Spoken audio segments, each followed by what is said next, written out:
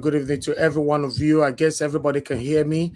It's good to be back here again. How on a day today, my people? How on a day? How on a day? How on a day? Thank you very much. Thank you. Thank you. Good morning. Good afternoon. Happy Sunday to you all. Happy Father's Day.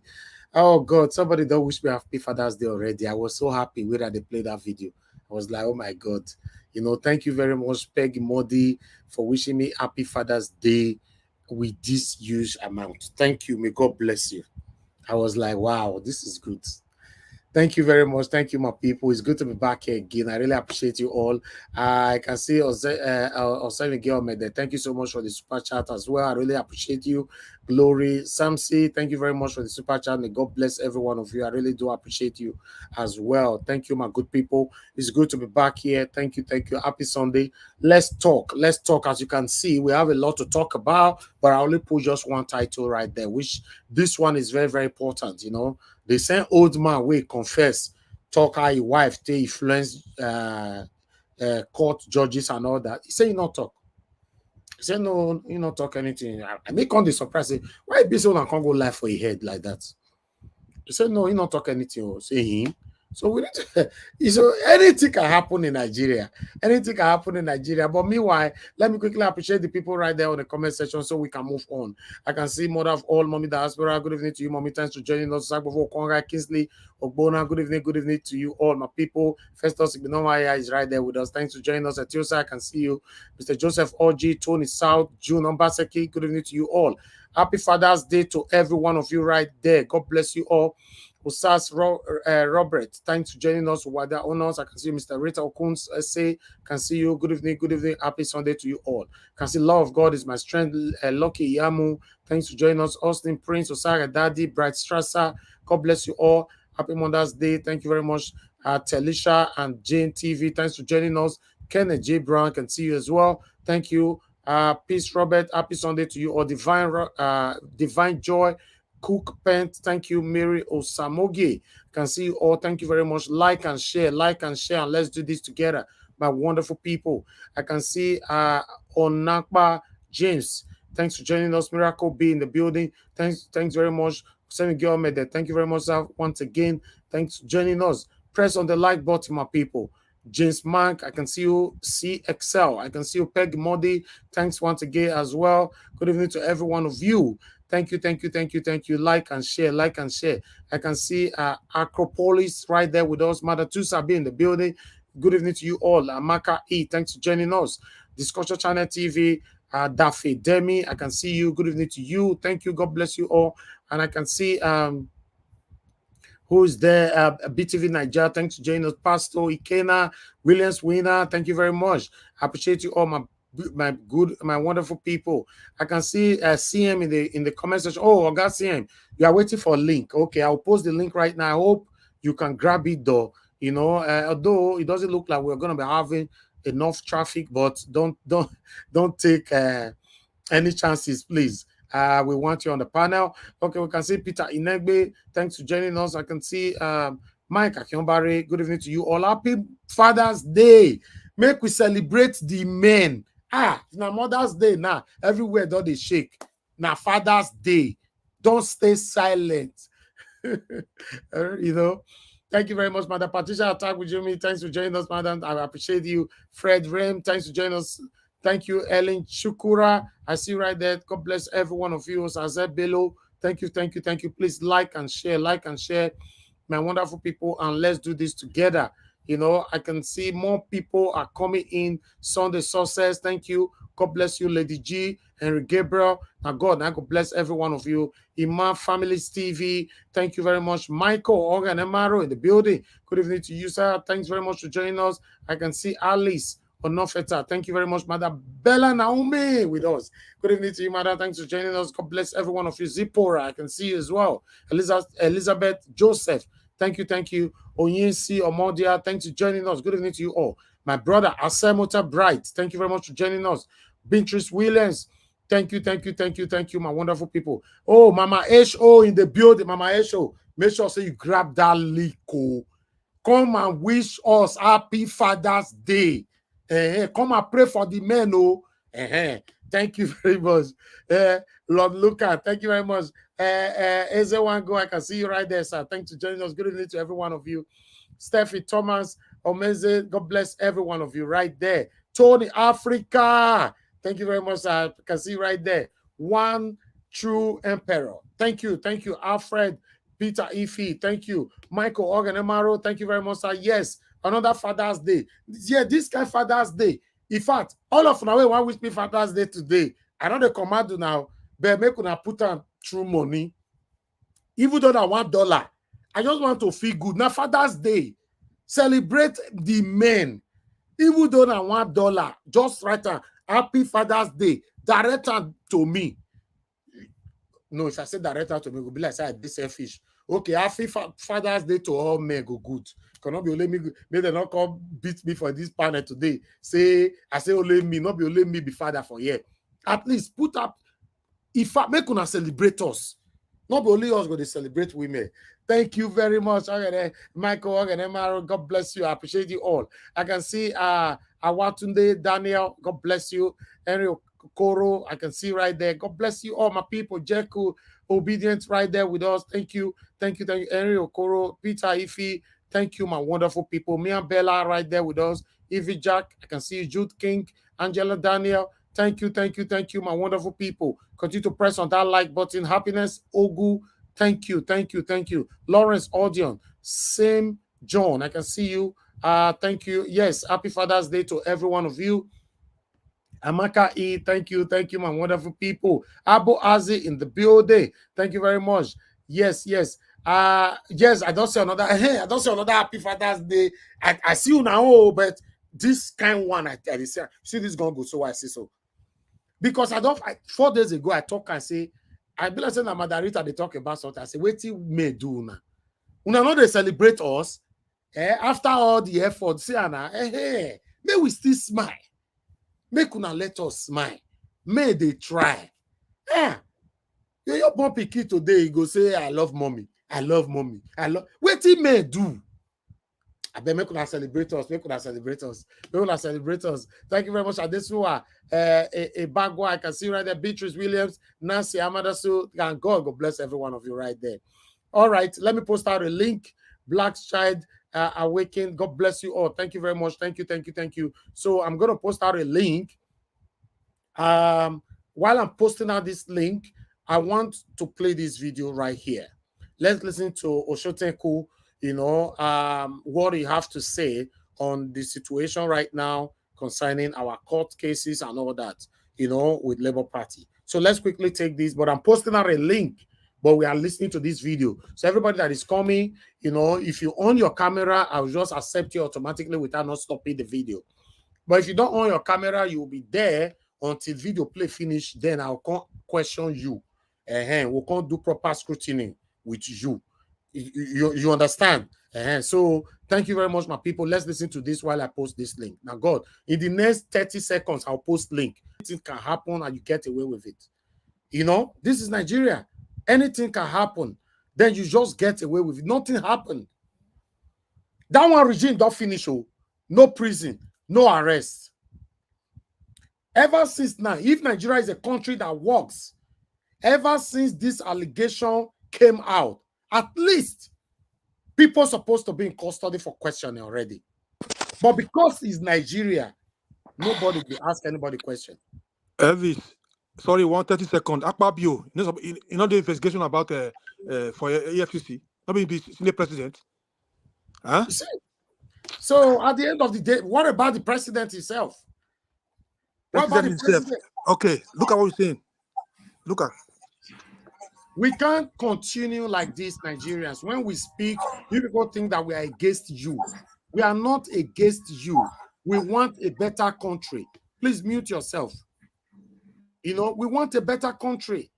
We can't have it the way we are going. It's not possible. Let's quickly take this before I allow people to start talking. Make una listen to this video again. Let me recapitulate back on this video.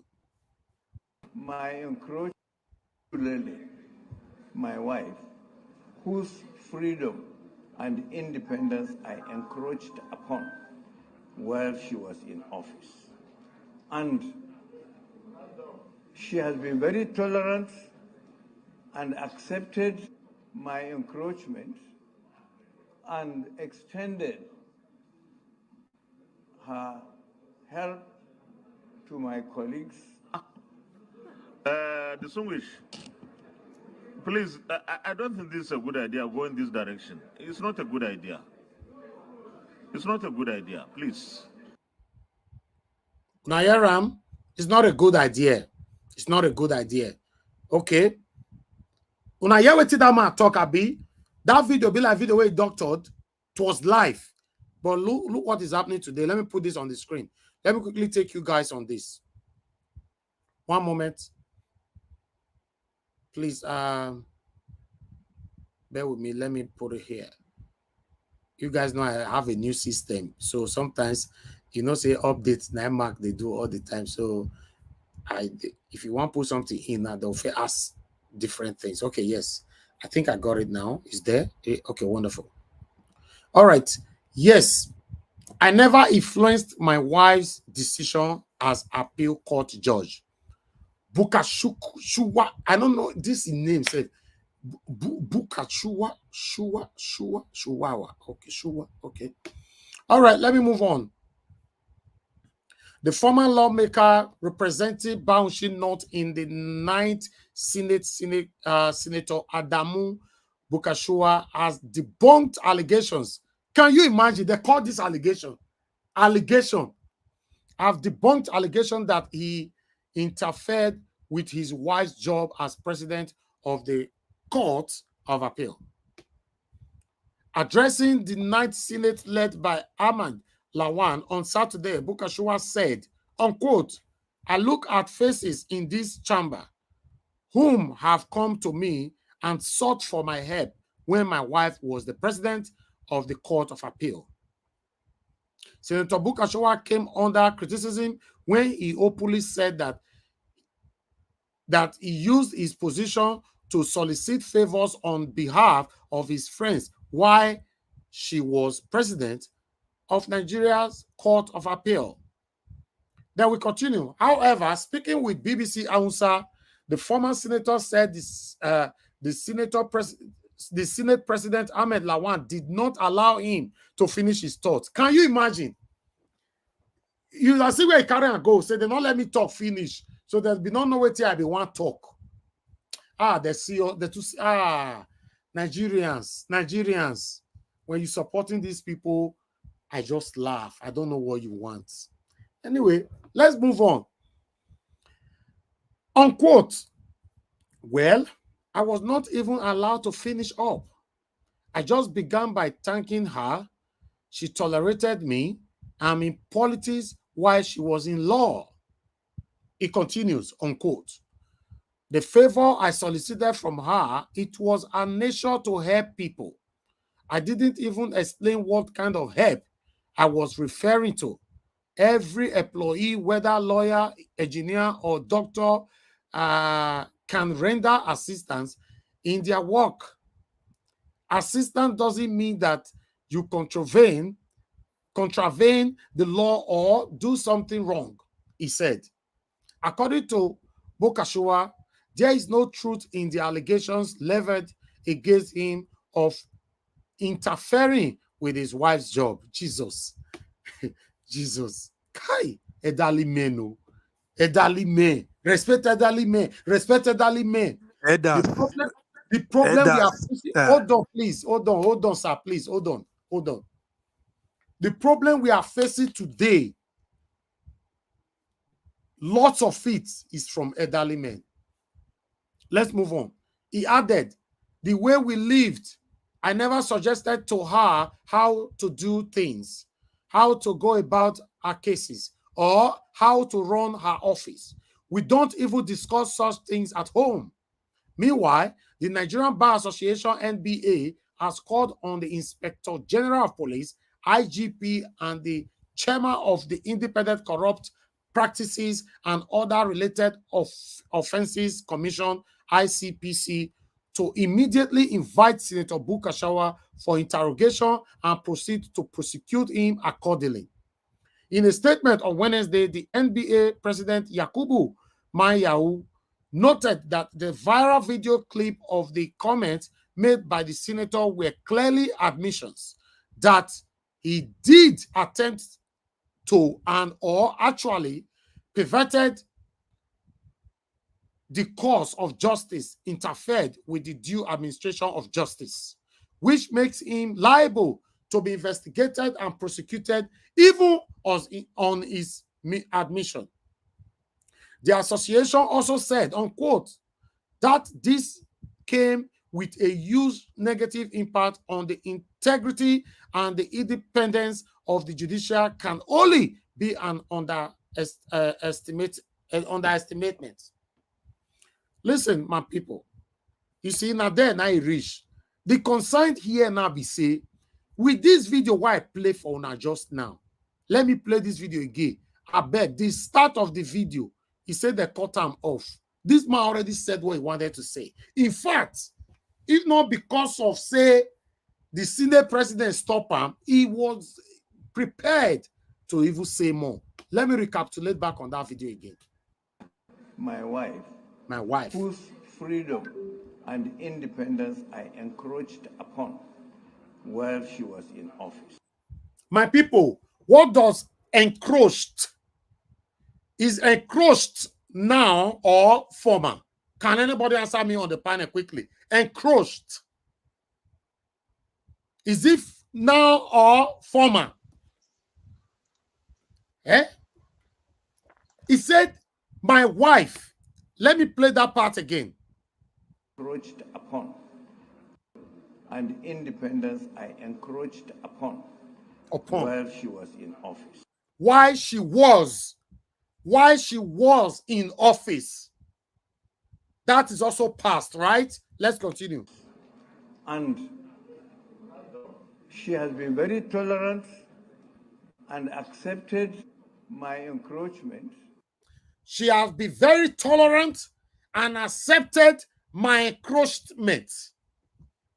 Get this clear, because many of us go school. You know, so this our leader, they don't treat us the way they like. You know. Then let's move on. Encroachment and extended her help. And extended her help.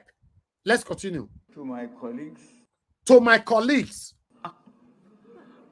Distinguished, please, I don't think this is a good idea going this direction. It's not a good idea.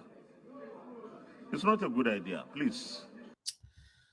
Ah, God. Meanwhile, before we move on, my people, let me quickly go to the reactions because I have my people here. You all are going to be hearing from them. But for balance broadcast, let's see other people's reactions from outside Nigeria Watch. Let's start from here. This one, Coconut, they say, Bulkachuwa, the Agbalaya of Elders Forum. We have heard what we want to hear. No need for all this rephrase. Why I have another one here for Valentino. It's a medicine after death. I personally witnessed him on live TV blabbing. I have another one here. He said, thank you, sir, for that beautiful confession. You were led by the Holy Spirit to confess, but you didn't know. While another reaction here, a new hope awaits. He said, old heads playing smart in a 21st century age where the young head exist and are very vibrant. Yeah, this man, waka. I don't know what that one means. I say waka. So let's move on. He said, excuse me, sir, it is your words against yours. But seriously, I understand the other room must are very hot. Now the home front is on fire. Okay, this was according to her husband. She had helped many of her husband's colleagues in making their ways through. This is one of the reasons why we are where we are now. Exactly. I have another reaction here from Gozier. The sad thing is that the authorities will take his words for it. There will be no investigation whatsoever, except he becomes a political opponent. Well, yes, when he become opponents, yes, they'll bring this one come out. If now waiting go favor me and you, no, they're not gonna bring this, they're not open this page again. If Tinubu were clean, he would have ordered probe by now. But at last, he is also an expectant beneficiary from external influence on the judiciary. Let's move on. Nigerian leaders always take their people for granted because there is no repercussions for wrongdoings. Our leaders are above the law. 3 to go. Campaign after election, Baba, you must pay. We heard you loudly. You and your madam, they sell and buy justice. Abi, it don't cast. Why the second to the last say from Prince? He said, medicine after death, crying over a spilled milk. This is just a damage control. The message has been delivered because it is not carnal that brought about such confessions, but spiritual. The last one. Say, Baba don't miss Yan already. I think old age caught up with him. He was emotional and was talking out of line before he was quickly cautioned by Senator Ahmed Lawan, the XY Senator President. He can't laugh, put. But people, now so we see him. A pass saying no talk. As we they talk, so a pass say no. Say no talk. Oh. Because we have failed country, we have failed system. Bet you this case will slide. Write today's date down. In fact, quote me, write today's date down. Because Nigeria is a failed state, is a failed country, this case will slide. You that doesn't like what we are doing here, you see what is happening and is affecting you and I.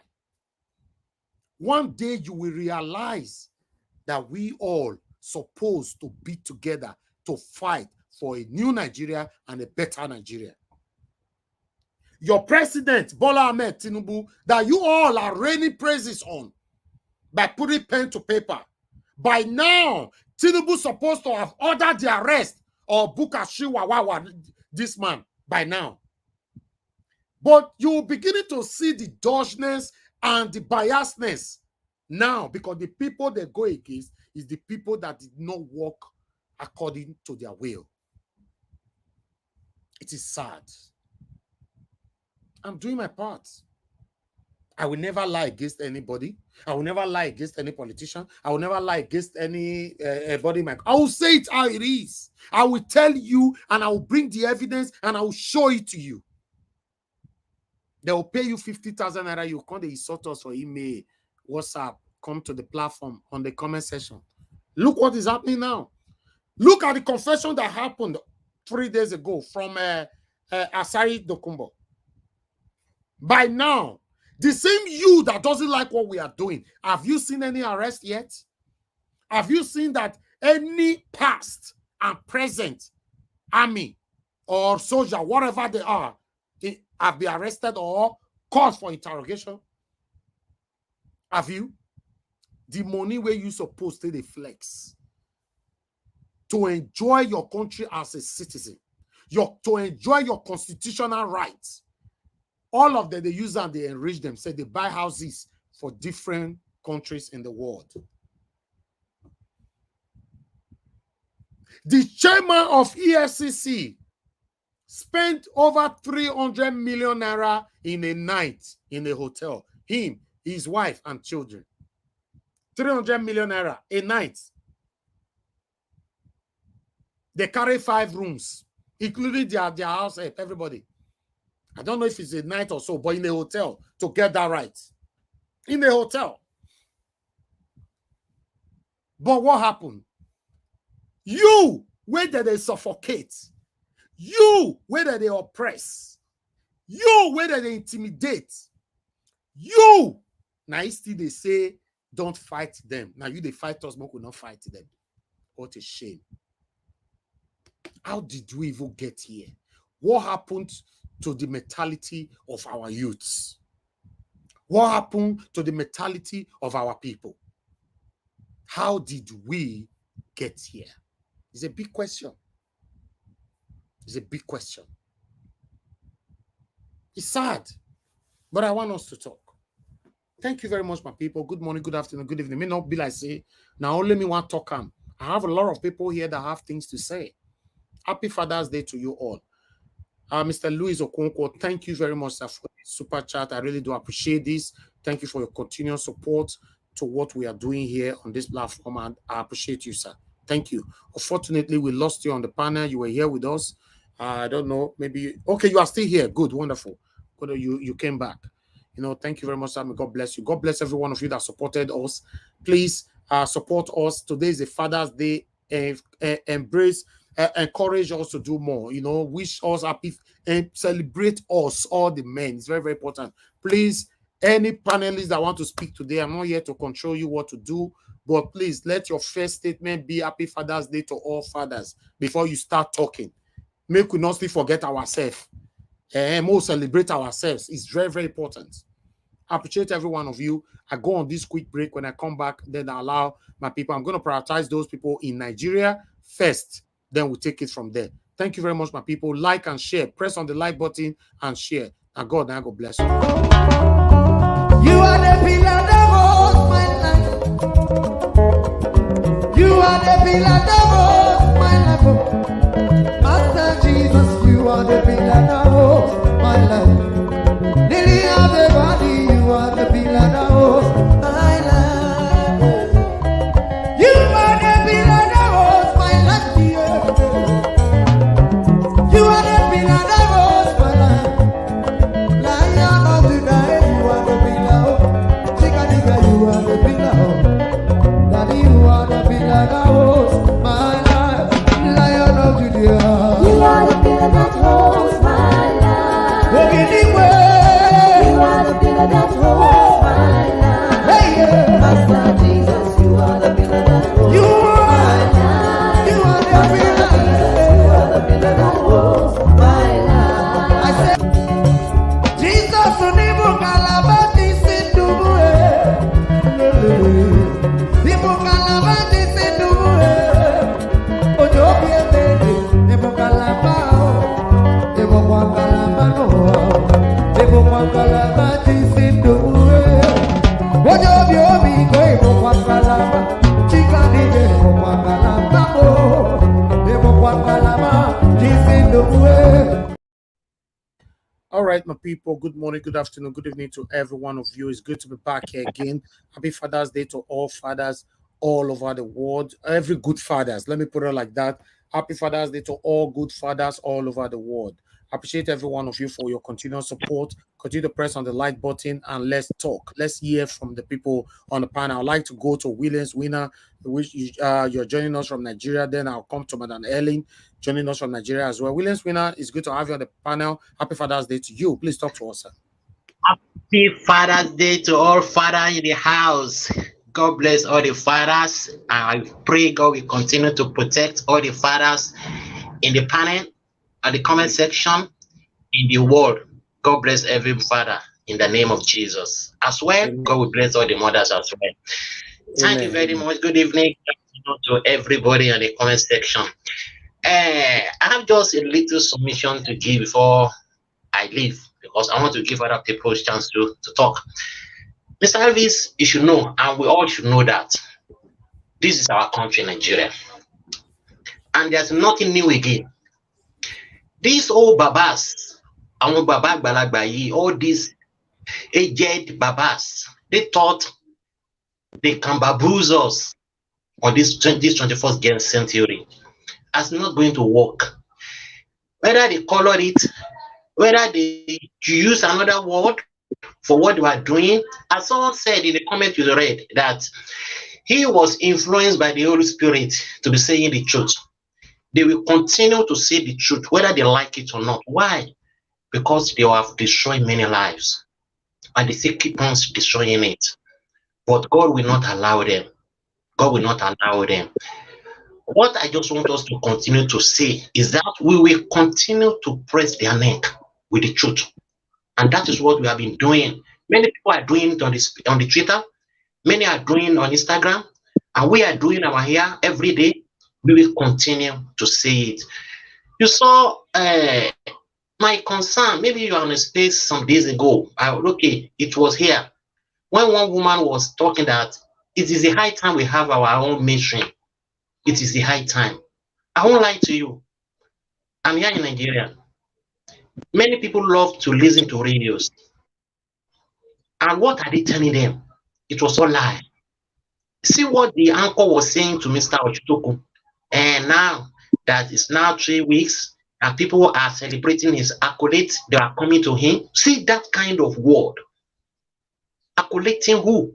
Someone that got there with fraud, someone that made many lives to be in power, and who are those people accolading him? For the board of the same feather, we always flock together. I want to tell you something. Presently, many people that are transporters, very close to me, very close people to me. Before, there is a bus that is very small like this, containing 7 passengers. Before the subsidy removal they removed, they were using 4,000 a day for that bus. But presently for them, they must fuel it with about 11 to 12,000. Presently, many of them can't go out again. They are parked that bus because they can't. Hello? Someone is talking. No, so they can't afford it again. Okay, sir. Because they can't afford it again. And those people have family. Some have children. Many of them have wives. They can't afford. That is the situation they brought us to now. Someone is now saying they were collating him. What about those people? If Adari Dokubo or what his name went to the also wrote claiming that the Navy was stealing this. Is that not what our president have been saying? That those people stealing the spoil are not just ordinary people. They were the people in authority, and they know them. They were cabals. They know them all. If they want to start fighting among themselves, they should keep on fighting among themselves, because I know their fight is going to bring good things to this nation by the grace of God. No matter what they have tried, all the secrets have been hiding since all this year, God is going to continue to reveal them. I don't know where they are going to hide themselves. So everything they were saying is not going to work for them. Just imagine an elderly person coming out now debunking. I don't blame them. They only the answers. That's what they said. They said it was, I don't know the time that Mr. Liar Muhammad said that day, that it was orchestrated, it was maybe it was displayed, nothing happened at Lekki Stogate. So it is not the first time for them to debunk anything, but what they should know that they are messing with the wrong generation. Nigerian youth are not going to accept it. We are going to take back our country. They have a very limited time to leave. They should leave the country for us. They should go and rest. Our nation needs a new blood, and we are going to take it by the grace of God. That's just what I want us to keep on saying it. We keep on shedding the light. We keep on saying the truth to the authority. Whether they like it or not, the truth will always prevail. Thank you very much, Mr. Elvis. I greet everybody. Happy Father's Day once again. Thank you very much. Thank you, Williams Winner. God bless you. I appreciate you and appreciate your submission as well. Happy Father's Day once again. Madam Helen, it's good to have you here. Good evening to you. Please, I'd like you to talk to us. Unmute yourself. Good evening, Mr. Elvis. Good evening, all the fathers in the house, comment room. Good evening, everyone. Mr. Elvis, growing up, I used to believe that elders don't lie. There's nothing you will say to me to believe that elders can lie. But it's only in Nigeria that I've come to realize that, oh my God, these people, they tell lies without blinking their eyes. How can you come out and tell us that you didn't say what was on national television, that somebody even had to caution you and said, I don't think you should go in that direction? and today you're saying, they're twisting your words to what you didn't mean. These people are just bunch of liars, and they are so good at it that right now, no, I don't want to say that. Let me not use the word that they are so good. They are so used to lying that every day now their lies are being exposed. We've been kept in this position for such a long time that I think God is angry with Nigeria and is ready to purge us of all these wicked and unreasonable men. They've held us captive for such a long time. It's unfair. It's unfair, honestly. And then for the guy who said this man is receiving accolades, I think this at times this Arise TV or whatever, I think they are playing to the gallery or something. Because for you to come and open your mouth and say that he's receiving so many accolades and blah blah blah, so is it that you're not seeing? Is it that you're not aware that all these things are just propaganda to get Nigerians to get this? Because that's what they do to us. We get easily carried away and excited.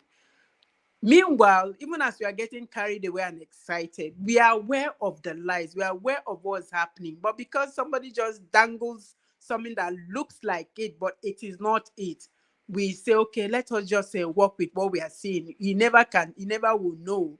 Because all I'm saying this is because recently, a lot of people where I am coming from have been saying, who knows, possibly because of one thing or the other that he has done, it's just possible that he may just be the one. In fact, somebody said it to me last week when we were arguing. He said, that I heard that I heard that, that I think this man is the one that God ordained to come and change a lot of things in Nigeria. I was looking at her like, are you for real? Are you kidding me?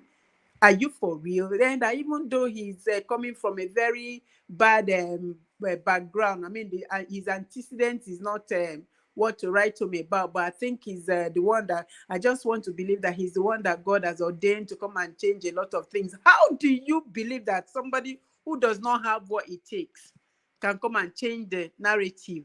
How? With what? What's he going to use? And see the lineup of people that he's beginning to, gather around himself. Are these the people that will change the narrative for us? Are these the people? A criminal coming out on national because he's sitting under the seal of Nigerian DC to call a person that has never committed any form of crime a criminal? Who doesn't know what Asari Dokubo did in the past before he got that amnesty and got the opportunity to tell me that he has 4 wives, he has fleet of cars. The only thing that he hasn't bought yet is a private jet. And we are clapping for them. We are clapping for him. We are celebrating them. They are getting accolades. We're talking like this. What is wrong with us? Who did this to us? That we can't wake up. Nigeria has been in this slumber for many years. Like I was watching somebody speak today, said Nigeria is supposed to be one of the superpowers. But see where we are, because we have so much to position us, to put us in that place. But see where we are. We are still struggling because of leadership, because of criminal dealers. Who doesn't know what happened in Port Harcourt? If you go to Port Harcourt, you can't breathe because black suits everywhere. By the time you go out and come back, your whole body is turned to black because of what these guys were doing. And he wants to tell me that he's not aware. He wants to tell me that he wasn't benefiting from it. I beg, this guy should free me and let me breathe. I beg. They should just go and sleep with their drama. Me, my own interest is I'm just waiting for my mandate to be returned to my principal so that I can breathe. Right now, I can't breathe. Right now, I can't breathe. Enough of these shenanigans. Who are they fooling? Who are they fooling? You arrest them. Okay, this man that you asked EFCC to go and pick, did he do it by his own accord? Somebody asked him to do it. Somebody gave him the leeway. Somebody gave him the permission. Somebody gave him the power. Why didn't you go after that person? Why didn't you go after a lot of others that are behind what he did? I beg, Mr. Niger Watch, let's just stress this matter. My own interest is in what is before us, our mandate, and we are going to get it. They will continue to disgrace themselves. They will continue to expose themselves. Like somebody pointed out, he did not speak because he wanted to speak. He spoke because the Holy Spirit was in charge. And the Holy Spirit will continue to be in charge. You see them, it will be heaping coals of fire. That's how they'll be emptying their mouth and emptying what is in their stomach, so that Nigeria will know where we are. We have a lot of what it takes to be placed in a position where we decide what should be happening in nations, outside there. But we are where we are because these guys won't want to think. They just think only for their pockets, and for immediate family. Enough is enough. We must get our mandate back. Judiciary can't do anything. Let them come and tell us that what they've seen, what has been presented to them as evidence, is a lie too, that they didn't see it. Sure, they are trying to bring up the one in Tribune. They are trying to dangle that one so that by the time we know what is happening, they will bring it in and say, this is what, INEC said. Let them try and see whether it will fly. Of course, it will not fly. Nigeria, we've gone past that place. We've had enough of their propaganda and their lies. We've had enough. Now we know. Now we see them for what they are. Foul yash don't open. It don't open too plenty times. So we know. We know. Thank you so very much, Mr. Elvis. Let me rest here. Thank you. Thank you very much, Madam Ellen. God bless you. I really do appreciate you. Thank you for your wonderful submission. Yes, it's painful to see that elders lie a lot. They are part of the problems that we are facing today. Not all, but most of them. Most of them. Thank you very much. I appreciate you. I would like to go back to the top again now to see Madam Mama H.O. Thank you very much for joining the panel. Please, I would like you to talk to us. But before that, let me quickly appreciate the flashback. Thank you very much, Madam Tusabi. Thank you very much for the super chat. God bless every one of you. Nosakari, thank you. Janet Osawaru, thank you. Peace Robert, thank you. I appreciate you all. Thank you very much. Zipporah, thank you very much. Oga Louis Okonkwo, thank you very much. Maka E, thank you very much. Mike Oganemaro, thank you very much. Glory Samsi, thank you very much. Peggy Modi, Osenige Omede. God bless you all. I really do appreciate this. Guys, continue to support us by wishing us happy Father's Day. Today, I did ask $1. If it's the minimum you can do, but write happy Father's Day, put. Appreciate us today.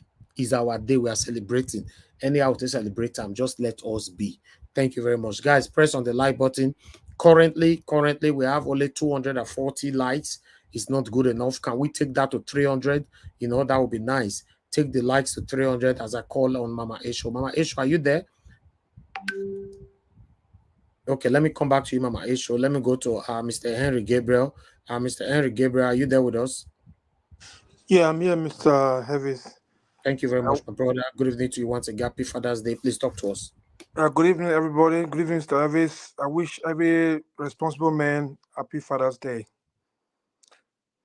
So, first of all, let me go on this Agbalagba, what they call elders.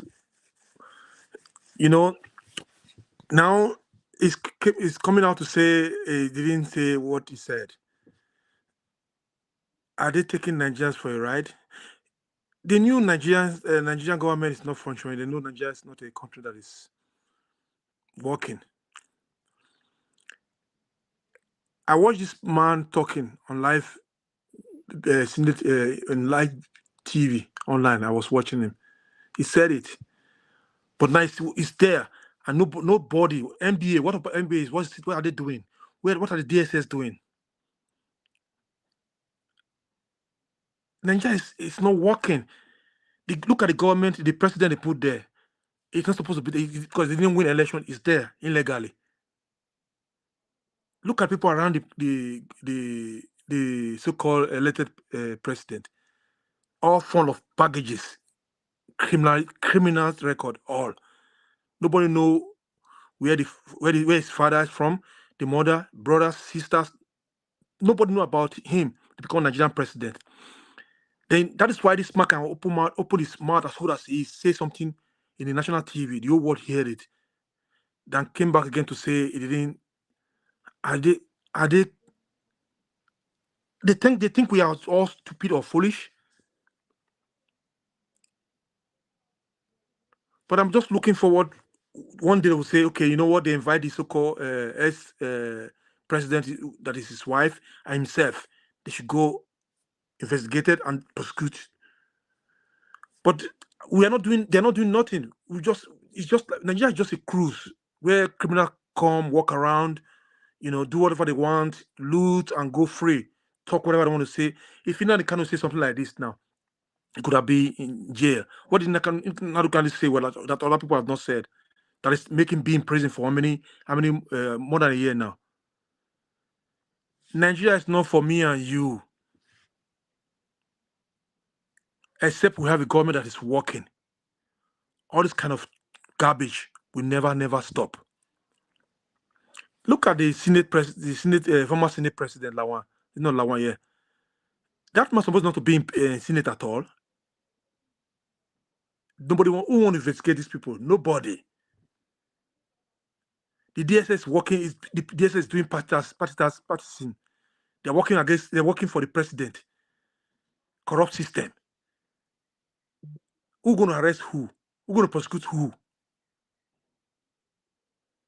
This is the test for us to put our eyes on this whole judiciary now. They should not mess everything up like they messed up before. According to this revolution from this former Senate who make a complaint, say about his own wife. It's just the fact. It's what is going on in that country for many years. We are not shocked. We are shocked because he came out in the Senate to say this word. And I wish Lawan could give him time, could have said more. But trusting, even though the ones he said before, it's already there.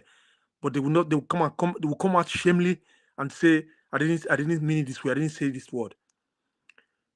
If Nigeria is a country, if we have this so-called sound where they have in that country, this is time for them to do their job right now. Right, petition against these people. But we have some who are so tribalist, who are so cash out. We have others who are so cash out and shameless, who cannot speak the truth, who cannot defend the truth. It's not going to be. It's going to be the same. Going to be business as usual, except if we have a good president that is functioning, that system that is functioning. That's why they will try to stop with Obi. And nevertheless, Obi will come. If Obi come, all this garbage, all this baggage will be one side. With things of the past. They're going to put people in the office that is working. Not the people who just come and cash and go cash out people. No, he did it in his own state. He will do it in the federal side of it. So if you look, you should upload that video of it's not about the what do you call it? Sorry, you talk about Sari Tukumbo, right? It's not that one. Hello? Yeah, the one for Sari Dokumbo's allegation, So what Barrister Tete was saying, that is not surprise, because even Wike said it before, nothing happened. Many other people have said it before, nothing happened. So there's every probability nothing might also happen this time. Hello, what is going to happen? Buhari was there, Wike said it, nothing happened. Tinubu is a criminal too, who have criminal record. He said he came to meet him in his villa. He was saying all this. You see, it's only a criminal we support the criminal. How can somebody like Asari Tokumbo go to President Villa, visit president, if that president is not a corrupt president, someone like Asari Tokumbo? How can criminals will protecting the Nigeria oil well? How can? Well, we have military. How can? That shows our military have failed.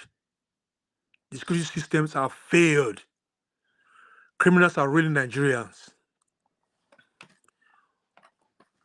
You see, it's not the first time. The so-called military, what he said is it's not new. It's not new. I'm not surprised. They said it before. But the problem I have is this: who's gonna do the job? Who? The DSS that's following who's now become politicians. Who going to do the job? The military who are working with the politicians. Who will do the job? Who going to do the job? The criminals going to do the criminals going to catch criminal? It's not going to be possible, except they have a good government that is functioning, a system that is functioning, going to flush out all these baggages, all these criminals who are in the military, in the security agencies. They're going to flush them out, prosecute a lot. Maybe some they're going to give them RORP. Some going to put them. Some they're going to put them in a life imprisonment without labor. Then it's going to be. They're going to be things that will. Then going to be something better.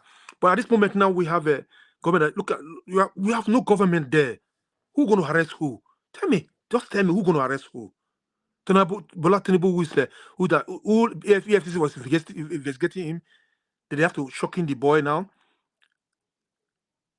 They want to clean all their mess so that in case that will be coming, they're not going to see anything no more there.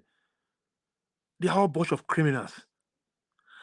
You see, when people will say, people are celebrating Tinubu is doing something for some days. Are you kidding me? Doing what? Arresting who? You think Buhari did? People were clamping. What happened? Nothing. This is Buhari Promas that is on now. Till Peter will be coming, Nigeria will hear Buhari Promas. Let me be the one who carry weapon, maybe cutlass open in the public in the national TV. I'll be praying for more than 10, 15 years. I try to come up, carry bazooka, carry AK-47, carry criminals come to Abuja, carry talk, threaten military, calling military they are the corrupt thief. Who gonna arrest him? No, nobody. It's the fact. They are the same people stealing Nigeria wet, and some are youth, and some are under Nigerians who are supposed to join hands together with us to make sure we do the right thing. They'll be clapping, Baba, elders, my chef, he's my chef. Who gonna arrest who? That's why I'm saying that if we cannot sort out the number one seat, Nigerians will go nowhere because nobody is going to arrest anybody. Elvis, let me tell you so. Let me ask you a question. You have a company right now. You are in charge of your company. Right? You have a company, right? You are in charge. They will play the way you want, the way the rules it. If they don't play, you kick them out. Is it not so? Yes. When the head is not good, then the bottom is going to be nothing. Nothing. We go nowhere. We go nowhere. We can't sort this number one but seat some people here who live in Western country now will be celebrating Tiff Tinubu. He arrest this. He's doing that. Are you kidding me? Sometimes, Elvis, I'm not telling you a lie. In this court case not over, I'm not going to feel well. My stomach sometimes I have something in my stomach that I have to bring it out sometime, but I don't want to bring it out in the public forum. You know, it's getting worse. If the judiciary have to do it fast now, because the evidence we have already is enough to decide this thing fast. Because Nigeria is getting bad. No light. People are suffering. Look at the president now. He's going to France. Hello. But somebody will come here and tell you, the president we didn't expect he's going to do like this. He's doing well. Are you out of your mind?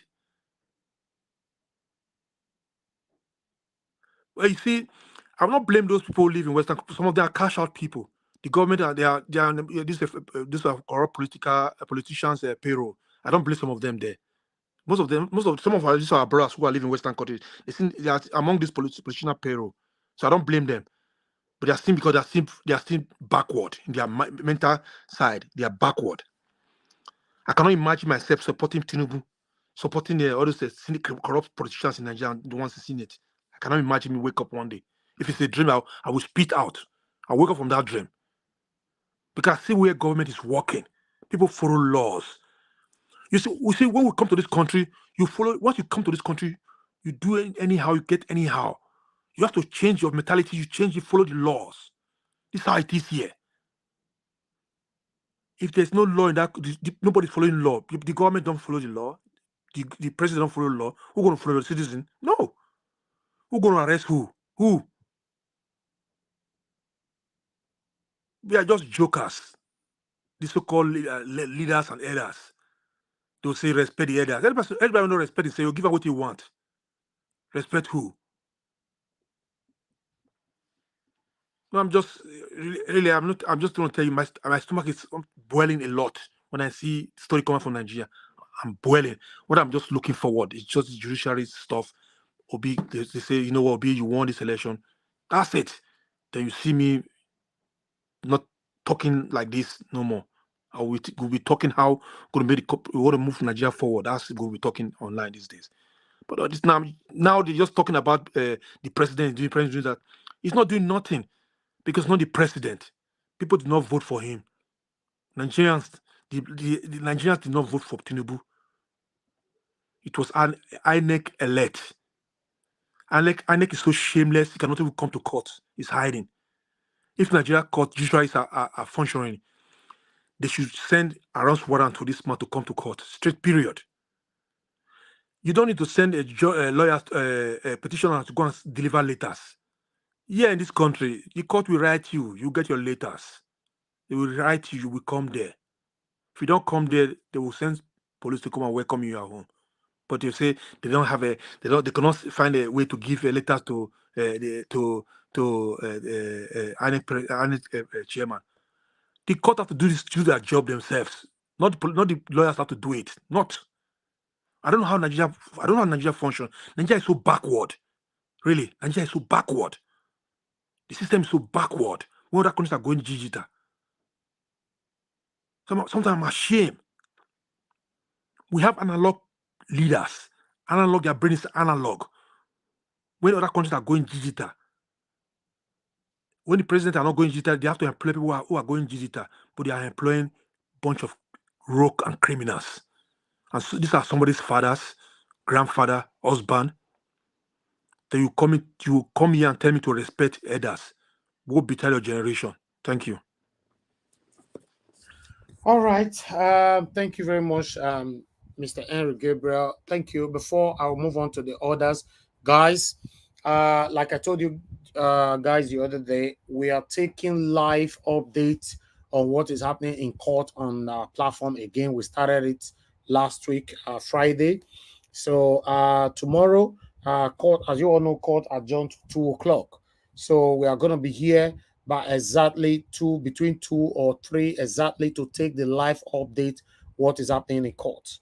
All right, so join us because they pulled the time to afternoon, so there's every possibility we are not going to have a 6 p.m. broadcast. What I mean by that is that the 2 p.m. broadcast is going to go all the way, to 6 p.m., which it will be a continuous broadcast, if you guys get what I mean. So even though we've done 6 hours, we start again, we continue to make it up. But for me to cut it off and just start straight away, it might not happen. That can only happen when we have court case. The tribunal starts in the morning. But if it's in the afternoon or evening like this, it's going to certainly affect our evening, but we are still going to be here. It's still the same thing. So endeavor to join us tomorrow by 2 p.m. We are going to be here to give you live updates on what is happening in court. Glory to God, Nigeria Watch. We have our people inside the court who is giving us the live update. We passed it on the other day here. We can never, ever, ever deceive you. I personally can never deceive my followers, my audience, or I can never deceive Nigerians. I say it how it is, and I show you where it's coming from. God bless every one of you. I'd like to quickly appreciate Amazing Grace USA. Thank you very much for a super chat. May God bless you. Thanks for the... Okay, let me read your text. He said, happy Father's Day to you, Mr. Niger Wash, and super happy Father's Day to you, the responsible dads out there. Yes, that's why I talk. Any good dad out there, happy Father's Day to you. We get some papa we're not responsible. So that's how they see him. Yes, thank you very much once again, Dr. Alexander Gomez. Thank you very much, sir, for the Happy Father's Day wishes, and thanks to the super chat attached to it as well. Yes, you said Happy Father's Day, Elvis. Thank you very much, sir. I appreciate that. Thank you. Thank you very much. Flashback. Thank you. You said Happy Father's Day, Mr. Elvis, and all the fathers in the house. God bless you. I appreciate you all. Thank you, my people. I appreciate every one of you that is supporting us, that is encouraging us to do more for you. Thank you. Please like and share. Is CM is the next person to talk to us right now. Please, everybody, continue to press on the like button and let's do this together. Yes, if you want to join the panel, the link is there. I'll post it again. You can. Somebody is asking for our account number. Yes, let me put it on the screen as I call on CM. That is it there on the screen. Yeah, that is it there on the screen. Yes, I really do appreciate you. Thank you, Mr. Osagede. God bless you. Thank you for asking for that. Is right there. Anybody that want to support us, wish us Happy Father's Day through here or through Super Chat or through PayPal. I'm going to post the PayPal account right there on the comment section as well shortly once CM start talking to us. Thank you very much, my people. Now, God bless you. Now, CM, please unmute yourself and talk to us, sir. Good evening to you and Happy Father's Day to you. Thank you. Good evening, Niger Watch. Happy Father's Day to each and every one of us, wherever you may be. Those listening, today is a special day for the father, so it's worth celebrating and worth reflecting on as we battle our way through the court to get our mandate. So there are a lot of thoughts going on through our minds today. So coming to the video you should, let me start with the first one by Barrister Olalekon. In fact, I've watched that video. The chap lives in, think in Maryland in the US. He was trying to, the video, what he was saying there was more of a reminder to our Yoruba brothers that they had better tell that Obasofe man that the law he's trying to propose or they're trying to pass at the Lagos State House of Assembly it should be of no effect because it can never supersede the Constitution at the federal level, which empowers every Nigerian to live in any part of Nigeria. By living in any part of Nigeria, you can carry out your activity, either you are working or you are engaged in public or private sector, and then own properties too if you want to. I mean, people own properties all up and down the country. So trying to come and say you want to do something to favor, insofar as it runs counter to the provisions of the Constitution, it won't stand. It's ultra vires, the way lawyers say it, and it's of no effect. It's inconsequential. So if they know all this, why waste the energy? Why waste your resources, time, energy, and money to engage in frivolity? And moreover, by doing so, you are drawing bad blood. You're only trying to test maybe the law, because if every law there are people is targeting. Let's get Dr. Ken, it. please Say turn on your camera to let you in. Go ahead, if CM. you if you make a law for overspeeding, maybe for put camera here, there are people you are targeting. You know there are people that they speed so much, and then you make a law that for every car that will leave a country, they have to declare the engine number somewhere and somewhere. You are targeting those that are stealing cars from your country and taking it out. So every law has its target. Otherwise, there's no point making it. So wherever, I don't want to sound so parochial or maybe so whatever, but the chap made the case. So, and he is Yoruba. He is appealing to them. In fact, he even warned Tinubu that the game they are playing is not. On the other hand, I hope it won't get to that when he said Ndi Igbo have fought a civil war and survived it. I will only take the lesson that they've supposed to suffer, something like that, and they are willing to, to carry on and learn the lessons, but not that we brag with it that okay, we survived it. Therefore, any war come again, we will survive. No, war is not even America after winning the war, they won't wish another one to come. Even Israel, you can't defeat them. It's in the Bible, but they will go for peace. They wouldn't like war. Even Israeli, they don't want war. So war is not a good thing. I don't want it. Just that to appeal to common sense, they shouldn't do it. But the aspect they are forgetting about that law is this. Sometimes in attempt to maybe to cut your nose, you never know you are spiting your face or something. Today, if you ask anybody, if you say, oh, Lagos is, they say, oh, no, no, no, no, no. Lagos is the third or sixth largest, the way California is number 6 in the world and the biggest in America. So they will tell you, oh, Lagos is the biggest in Africa, maybe Johannesburg. We compete with Johannesburg or Cairo. In fact, we are this. That's true. Now, what makes Lagos that? Because this is a simple analysis. They say it's internally generated revenue. From where? That is what you ask yourself. It could be people selling akara. Okay. I don't want to, or people selling tomato, you are collecting revenue. Or the oil companies that are headquartered in Lagos, they pay tax there. If they overplay the hand and that person selling tomato decide to say, okay, this kobo they are taking from me every month. It's like there's now getting, their head is swelling up. And let me relocate. Let me just go to somewhere like Abo in Delta State and be selling this thing. Then I pay the tax to the government of Delta State. Definitely, that kobo, even if it's only one person, one seller, you will feel it. Because after all, why do you want to be making money so that you can draw a budget? Now they will tell you Lagos federal government is doing a rare, Sanwo-Olu is doing his own. Where is the money? Is Sanwo-Olu's personal money? Nothing. It's the money you get from people. The businesses that are there, that's why they say Lagos is the commercial capital of Nigeria. Commerce means buy and sell. And the spirit of buying and sell is profit. It's as simple as that. And you tax somebody based on profit. If I'm selling whatever, maybe a sweet chocolate, and there's nobody buying it, I will fold up. The moment people are buying it, I increase my sales. Maybe the profit increases too. And then you come, I declare this is what I'm selling, and you start collecting. And if we are many, you collect from 2 people. If we are 10 sellers, 1,000 sellers, 200,000 sellers, the more the better. So the fact that they are doing it there does not mean there are certain things that are immovable. There are things that are, but the ones that are movable are much. So Lagos State government should go and sit down, or meaningful people who claim to be indigenous, and tell them, look, before it wasn't like that. Spain was a colonial power. The whole gold they mine from Chile. Chile is a very country rich in mineral. Argentina with their beef, Colombia. In fact, the whole of South America is Spanish, except Brazil. So all these countries, they pay homage to Spain. Spain was controlling. But today, hey, Spanish people go to Colombia to look for job.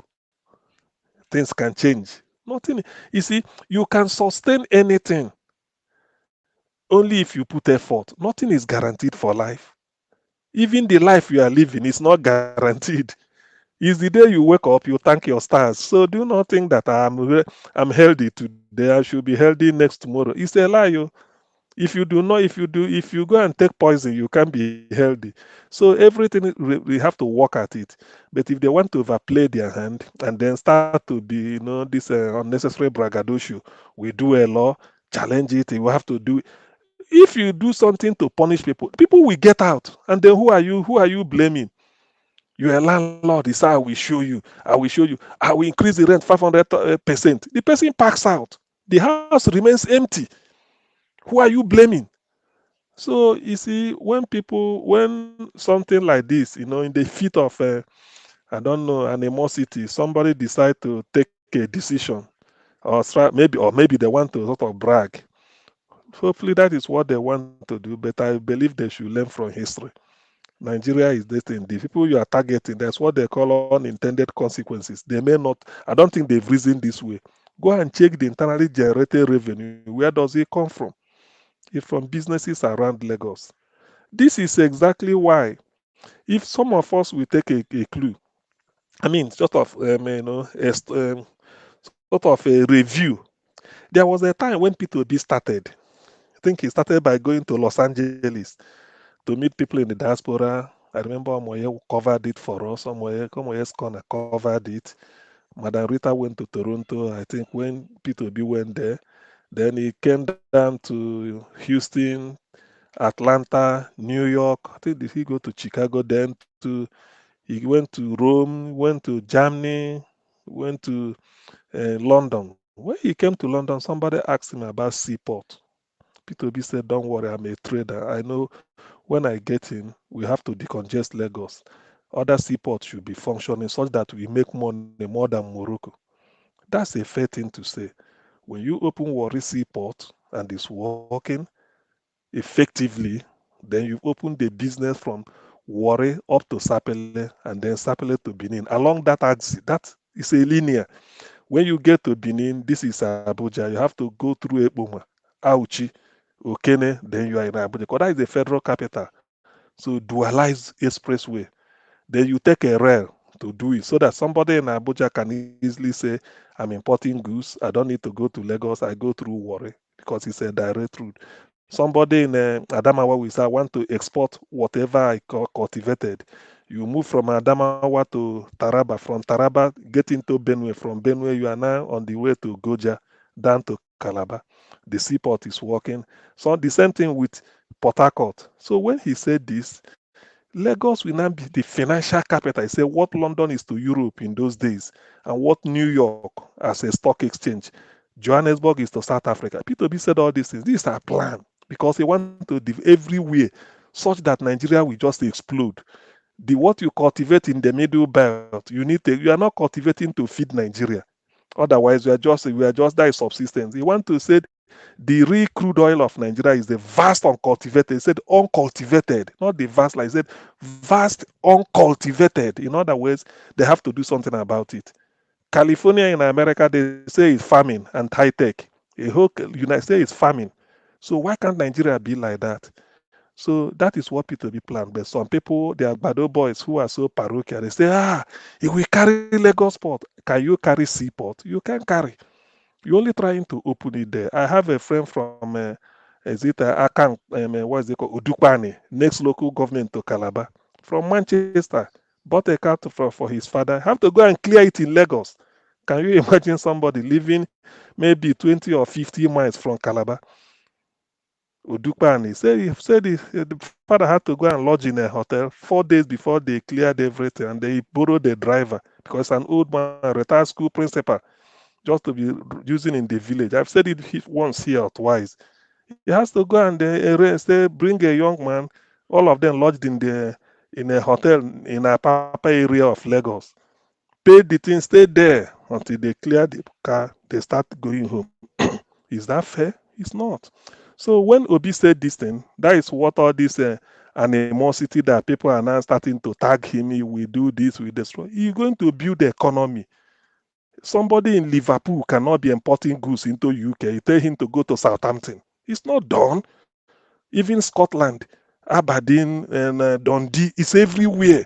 Lagos, Nigeria should have like that. That's what P2B is planning. And look at the law Lagos State is passing. That is retrogressive. You think you are punishing Indib or something. You are wasting your time. So I think Barrister Olalekos put it in fact, he said it better because the way he spoke to them, they should go and think. You don't do such. What you do is that you even attract investment. That is the essence. Meanwhile, Chinese are in Lagos buying over Lekki. Nobody's telling them to leave. Lebanese that Tinubu brought are buying. Those ones are not even Nigerians, and you don't know the terms. Nobody's telling them to leave. But your fellow countrymen and women, you are targeting them to do. Are you going to Are you going to pass a law that will make a Chinese who bought a land maybe and build like they said the Oriental Hotel is not owned by Tinubu, and then you now make it that the CFO of that you reverse it? Do you think the China they will keep quiet? They won't. So when they are doing certain things, people should tarry a while, take a stock and review. Somebody in my own understanding, or the way I summarize it, is that don't play God. The moment you start playing God, God will be against you. God is the Almighty. Don't use your fellow human being, say you can deal with him. No. You don't do that. If you want to do it, another door will open. And when another door opens, that's your own. There are empires come and go. there used to be British Empire. Before then, there was Roman Empire. Before Roman, there was Ottoman Empire. Even before then, Iraq, where it was either Babylon, where the Hanging Garden of Babylon. Look at what they did in those days. Today, where are they? Countries like Japan have overtaken them, that weren't an empire. South Korea got the same thing. South Korea got their independence the same year with Ghana. But South Korea has hosted the Olympics, hosted World Cup with Japan, and they built the Daewoo Racer and all this Samsung we are seeing. So people should always look forward and not think of what you achieved. Say whatever a man achieves is the starting point. So you might be aiming the moment you get Dr. this. Sia. So if they feel that, yes, please. Yes, please. Who is? Yes. Hello. Hello? Okay. So you might be aiming the moment you get. Hello? Yep. Is it my turn now? No, somebody called. I thought this person want to talk to me. So please let me quickly. So what I'm trying to say is that if the people that feel that, then people feel that Lagos is the commercial distance, think of how Lagos will exceed Sao Paulo, the largest city in the southern hemisphere in Brazil. Think of how Lagos will maybe even expand from Lagos into Ogun State, and so it becomes one state even. That's what we'll be thinking. Opening up, tell people come and take this area, and even rather than feeling that you want to shrink it, and then you can't shrink Lagos. The properties in London are not really owned by the English. A greater percentage is owned by the Arabs. They brought in their money, bought everywhere, and then the economy is booming. Look at what London is suffering since Brexit or UK. Anyway, enough said on that. So that's it. So the little I want to put out is Akio Shuntoku's observation. That is the thing we are saying. I think Niger Watch said it better. Our media people, when you look at them, you start to say, are these people really literate? Did they go to school? What accolade are they giving? We abuse one. He said, under 2 weeks or 1 week, is he getting accolade? What is this accolade? If you notice now, maybe Niger Watch, you may not have noticed it. Those people that we are campaigning for Agbado, they are all over I thought election has gone. They claim they've won. They've been sworn in. Now let them allow us rest. All they keep doing in different platforms, somebody sent me, is that they go there and be telling you Tinubu is a strategy. We leave us now. You've put him there, and they're still campaigning for him again. I don't know whether you've campaigned and you got what you wanted him to do. Hey, then go home and let the man perform. They're still going around telling you, oh, this is calling, like what the journalist is saying, he's collecting accolade under 2 weeks, on less than a month. What if he stays there 6 months? He will now be number one in the world. You see, our media, they are really not helping matters. I don't know.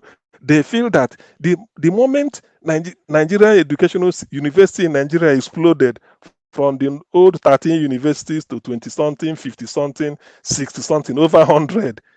Yes, it is true that the quality might not be what it used to be, or there's no job. But anybody who must have passed there with mobile phone, there are certain things you can lie, because news now is on your palm. Just put in then you stop. People will share it. What accolade is coming to Agbado? Because Astare Dokobo, a criminal from the Niger Delta, when they did paddy to go and talk to each other, all those types. Is that the accolade that is coming? Who is going there? Maybe Wike went the other day and came out. Is that the accolade we are talking about?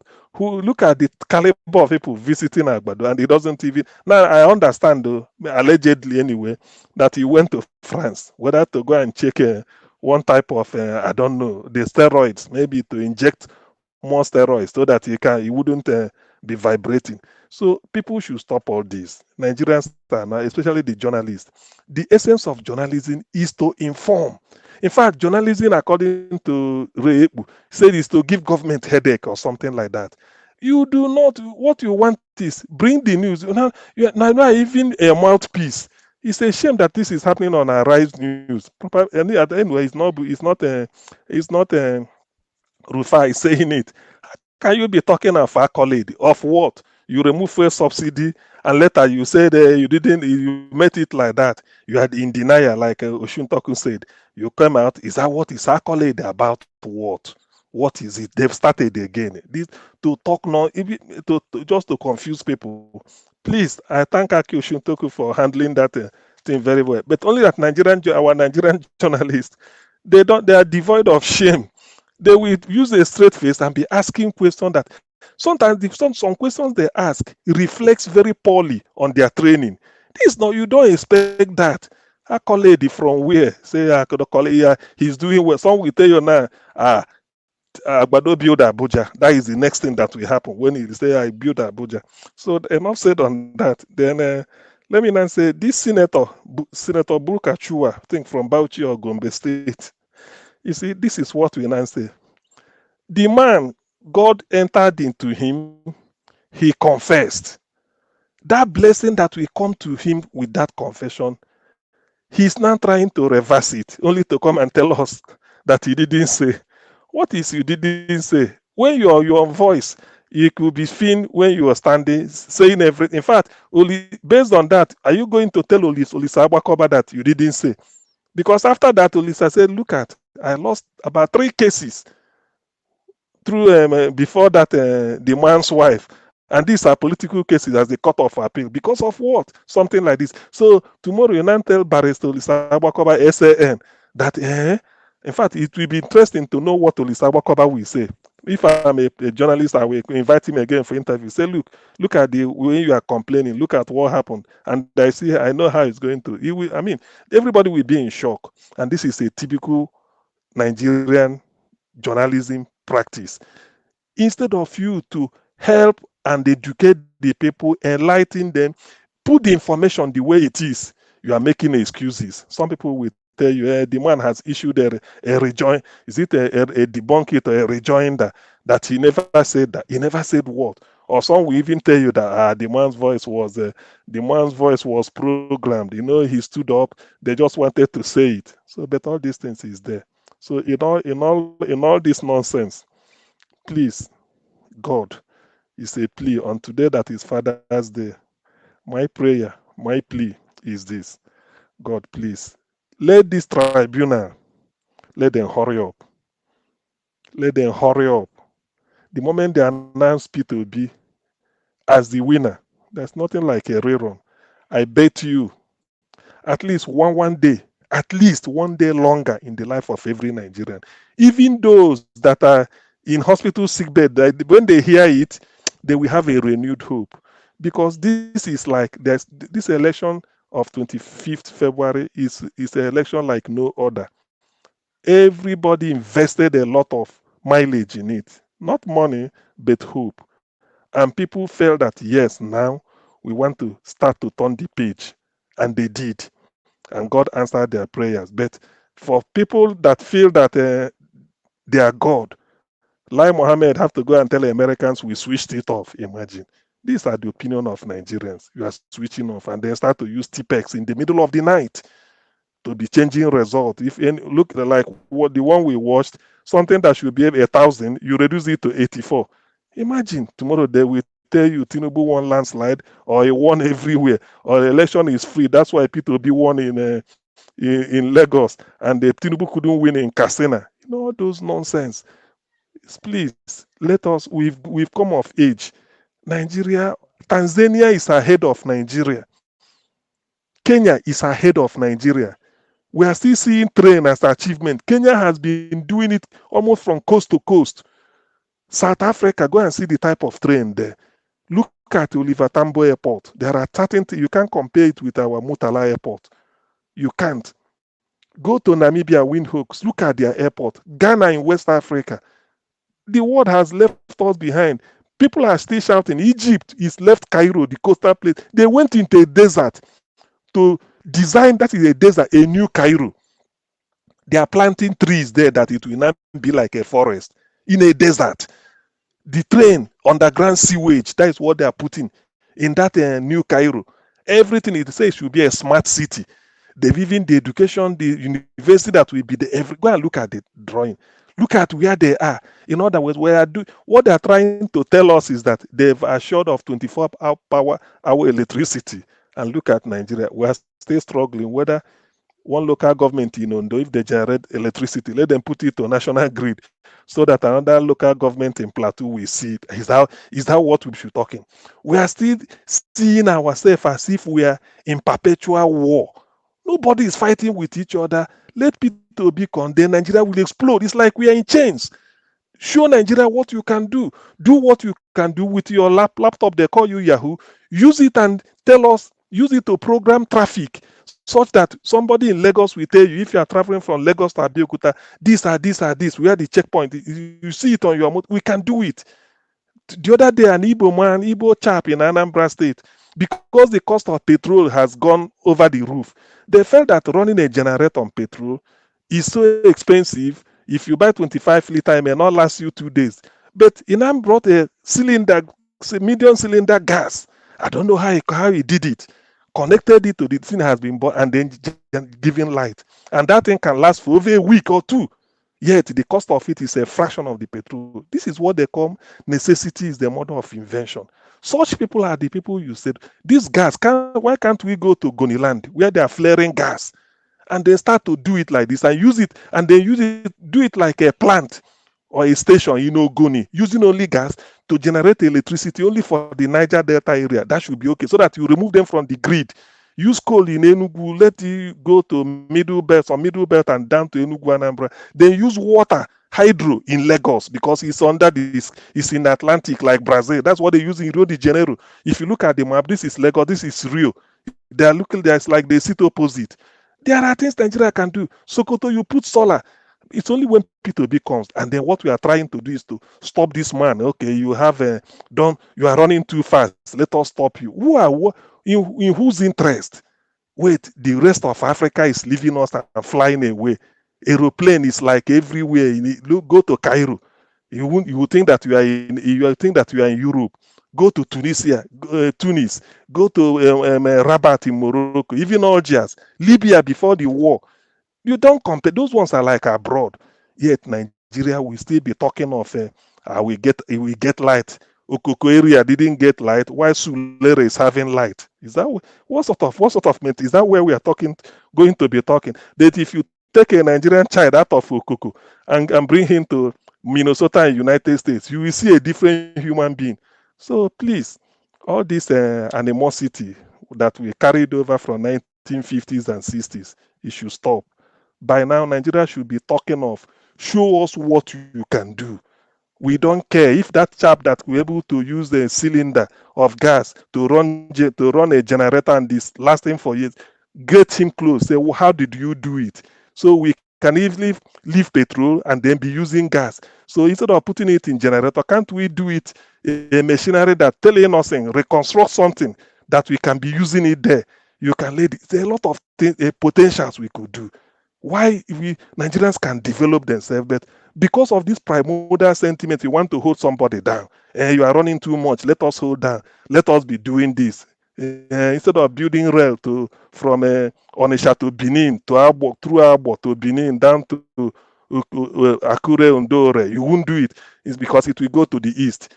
Instead, you go and build the one going to Maradi, or in whose interest? Just to punish some people. Let them wait there. See all these things. So please, P2B should come in, because when he comes in, Nigeria will be out of chain. So anybody can now be free to bring in your idea. Within a year or 2 or 3, Nigeria will explode.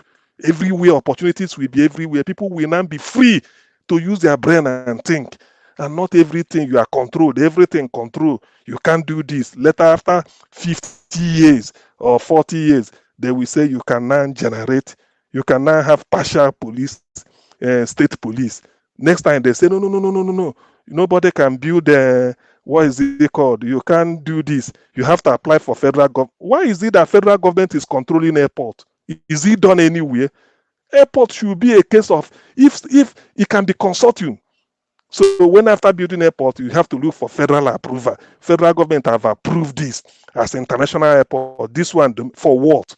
Every airport, including Asaba, should be international as long as you can get flight. Just maintain the standard as long as it should be let Nigeria explode with development everywhere than chaining people together. You have to seek for federal. When you now go there, they look at your face. No, these are the people that killed somebody 1966. That area, we don't want it. Okay, this area, they didn't vote for us. Imagine the vote. All these things. Why are we living in primordial sentiments? Do people care? Go abroad and see. Go to Africa and see the way things are happening. And we are still Djibouti, a small country, is having a big seaport. Ethiopia, despite the war, Addis Ababa is better than Abuja and Lagos in terms of functionality. It's better because you can see the electricity is there, the public transport system is working, not choked up. Yet in Nigeria, we are still talking of how to hold these people down and make sure that we do it this way. We have to have a coalition. You have to negotiate for power. If you didn't do it, 2027 start now. What should we be talking of sentiments when the youths are exploding? Our youths will go abroad and become champions. Niger Watch, thank you. I wish I have another opportunity. Talking about Nigeria with this P2B but mandate. I give you lots of times. It's true. Thank you. Thank you. Thank you. Makes Please. sense well. So we have to let It's you true, speak. man. Thank you. Thank you very much. Thank you. Yeah, Nigeria is just stressful. God. Too much. Somebody talking to Can me you be this holding afternoon. back? Can you be holding people behind? Let people explode. Let development every corner. Nigerians have idea. Agriculture, everything, not everything federal want to control. We could control this. The VC of this university must come from this area. For what? This man and that area. Somebody I was talking to somebody this afternoon. I was he's a Yoruba person. He's my friend. I called him, he's in Lagos. Although he's not supporting Mr. Peter Obi, he's telling me that he's not supporting anybody. We argue over this, in Nigeria and all that. But to cut everything short, I was talking to him this evening, not this afternoon, this evening before I came on air. And I said, congratulations. So there's one don't get permanent light and everything. Kai, he said, where it did? Where the light day? Where? I said, they ask me. He said, where the light? He said, I beg. Now candle, I go buy. So candle. Now I go buy. So he said before, if light not day like this, my brother will go on Jane.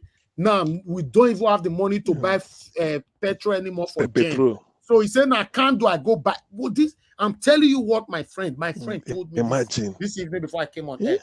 He said, now candle, I go buy. Now candle is not like a gold now. He said for Lagos, now gold. He says it's expensive now. Now I said, now me come tell and say, do you want me to come to Nigeria? He said, not try him or not come Nigeria this time. Then I not ask him. I said, you see, we that have second option, when we are fighting for you people, we get only one option. Will say waiting with the talk, no make sense. Look at me now. I have second option. I'm in my second home now. I'm enjoying myself. Whenever suffer finish for that side, everything all good. I feel you say they come. You no get second option. Will say, hey, no matter, make una leave him. He go work. Or I don't want to vote. I don't want to do this. Listen, guys. Sometimes I look at some mentality. God go do am. Exactly. Look now. You dey inside darkness as we speak now. The people light. The other they say light. They say the light when they say day that day. Now let's 7 days they say give them. My security man now don't tell me now say sir. He say light. Day again for the past 5 days. You see. Now so this watch, please. paper where they give you now so. Now so they'll take deceive now. Niger Watch, please, because we're educating people here, you will look to that New Cairo. You go look for the YouTube New Cairo. Come and so that people wish. These are in a desert. They are channeling water from the Mediterranean. Yeah, but I talked about water. Makoro. I talked about similar thing yesterday. I don't forget the name again. Mokolo or something. Makolo. Somebody remind me of the name where I talked yesterday where they distill that on top of the sea. Marco in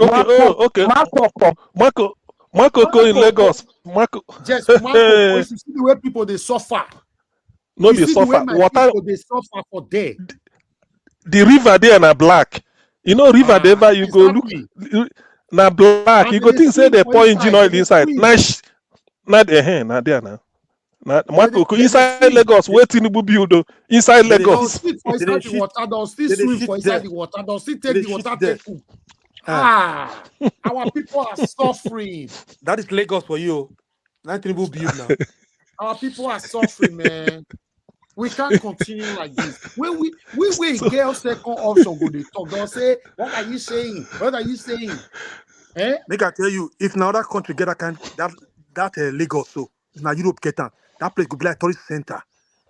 Too much now. The same Lagos where people they say is the best. So how can you go to Lekki or say Lagos is the best? How can you go to Ikoyi or say Lagos is the best? You need to be rich to be able to afford Lekki. Do you know how much it costs for you to live in Lekki or Ikoyi? If it's the Lekki self rainfall, so no go out again. If rain fall for Lekki with your limousine, it could become a flying boat. I say, Jesus Christ. If rain fall, that rain fall when I talk, so just forget. If rain fall, I first play one video where I record for Lekki where rain fall now. I say make I come out for house. As I see the rain, I can't go drop my car, go carry SUV. I record them, I can't call you. I wish I still get that video. I be one show now. Maybe before person go finish now, might bring the video, come my show now. Let me call on the next person to talk to us. Let me call on Madam Patricia. Are you there with us? Madam Patricia? Yes, I am. Thank you very much for your patience. Before you, let me appreciate Amaka Afojobi. Thank you very much, man, for your continuous support. Thanks for the happy Father's Day wishes. I really do appreciate this. And God bless you. Thank you. Guys, press on the like button, help us to share. Let me get that video for you guys, And before Madam Patricia finish talking, I'll bring it right here. Madam Patricia, please talk to us. Okay, thank you. Happy Father's Day. We are saying we love you. God be with you. To all the fathers, we are saying happy Father's Day. That's to you fathers in the house. Congratulations and a big congratulations. Happy Father's Day to you. We love you. We appreciate you. And may God keep you both well for us, sound and prospering in Jesus' name. Yes. Wow. Thank you. Amen. Thank you. And also let me also talk to our family, Niger Watch family that are participating on this comment section, and those that are viewing us.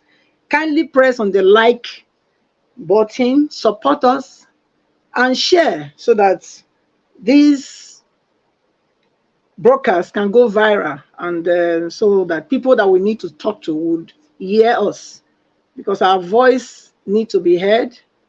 And we are not here, we are not joking. We need all of us. I believe all of us have a common passion and desire to see a new Nigeria. That's why we are here.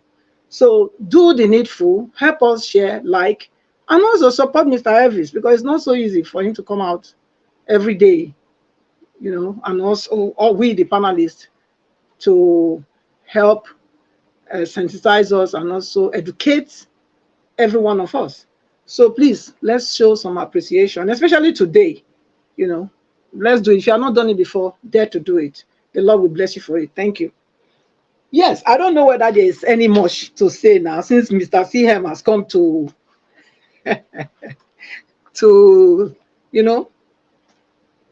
to pour out his contemplation when it comes to Nigeria problem and issues.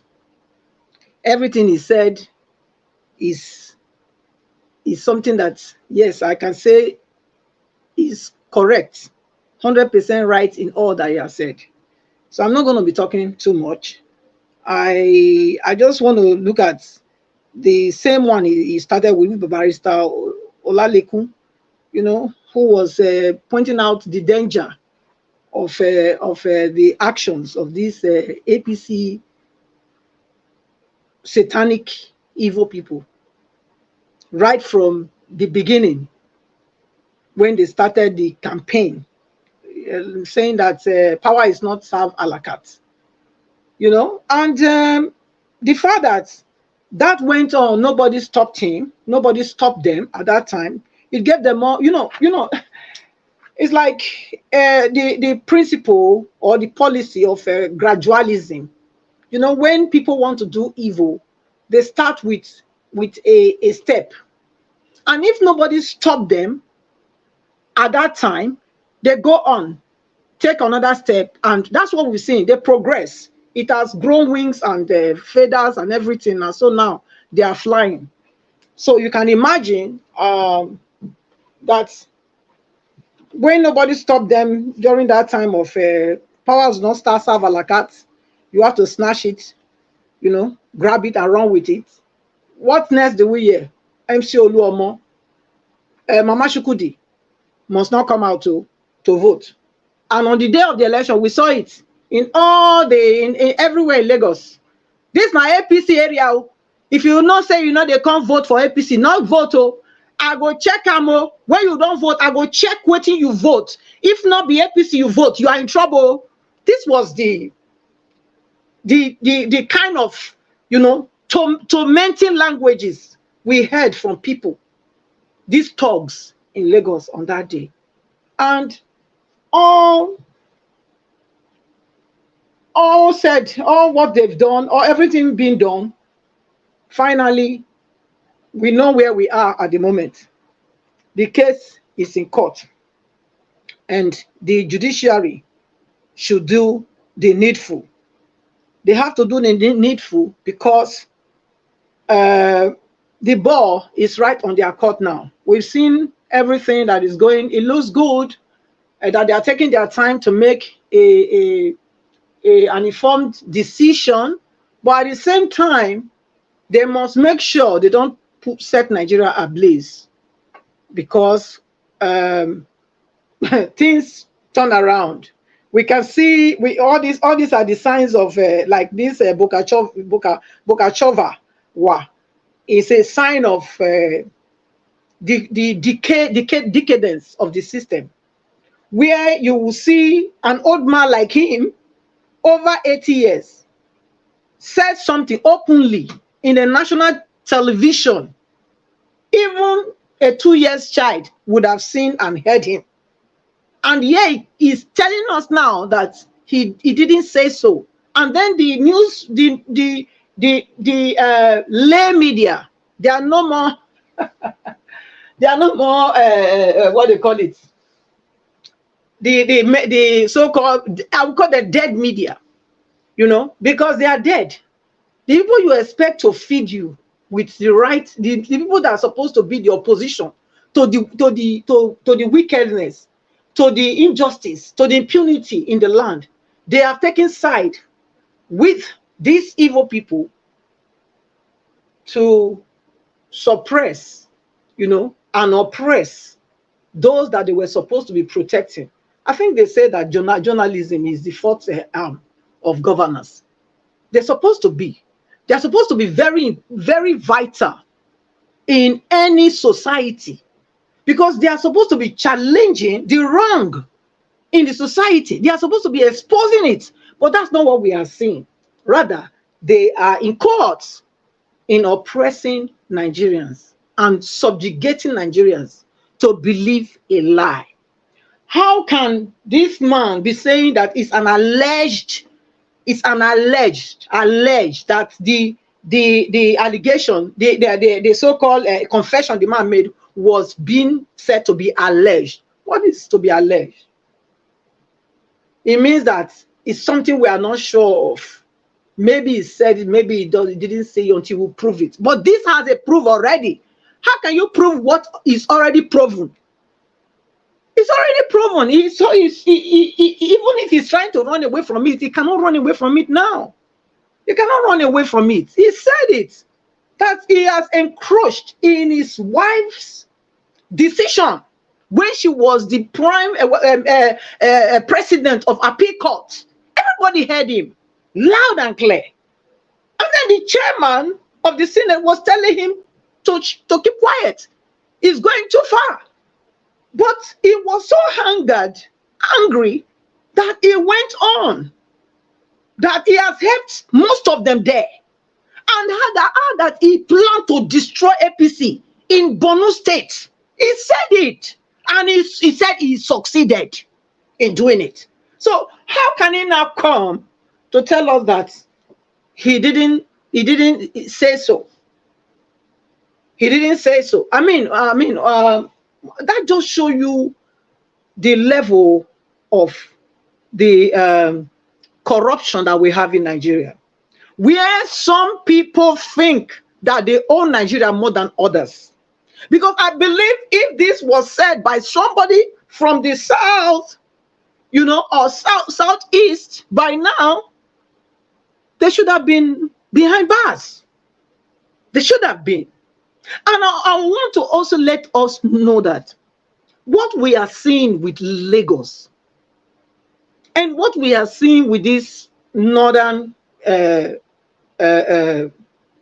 cabals, what is going on is in line with what what they call is Arufai, the confession of Arufai, when he was commending the so-called Muslim imams for helping them to win the election over there, their contribution in rigging and whatever they did, the election. So he said in that confession too, that they have decided to, the North and the Southwest have decided to work together. This North and the Southwest. So, and that in 4 years' time, the Igbos will not be significant anymore in the South, in the Southwest. That they have a plan that they put down, that if the land rent for a Yoruba person having the land is 5,000, for a Northerner will be 10,000, for an Igbo man will be 1 million. So that is the land rent yearly. So imagine if you have a house and you are an Igbo in the North Southwest, and every year you have to cough out 1 million to pay for land rents. How long do you think you will have your house before they repossess it? Because you will come to a point you cannot pay 1 million anymore. So which means automatically when you cannot pay that 1 million, your house is gone. So my can say to you, I know that we are saying, oh yes, it's unconstitutional, they cannot do this, they cannot do that. Let me tell you, don't be deceived. I'm telling you, don't be deceived. These people, they are ready to do and undo because they have already started it. If you have a place in Lagos, you better start making plans to sell it. Take your money elsewhere. That is my counsel to you. It's up to you whether you want to take it or you don't want to take it, because we said Tinubu, they said they will not be sworn in. It will not be sworn in, so constitutional. He is there. He is there. And this law that we are talking now, this what they call it, this Yoruba law that the so-called the Senate, the one in the House of Assembly, the one that came out to say they are going to retrieve or repossess, they are going to repossess the lands or whatever they sold before. They're going to bring it back to their ownership, to the ownership of Yoruba land, Yoruba people, instead of the Igbos or every other person that bought it. When he said they're going to make that law, nobody has come to challenge it. Have you heard Wale Soyinka say anything? Have you heard the Oni of Ife say anything? Have you heard the Oba of Lagos say anything? None of them have said. Even Tinubu himself, has he said anything? No. That tells you that that is the direction they are going. Whether you like to accept it or don't you like to accept it, that is not what I'm here for. But I'm telling you that this is the direction. And if you are a wise person, start to make plans of how you want to take your thing out of that place. Take it off and let them have their Lagos. Since they say that is what they want, let it be. Lagos is not the only place. We have other places. Put yourself together and decide to, build other cities. There are many, many other places that will need you. So that is my take on that. Because they are not relenting. Nobody has come to challenge them. So you have to do something about that. Is that okay, Mr. Evie? Should I go on or? No, okay, yes. I thought you are done. Go ahead. Okay. Wow. Yeah, Asari Dokubo. I want to let you know that I have found out of that guy. He's not a full Ijo person. Okay? He's not. He's half Fulani and half Ijo. Because if you notice yesterday when he was talking in that fake interview that they concocted, the fake interview that you didn't see who was interviewing him, you know, is that how to do interview? I don't know. That's not what the standard I know when you are interviewing somebody. He claimed he was in Aso Rock. People was whispering on the background, and then he was pretending to answer. If you remember, he said that he and his men were fighting in Borno, in Jigawa, and in Kano Road. That it is them that has made that road safe for people to be able to be traveling free on that road now. If really he is not from there, how would he be the one to have known the in and out of that place to go and be fighting? And he was even boasting that they did better than Nigeria army. That was his own very word yesterday. So I went to find out. I found out that it's not really a real. Let me tell you one thing. What they do is that they try to put on this face of, okay, he's a Niger Delta man, okay, so that like other people in other Niger Delta, when they hear it's a Niger Delta man, they will think, okay, yes, he's 100%, and you know, he's a job person. He's not. He's a Fulani. He was set there, was planted there by these Fulani people. His father is Fulani. His mother is a job. So it's a plan. It's a game plan to get other Ijo people to believe that, oh, this is our man, and no, that's not. They have the plan. His father pregnant or get birth, married the wife, the mother, because of this agenda. That's the reason, and that's what is carrying out now, and we are seeing it clear with our two crow eyes. And he's saying that many heads will roll. Oh my God. I want to tell him, he was saying, talking about the army, that the army and the navy, that the ones stealing the oil, whatever. Okay, now the armies have come out. You didn't mention names. You only said many heads will roll. But I want to tell you, Asari Togumbo, if you are going to, if you're going to come out like that and mention the army, you should be specific on which of them, which names are you talking about, and be sincere to yourself. Don't just go and mention names of people that are your opposition that you want to get rid of. Don't just go and do that. Don't go and do that, because if you didn't mention the names yesterday, which means these are witch hunts. You already have your target. That's my take. It's my opinion. It's my personal opinion. You already have the people that you have in line to eliminate because they are your opposition. Otherwise, you could have named them yesterday when you were talking, so that yesterday we would have known the names that you were talking about. You said they are in Abuja, but you didn't mention any name. Now, the army came out today to challenge you and say, I mean, who are you talking about? You better come with the names that you're talking about. You cannot come out on the... Yes, is somebody talking to me? Yeah, it's me, Mr. Chicks. Yes. You see, I don't know why you're defending the army and the Kubo. Listen, if the army, if Nigeria is a sensible country, right, you cannot say that, especially against your army that defend your territories, right? And they're coming to tell you, come out and name. Who is Asari? For the army to say, I'm not defending them. I'm not defending them, but I'm saying that if he's coming out to tell, if he like he did yesterday, he said he was having a press talk, a press talk to Nigerians exposing whatever. Then he would have also mentioned, I'm not defending them no, not at all. But I believe that if you have the guts to have mentioned the army, then you would have also have the guts to mention their names. That's my point.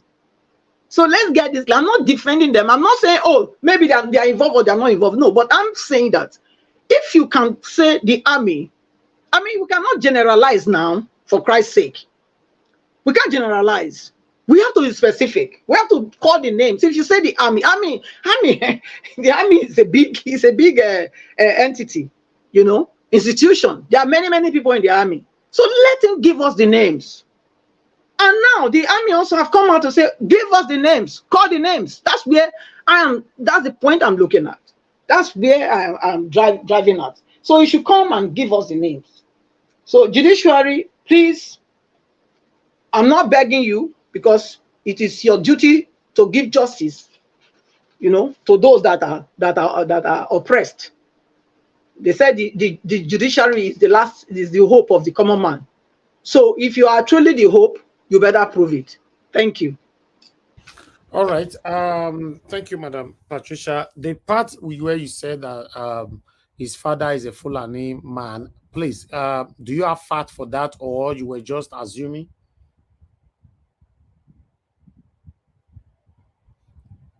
Madam Patricia, can you hear me? I can hear you. I got it from his side. I will bring it. Okay, you got it from where? I got it. I got information from his side. So I will bring it. Okay, then you would have used the word allegedly. Okay, then say allegedly. Let me say allegedly then. Yeah, just say allegedly. You know, I think his father is from so place. That means you are covered. You know. But I strongly doubt that. I strongly doubt that. I strongly do, because if you look at his background is pure Ijo. I've not heard that before. That's why I'm saying, when you are not. I know he's a Muslim. He was born into a Christian family and became a Muslim. So that is the only connection that we will say, okay, the North is going to be Muslim, predominantly Muslim, but he is a Muslim. He practices Islam, but his father being Fulani, that one is a tall one. He's from a Christian home. Yeah. Okay. And another one again, Madam Patricia, you said he should name the people that he's talking about the army, right? Yes. Yeah, he cannot. He said the army. Army is a body. He doesn't need names. Army. He accused all of them in general. He's not generalizing. Yeah, but that's what the army people, the guy came out now that he should call the names.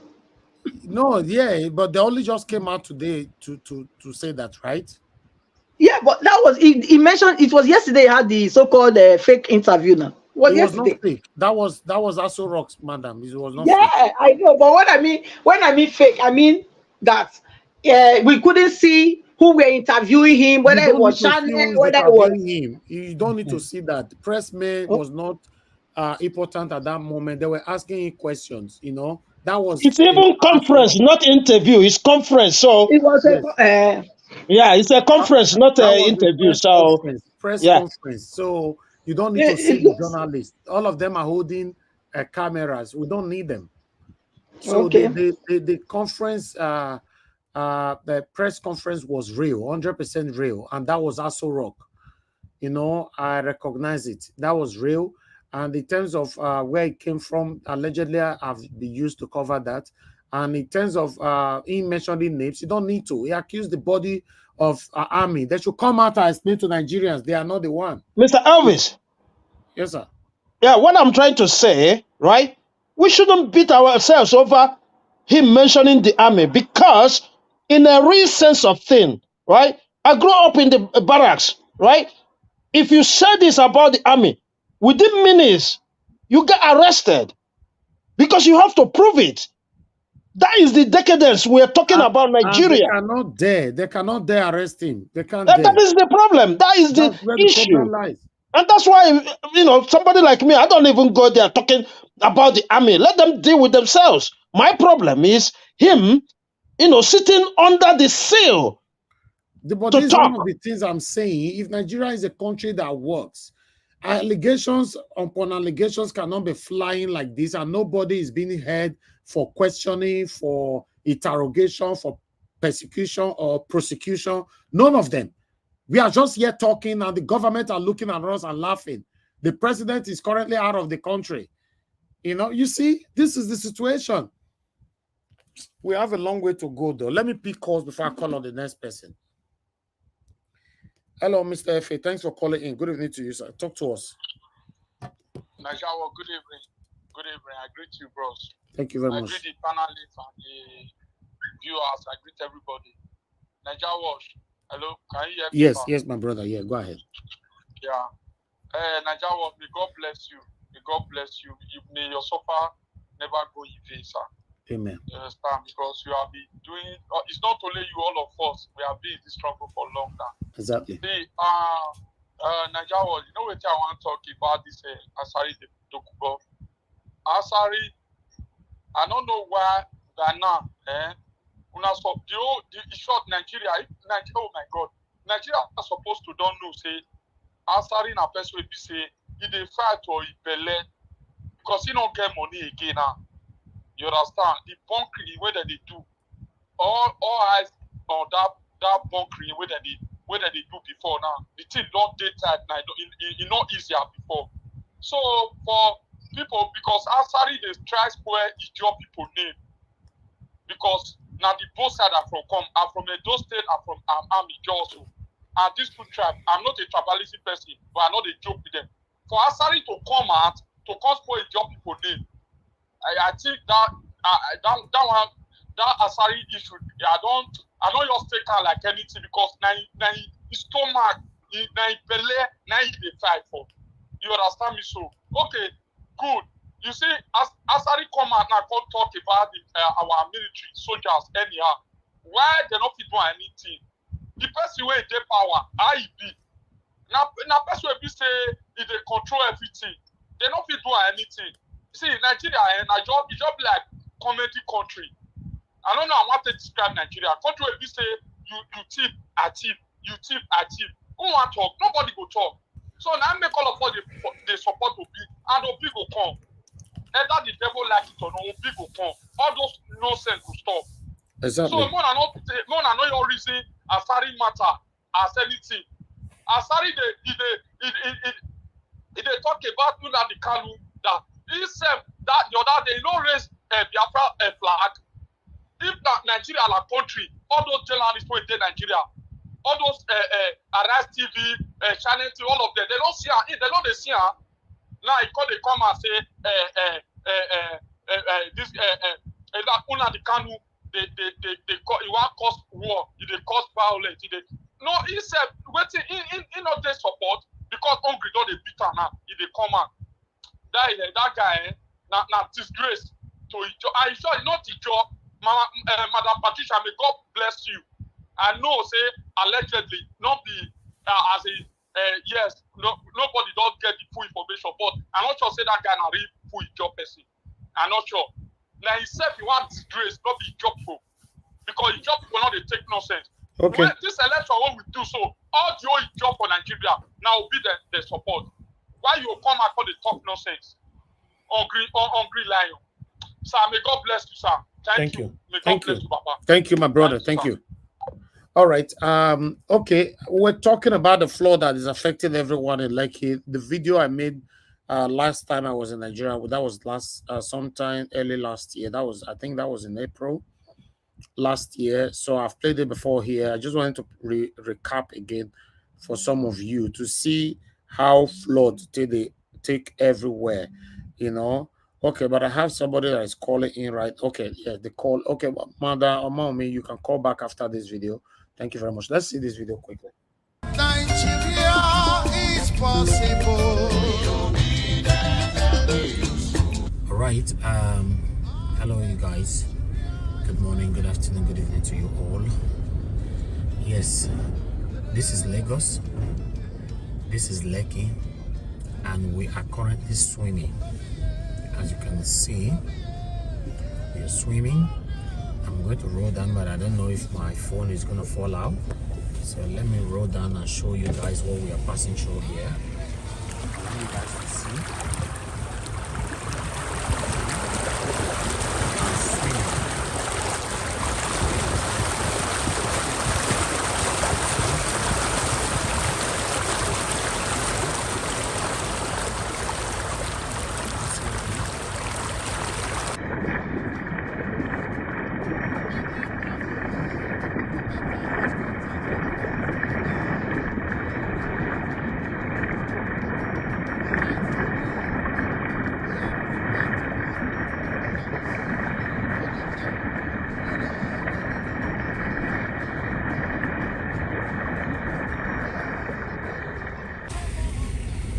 See what we're passing through here.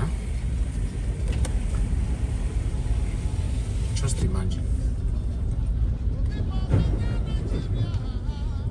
Just imagine. I thought I should record this so that I can use it on one of my broadcasts. Imagine everywhere is flooded right now in Ireland, in Lagos. Everywhere is flooded. This is what we are currently going through here. It's crazy. It's crazy.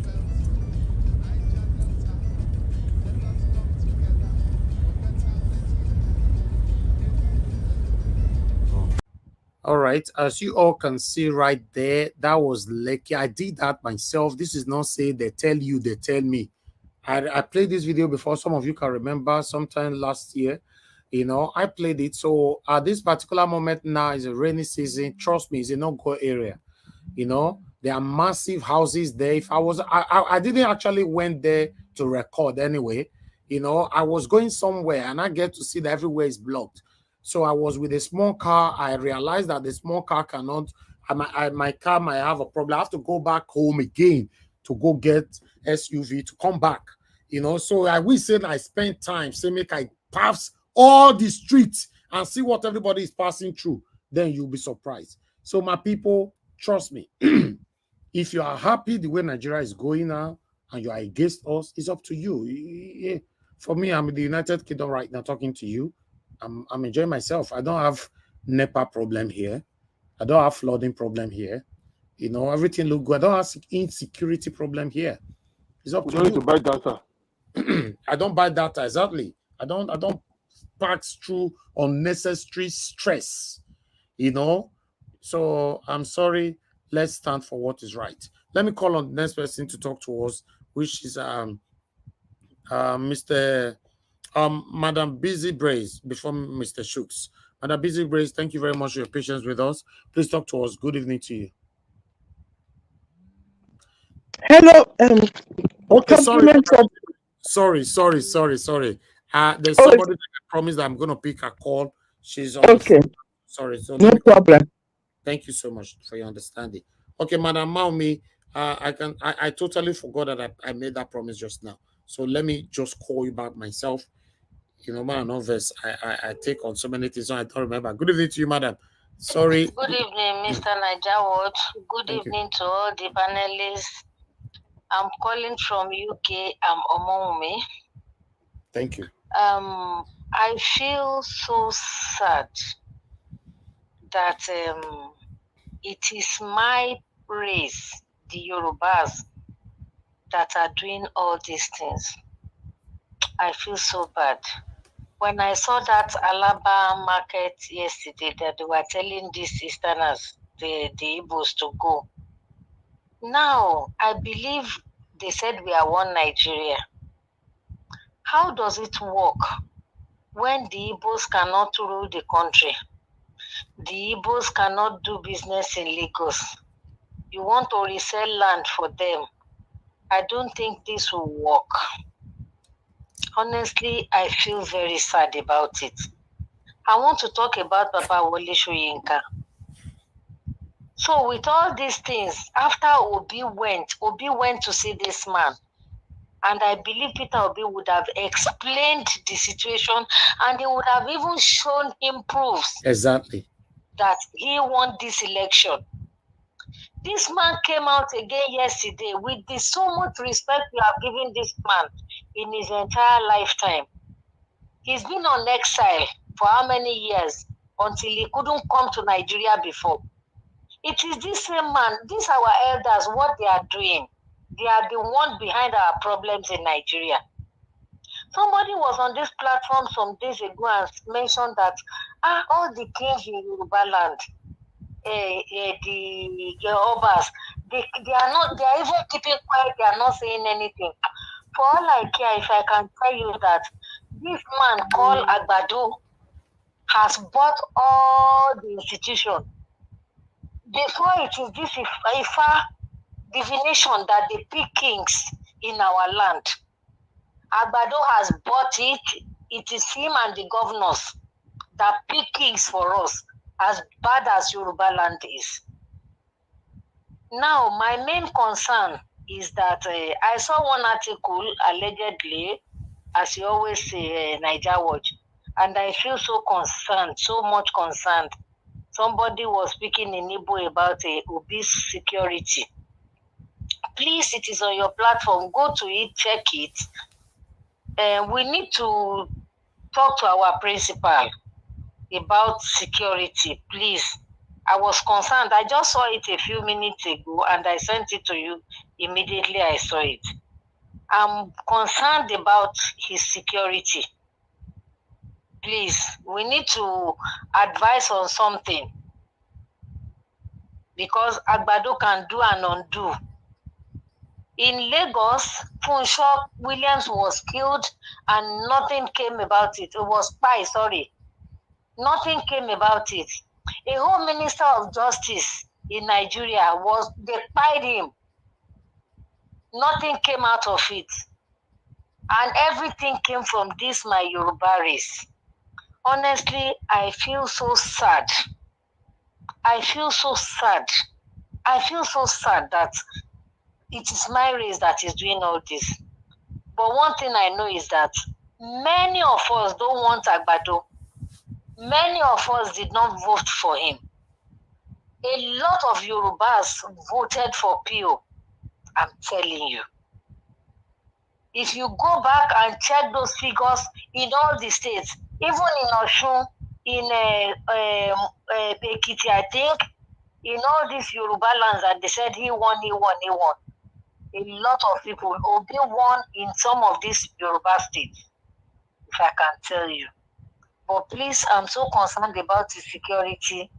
We need to get involved, please. Thank you very much. Thank you very much, Mama. Now, Amami, God bless you. Thank you. That one, a Yoruba woman right there, saying it how it is. You know, so my people, let me just call on Madam Busy Brace once again. Please press on the like button and help us to share. If you know you never press that like button, help us to do that. Madam Busy Brace, you have the floor. Thank you.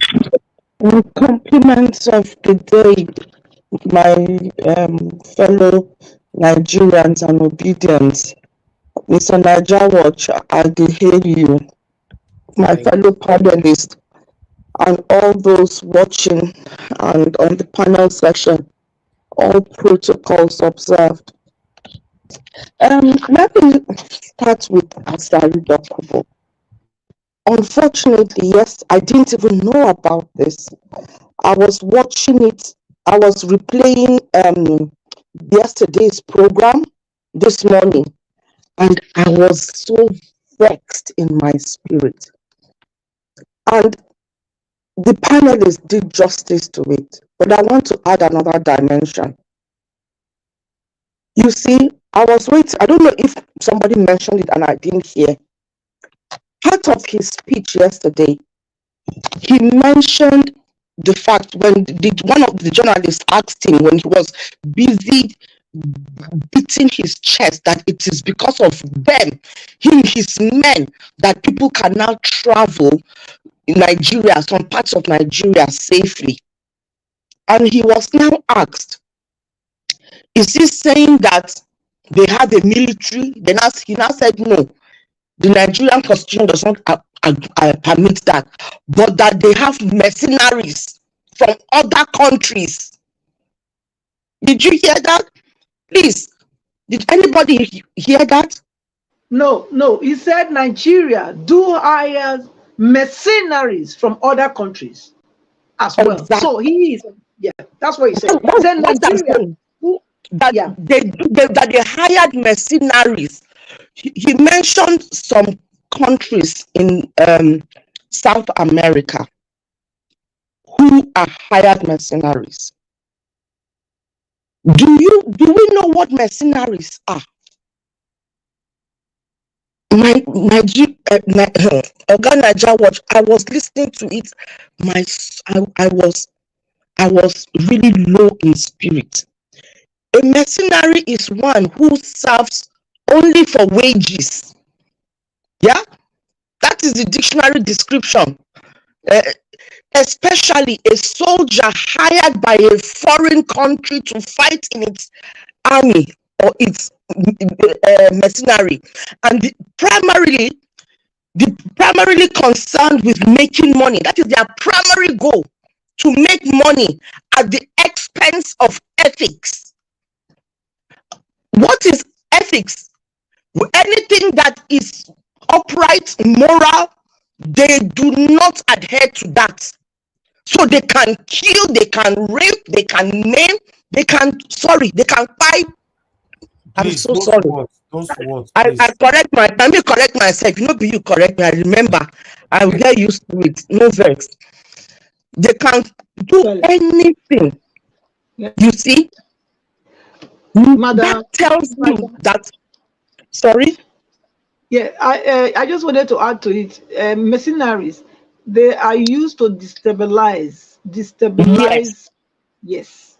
Any force, any national force that are actually doing fighting incumbents or any kind of terrorists in their country. They bring them to destabilize them so they cannot be effective. That's what they do. Exactly. So you see that confession yesterday. He's coming to come and give a certain narrative, but exposing that all these problems we are having, these insurgents, this Boko Haram, whatever the name they call them, headsmen, whatever it is that they call them, they are behind it. The only reason, you see, people create problems and then they come and tell you that this is the solution. They will bring disease for you, and then they will now come and tell you, oh, we've created medicine. This is the medicine that will kill the disease.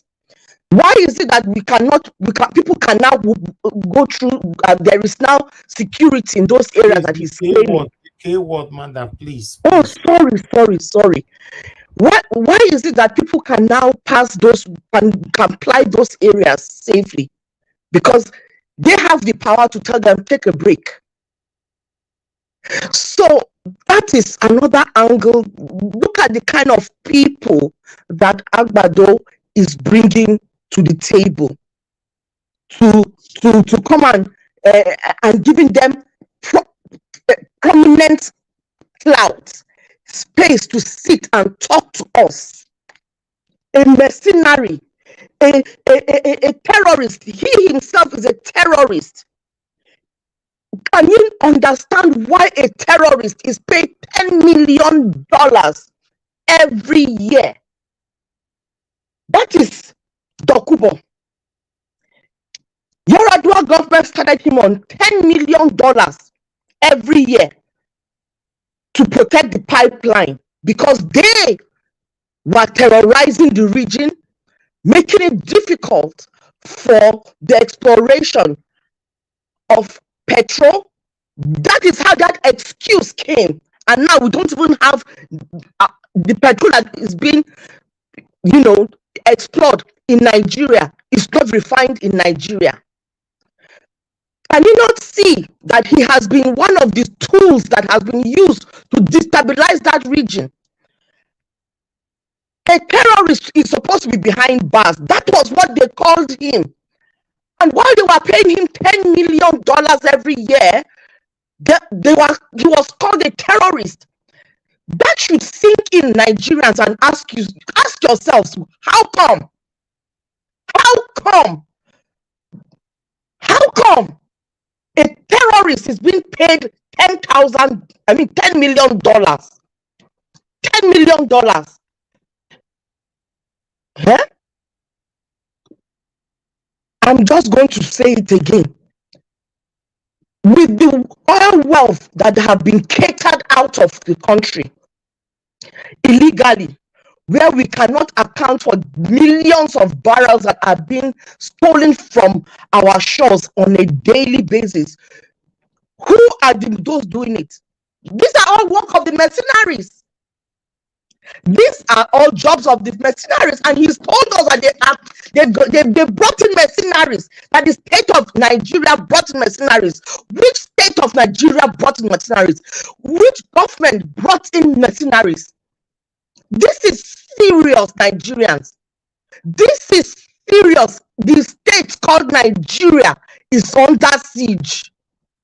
Which president that has sworn to protect the borders and integrity of the sovereignty of Nigeria, which of the presidents brought in, while he was bashing the one that just went, the moo man, the one that likes cows more than human beings. Is he the one that was paying mercenaries to come into the country? Who weakened our military? Why is our military so weak that they cannot fight insurgents, that they have to go and bring in mercenaries? Nigerians, we need to ask questions. We don't just listen to them and let it sink. This is mind control. He is here to control our minds, to send us in a direction that we do not want to go. Wake up. That is all they are doing. They are trying to get us to go to see a different angle. Now trying to throw the military under the bus. I don't even know if the military, I don't want to even know whether they are into, whatever the situation, the situationship that they have. This is the sovereignty of Nigeria that this one single chimpanzee is talking about. He's demeaning the sovereignty of Nigeria by bringing down the military and telling us that our military cannot protect us, that they have to go and bring mercenaries. Oh my God, arise, please, Rufai, tomorrow, ask the right questions. Ask the right questions. Nigerians need to wake up. Let me tell you, this is why I understand every day why Americans will not give up their guns. I'm going to be controversial here, and I'm going out on a limb to say this. We all need to be armed, because my people are being slaughtered on a daily. They've gone to my village. They are killing people on a daily, wiping us out because we are sitting ducks. You think if we can protect ourselves, the story will be the same? The state is going to war, taking its people on an unannounced war. We are in a war that we don't even know. We are just sitting there, then they will buy us. They are buying us anyhow. Now, let me tell you, this is a reliable source, but I'm going to say allegedly.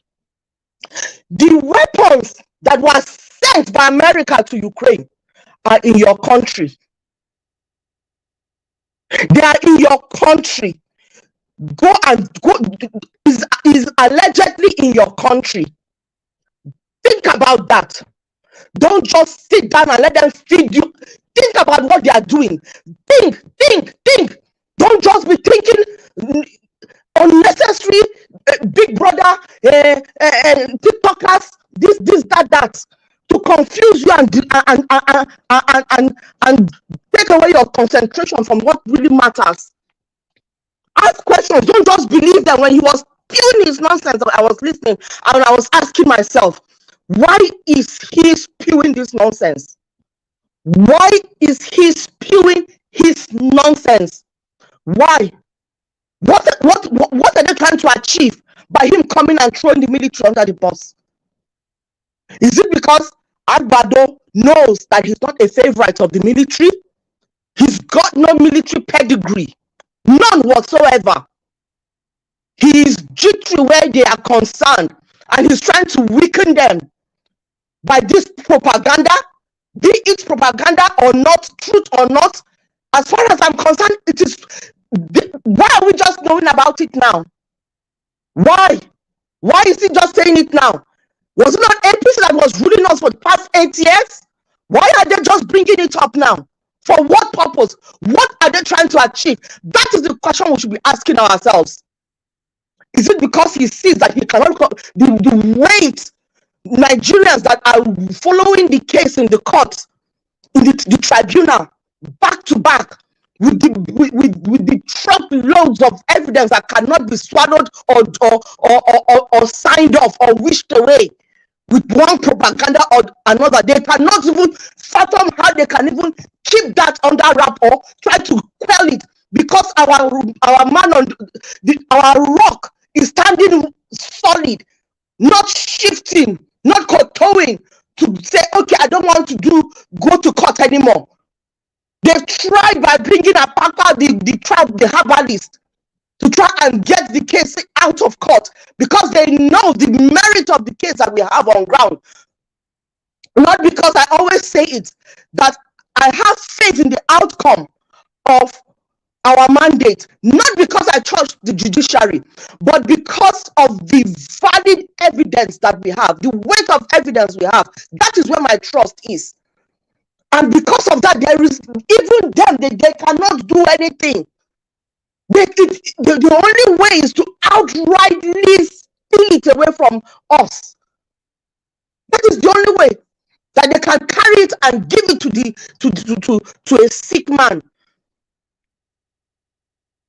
And they see the handwriting on the wall, and then they are dragging this chimpanzee to come and sit on under the seal of the Federal Republic of Nigeria. What audacity from a terrorist to come and sit in a position of power, to come and be telling me rubbish. Well, what truth? What truth? Has he not tied people? What has he not done?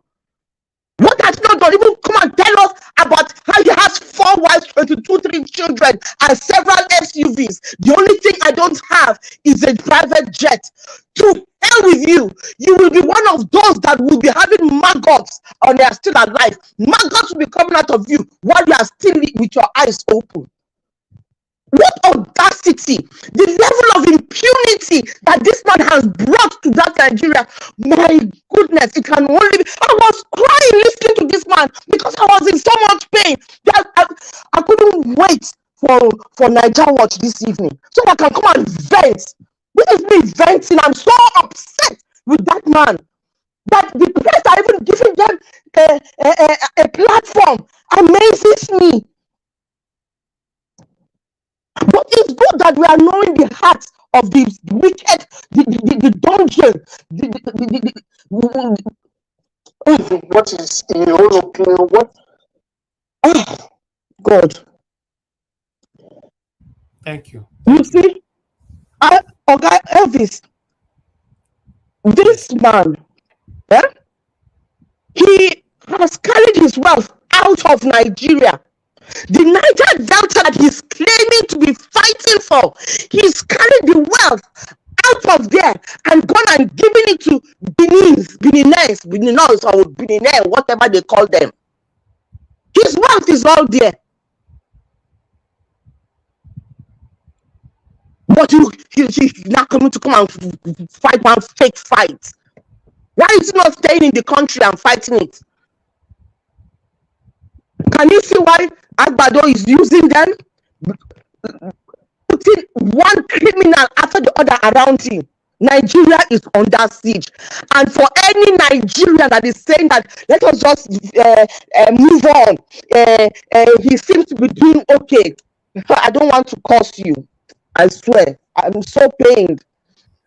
Wake up and smell the coffee. Wake up. Wake up.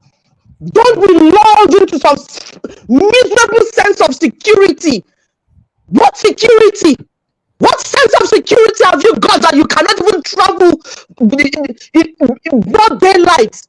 You can't travel the streets broad daylight. You can't fuel your car. You can't feed your family. You are saying, let's move on. Move on to where? The only place you'll be moving to is your grave. How can somebody come and violate you in every sense of the word, and you say, let's move on? Even God will not move on. As peaceful and as the master of the prince of peace, there is no peace if there is no justice. What do you mean? What do you mean peace? A place of justice is where you find peace. Where there is no justice, there is no peace. What kind of peace? Fake peace? Fake peace? We move on. They kick you, you roll over to the next place. They kick you on that end, you roll over. That is your fate. Wake up and don't listen to their lies. Ask yourself, if they tell you good morning, don't believe them. Go out and go and check good morning. And even if you see it is morning, check and be sure that they did not come and put picture or paint outside to make it look like morning. Don't just take them. Be cynical. Have a healthy distrust of these people. If you trust them, that is when they will. It's not the trust that make us to be raped at the polls, because we thought that the mood has some sense of integrity. We trusted him till he dragged us. We are hanging in, or else they would have put us in our graves. People have even died themselves because they've lost hope. That hope, if you don't have hope, what is it? A lot of Nigerians are walking around depressed. Depression is eating at each of them. And all those what men of God? They're not men of God. They are devils that will speak up and shout. You have someone that is coming and telling us that he's bringing mercenary into our country.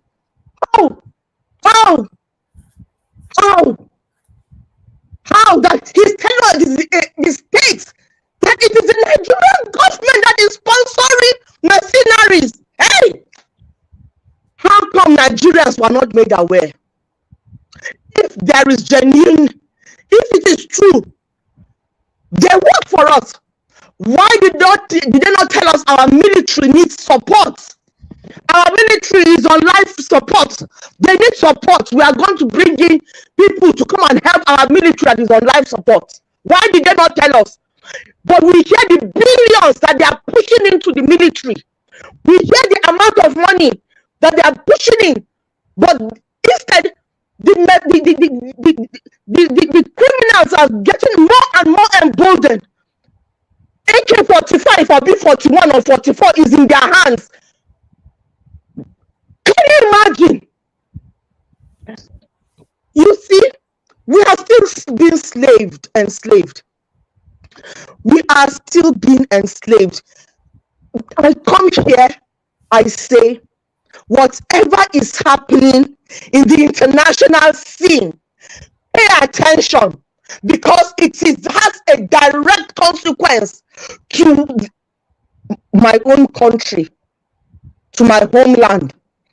It has a direct consequence. For those of you thinking that the man who is at the helm of affairs in the US is a better person, wake up, wake up, wake up. Have you not seen the news? They are banning people in Uganda left, right, and center for making decisions about what happens in people's bedrooms. That is what they are more concerned about than your life. All right.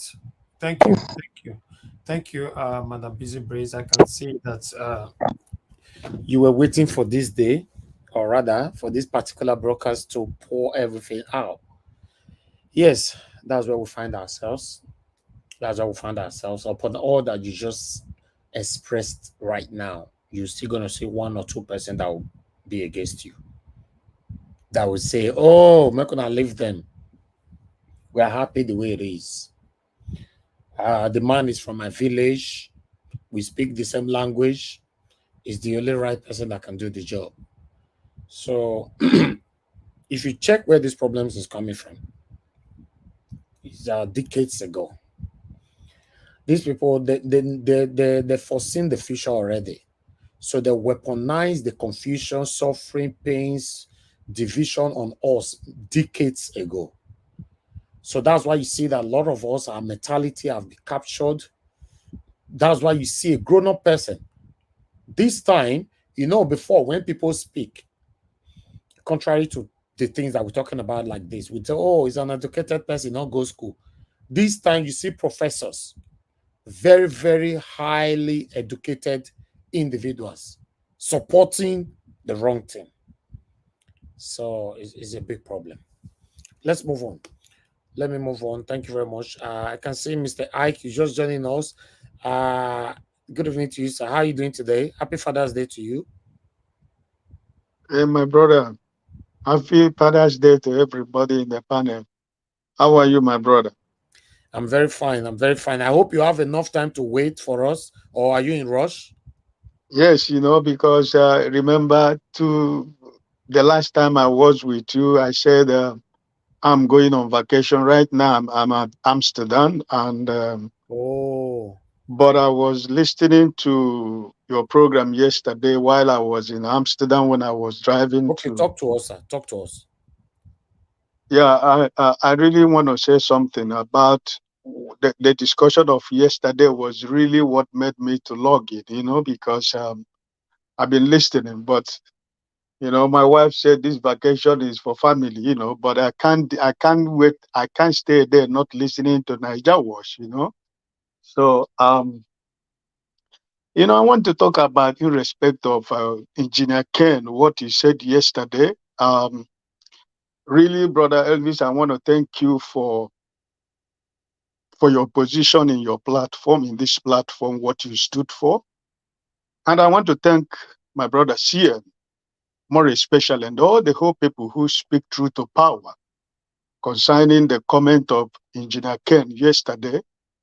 I wanted to come in yesterday, but I was so tired, and but I logged off when you were begging him for more than 10 minutes to apologize. I don't know whether he did that because I couldn't continue with the program.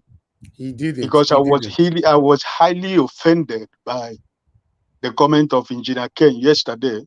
So I don't know. Did he offer apology yesterday? No, he didn't apologize. I didn't. Okay, that's by the way. But I'm happy. I was really impressed, my brother Elvis, with you. You have always stood your ground, and you allowed him to say what he wanted to do. And then also, after he spoke, you say what you used to say in this platform every time. And I was really happy with your decision and what your comment yesterday, and everybody that commented yesterday. So my logging in is I did apologize on his behalf because I asked him to apologize. He refused, but I did apologize on his behalf, and I detest and I disagreed with his stance, what he was saying. Because for him to generalize, I will say it again, I was 100% against it. It looks like it was a direct attack. So I apologize on his behalf. Thank you. Go ahead, I was really happy because, as you said, the Engineer Ken was part of us. But that comment of yesterday really hit me. Really hit me badly. I was wondering, like what you were saying yesterday. Who knows? Sometimes it's not only uneducated people are bought over by the Agbados, but we never can tell. So. But I thank God for the brothers and sisters who spoke yesterday. That give me the strength back. When I wake up, I try to, listen to the program of yesterday. I try to, recover myself to say, thank you. And thank you for all the people who always in this platform speak truth to power. And I'm really very grateful. And, I think my emotions were able to, disappear, So I really thank God for you and everybody in this platform. One or two things I want to add is, Nigeria has entered into a second chance boss, and I think that let me start with um, Asero Dokubo. Listen, why I said Nigeria has entered a second chance boss. You can imagine, Brother Elvis, who Asero Dokubo is, what position, what audacity, what temerity, what power, what position does this man hold to be able to go to the seat of power of the federal government of Nigeria, a nation, the most populated black nation in the world, to sit on a hollow ground of the seat of power with the seal of the federal government of Nigeria sitting as sort of seeking, making a press conference, speaking to Nigeria, standing with the so-called selective president of Nigeria. My brother, listen, that's just to tell me and you what is really what Nigeria, like I see, we all Nigerians have been captured. Nigeria have been captured. They are talking about people that are saying that he has done well in this few days. Look at the people that have been visiting Asorok. They are the same people. It's the same people, It's the same group of people. We can his group. The same, people that are supposed to be in jail, the people that are supposed to be, people supposed to be hiding their faces in shame. They are the same people that are trying to tell us that he's doing something. Like few gullible Nigerians there, like people who has been speaking as I listen to the program.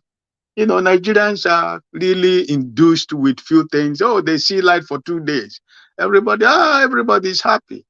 But I know this platform has given a lot of Nigerians, a lot of patriotic Nigerians, the power not to give up and not to be distracted. And I tell you, my brother, we are not distracted.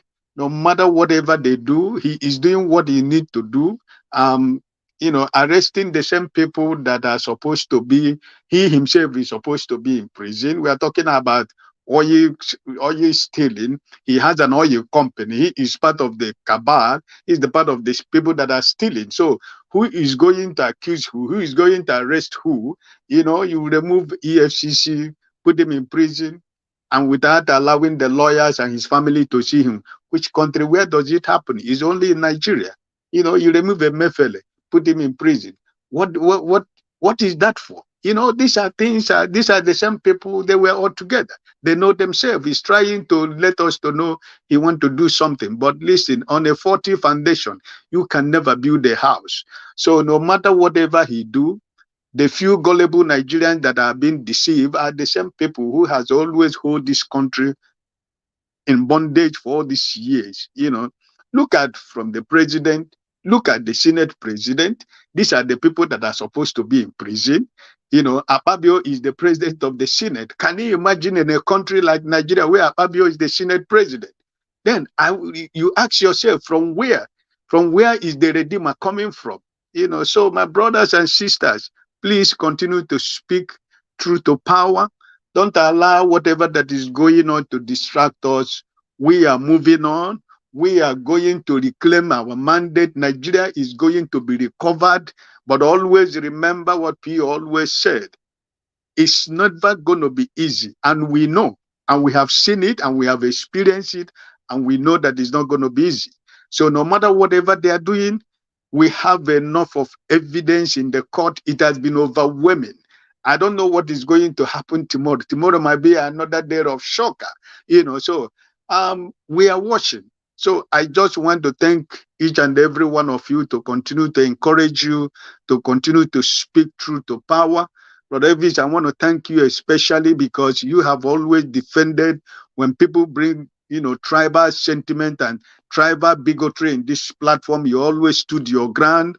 And really, I am very grateful, to what you stand for and for everyone that is in this platform that continue to speak the truth. The people in Nigeria, our family and our friends that we're trying to serve, we know some of them are few gullible. They are the people that are, our problem, but we can never give up to Nigeria. Like we used to say, where I live, like you just said a few minutes ago, You never come back, there is no electricity, you are not afraid of opening your door, don't have insecurity problem, you don't buy data. It's just the same thing with me and every other person. But still, see the way we are crying for, the better of our country. So please, I want to encourage all of you. I will continue to listen. Sometimes I might not be able to join, but by Wednesday we are going to leave Amsterdam to go to somewhere in Europe. I don't know yet. The children, they say they have a surprise for me and my wife, so we don't know where we are going yet until enjoy yourself, sir. by Wednesday when we get to the airport. They will tell us where we are going. So but I hope to continue to listen when I have the opportunity to join the platform. Okay, God bless all of you. And I pray for more grace and more strength, all of you, brother CM. Thank you for standing up. Thank you for standing up for the truth and giving your comment with facts and figures. And I'm really highly impressed. Brother Alex and all of you, Madam Patricia, Omoye's Corner, all of you, please. I love everybody, and I will continue to listen from where I'm hiding, because my wife is downstairs. I just sneak out somewhere to try to see if I can speak for 2 or 3 minutes with you guys. God bless you all. God bless you, Mr. Ike. We really do appreciate you. Enjoy your holiday. Happy Father's Day to you once again. Thank you. Yes, I think say me myself, I need this holiday because when I notice I day UK saying holiday, I need holiday. Make this one finish, make I go holiday. Thank you, sir. All right. Mama Yeshu, I beg, talk to us. Good evening to you, Mama. Thank you very much. Happy Father's Day to all the good father in the house. So. Thank you. May your fatherhood be rewarded with God's blessing, and may your leadership be something to emulate by the younger generation. In Jesus' name. Amen. Amen. I don't understand. Only Nigeria, when somebody go talk something for money, the next day go say not being talker. Hey, God. They say water shall never end. Only in Nigeria. You go inside house of Senate, confess. Even when it's on tape, even when it's on tape for everybody to see. You go say not be saying they talker. The video was doctored. God, you see down there. The so-called wuru, whether I went to old Senate president. If they tell you, say, keep your mouth shut, not go there, no. You see, they talk. Then when people else are busy, they read what you talk, or they attack you and your wife. You can't come and say, no, you talker. So now your grave, now the spirit when you enter grave, now you talker. Ah, God. We have big problem in Nigeria. Hi. We get. Then we never finish with that one. Somebody, when the money don't finish for Niger Republic, I've been on where in day. He come back, he enter Aso Rock, come sit down for where president they take talk. He come begin they broadcast waiting we not understand. Asare Dokubo. Hey. So now I go decide who they go release from prison and who they not go release from prison. Okay, Elvis. This your country, at least I understand about where. I say, me myself, when me see this 80-something years old man say, I didn't. It was an allegation. They lied. I was like, what is happening here? Nigeria. Then you see people that will come out now to attack you and I and support him. You tell us what do you and your wife they do. Then you come back and say you not talk. Who can talk? Who enter your mouth to talk? Not only Nigeria, another spirit, they enter people mouth they talk. For House of Senate. You see, I thank God, beg God love now when He does sabi things. Everything when we need to begin to put in place now, so that why some people they target the presidency, a lot of people go target the Senate floor and House of Rep, because what do we get for House of Rep and House of Senate? So that arm of government, there be wahala of their own. Judicial, so the three arms of government in Nigeria, are they supposed to work in collaboration, or they are supposed to checkmate each other? Children, this country to rescue right down our hand, though. It down our hand. We get the number. Let's focus on economic empowerment, so that the number plus economic empowerment will rescue us from this mess when we did. As I Dokubo to enter villa, come they sit down for where president day. So now he don't come become federal, the president of Nigeria when go sit down for there, they give us order. What is wrong with us? Judiciary, I beg una. No matter how much they give una, make una deliver justice for us. I beg una. And make we also prepare. Say, when they don't deliver that justice, we get to uproot that imposter come up from Aso Rock. Why are we treating a whole country as if we are treating our... Is it beer parlor we are running? I don't understand.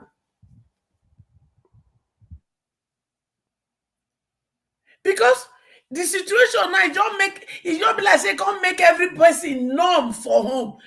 They never finish fuel subsidies. They talk of school student loan when not benefit Lakara.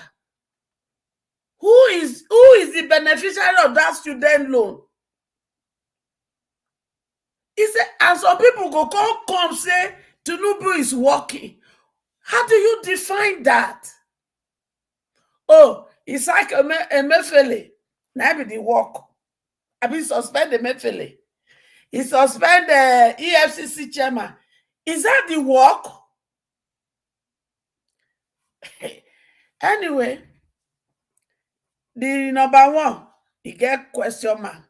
Number two, he get question mark. They can't give you another number three that has question mark. So what it can remain for us? I beg, I want also. Now when they won't finish this 180 days of this judgment of appeal court. Elvis, I want we have less than 2 weeks to go. Not the full 180 days. In terms of the 180 days, the total that is left on the 180 days is about as of on the 8th of June, it was 100 days that left. So today now is 18. So we have 90 days left to go. 90 so days. The 2 weeks you are talking about is to complete which section? We have less than 2 weeks to submit all evidences. Then the proper case go start. Argument, and that time argument and everything they start. So all these weaknesses they are calling is not yet the case yet. No, it's part of it. They are jotting everything down. It's part of all is part of evidence, witnesses. After everything is finished, then they now start taking on judgment and all that. Normally, if not because the judiciary is delayed, by now we suppose they're not supposed to take decision already. Although the way they look they might take decision this week or so or next week. I don't know, but the way I'm looking at it. Shebi, there was one decision when they say that they conference. They don't take that decision. When they say that they were. one ruling when they're supposed to take, when they're supposed to do before the swearing in, when all of them come, they go conference. No, all those ones don't pass. All those ones don't pass. But they didn't do the ruling now. No, but depending on the one you are saying, is it the one in Abuja of there was one ruling they were supposed to take when I don't know which ruling is all about, that they were supposed to take. They're not going to take and they're going to postpone. And when they say if they take and they in favor, therefore stop the swearing in. No. That one was disputed. You know, they just rule them out. I understand. That one was trying to stop the swearing in and all that. You know, I believe that's what you are saying. That was ruled out. There are so many cases they ruled out. You know, they say doesn't have weight to stand. You know, but the one we are now is the strongest one. And to be honest, the way everything is going for me, I'm very, very confident. You know, with the way we are going. So this one we are going now, is it going to elapse? Is it going to take the 180 days before they go rule? I bet at what point will they do it their doesn't ruling? supposed to, but the maximum days is 180 days. But it doesn't supposed to. But as we are talking right now, we have used 90 days already. 90 days as of today. We don't use 90 days from that 180 days. So what is left now, you know, is now another 90 days to go. So you see, the time is running fast. The whole thing started is March, but some people didn't know how to calculate it. But yes, as of today, we have 90 days to go. Okay. Then in sensitive cases like that, why can't they do this court case in the morning? Sometimes they go shift at 2:00 as if it doesn't matter. They are doing it on rotational basis based on because PDP is also there. So it's a shift pattern.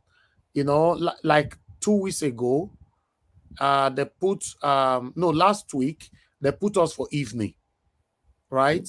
So this week where we did, so we just finished now, they put us for morning. You know, so this week we want to start from tomorrow now, they come put us for afternoon. So they are, you know, if they leave only us for afternoon and leave only PDP for evening, is not fair. Okay. You know, yeah. All right. Give us a mandate. Please turn on your camera. Thank you.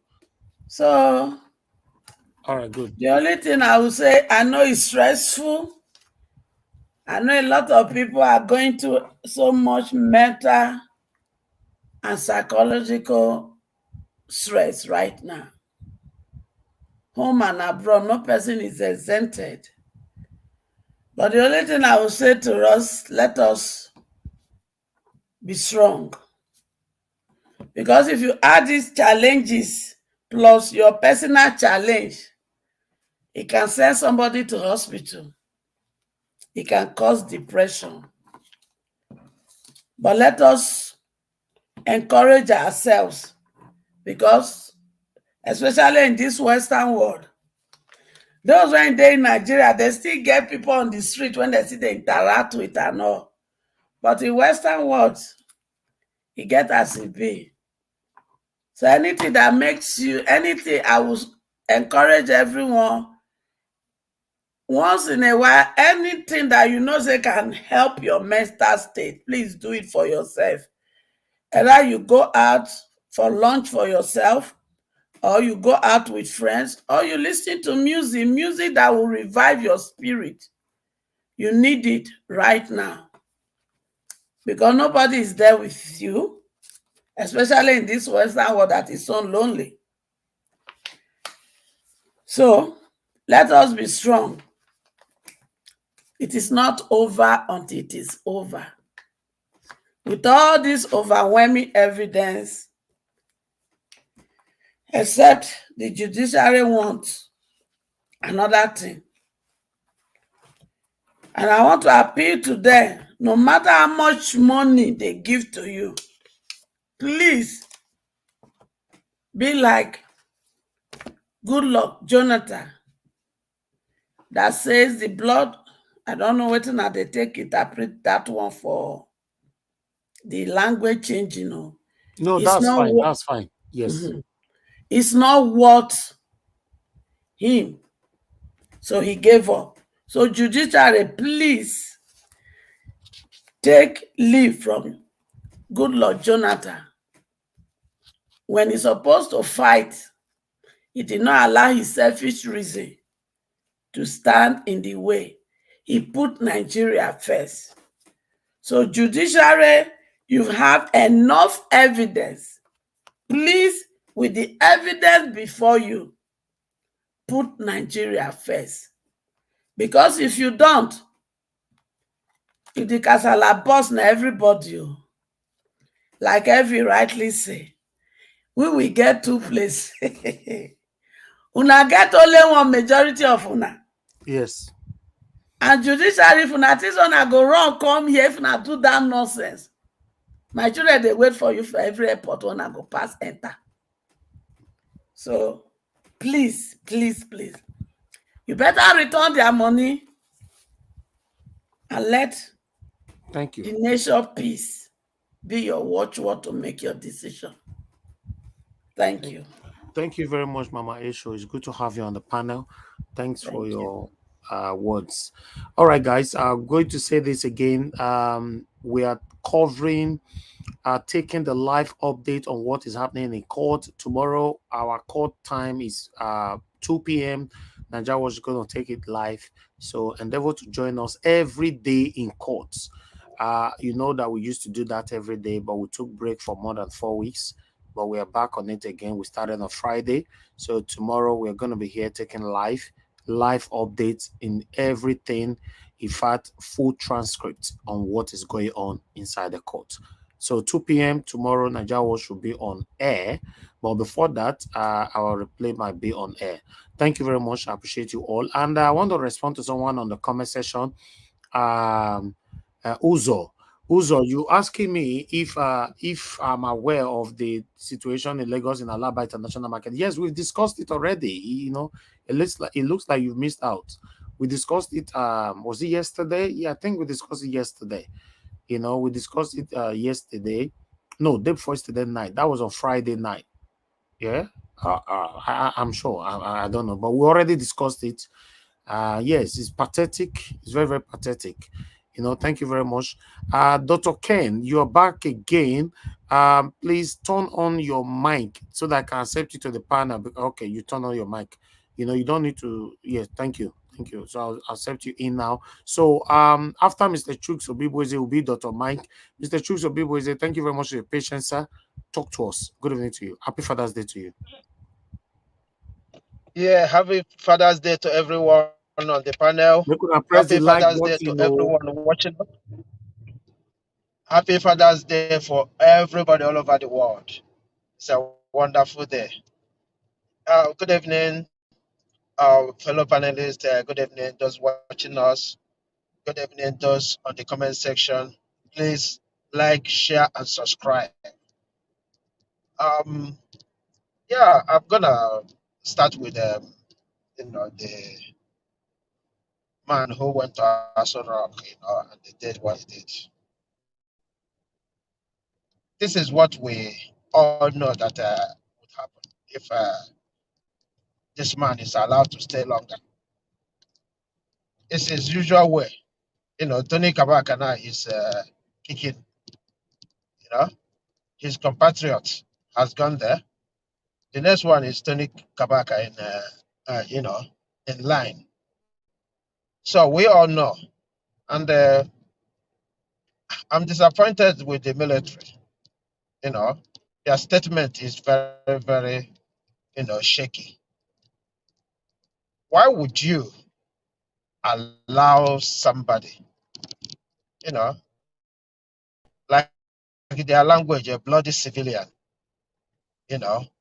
entertain such talk against the military? I'm still baffled. I'm still baffled. The DSS is dead. Because in actual sense, this is the case of the DSS. Because this has to do with the national security.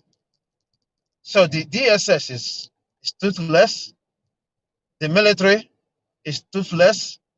Because how can military come and say, hey, give us the name without inviting you? It's so shameful. And this is why everybody's complaining. This is the actual thing they're doing, that everybody's angry. But then what do? I say, I don't know how to say this, but I think we need to start, making sure our people knows the right thing to do.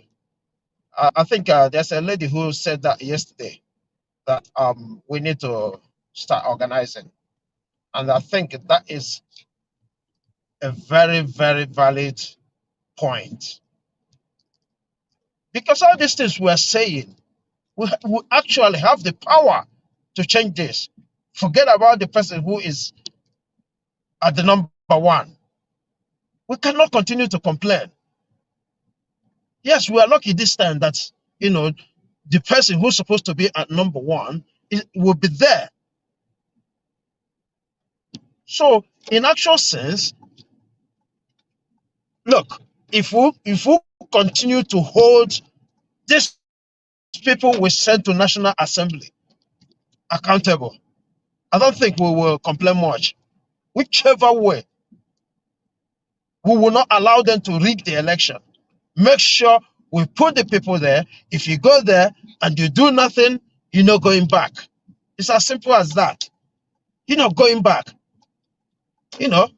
It's like what CM said about the ports. This, we can hold these men to make sure they go there and say, hey, these people must have right to maintain the ports around them and make sure it's functioning. We have the power. Because this is becoming a joke. We allow few men to make a decision that will take us back 200 years. We need to start doing something. We can't just continue to complain, because we see nobody cares about if we complain or not. And this is why Bulkachuwa can come out and said what he said, and in the next minute he says he didn't say it. How can he say he didn't say it? We knew when he said that he's gonna deny, because this is always the case. Each time, what they do is they say one thing, the next day is either they kind of apologize. That is not what I meant. We've had the case of for food, Kayode. So this is not the first time. And the NBA, they need to do something about this. It is in their hands to do something about this. We cannot continue like this. They should stand up as the judiciary or whichever body that is responsible to, make sure that this don't go under the carpet. This is ridiculous. That's such a wealthy allegation. They are trying to, sweep it under the carpet. For how long shall we continue in this trajectory? Now we need to do something about this. This man, we must demand that this man be questioned. It's not out of place for us to do so. That is the right of the citizens. Look at the National Assembly. They kept mute about this. Nobody is talking about it there. Were they not witness to this? Where are the likes of Femi Falana? Or is he hungry for something in this government? Because I know who he is, he would have made statement, threatened to go to court. Where is he? Where is the likes of Wole Soyinka? And yesterday, he came out to spill what he spilled. Why they sweep the real issue under the carpet? It's so sad. It's so sad. I yield here. Thank you, Mr. Elvis, and thank you for the wonderful control you had over the show yesterday, because I've left before it got heated. I said I will thank you when I come out online today. So I just want to thank you for the courage and the leadership skill you display on this very platform. Many people are watching and learning from you. Thank you.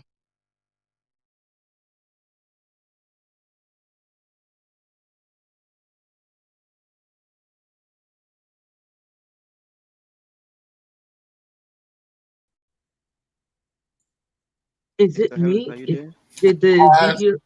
When I don't talk finish, now maybe Nigeria watch now. Okay. I have a quick question for Mr. Chooks. Okay. By the way, greetings everyone on the panel and in the comment section. Mr. Chooks, greetings. Happy Father's Day to all the fathers in the house and the expecting fathers and those who represent fathers in the lives of people. So, Mr. Chooks, my question is, in your submission, you said that we should start putting things in place. So I kind of have a question as to how, you suggest or recommend that we start doing that. Because I agree with you. So I want to get an idea of when you say start putting things in place, what exactly do you mean? Yeah, thank you for that question. I think before the election, we've been, speaking about how we're gonna make sure we hold these people accountable. And this platform, if not for this court case, I believe that Mr. Elvis would have created a day, to discuss how we have, people on ground, working towards from one community to the other, make sure that people understand. And, I think last week as well, we discussed here about Alex, talked about, making sure that people register, with the local people, time will come, those who are in diaspora as well, where, do something. The good thing now is everything is the Internet of Things. We can register online, we can do whatever, and give out the voice for people to understand. Because if people understand the right they have, especially against these men we put on National Assembly, if people understand the power they have over these people won't be misbehaving. Because you have 4 years, it's not automatic. You are not governor, that the people can't do something about you.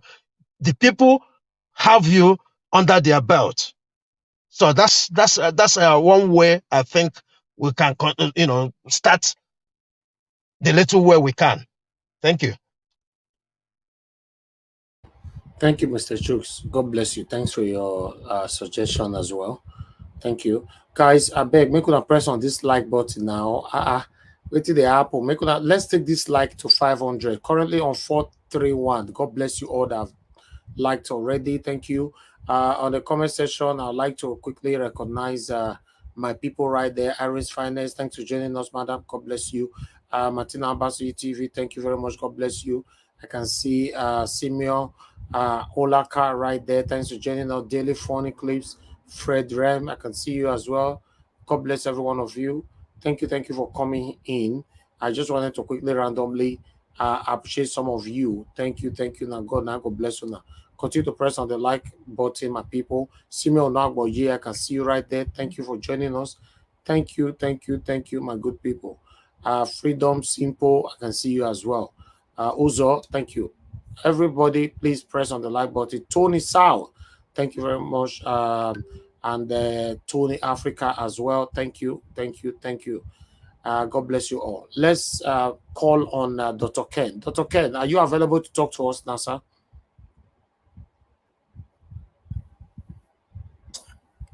Hello, Dr. Ken.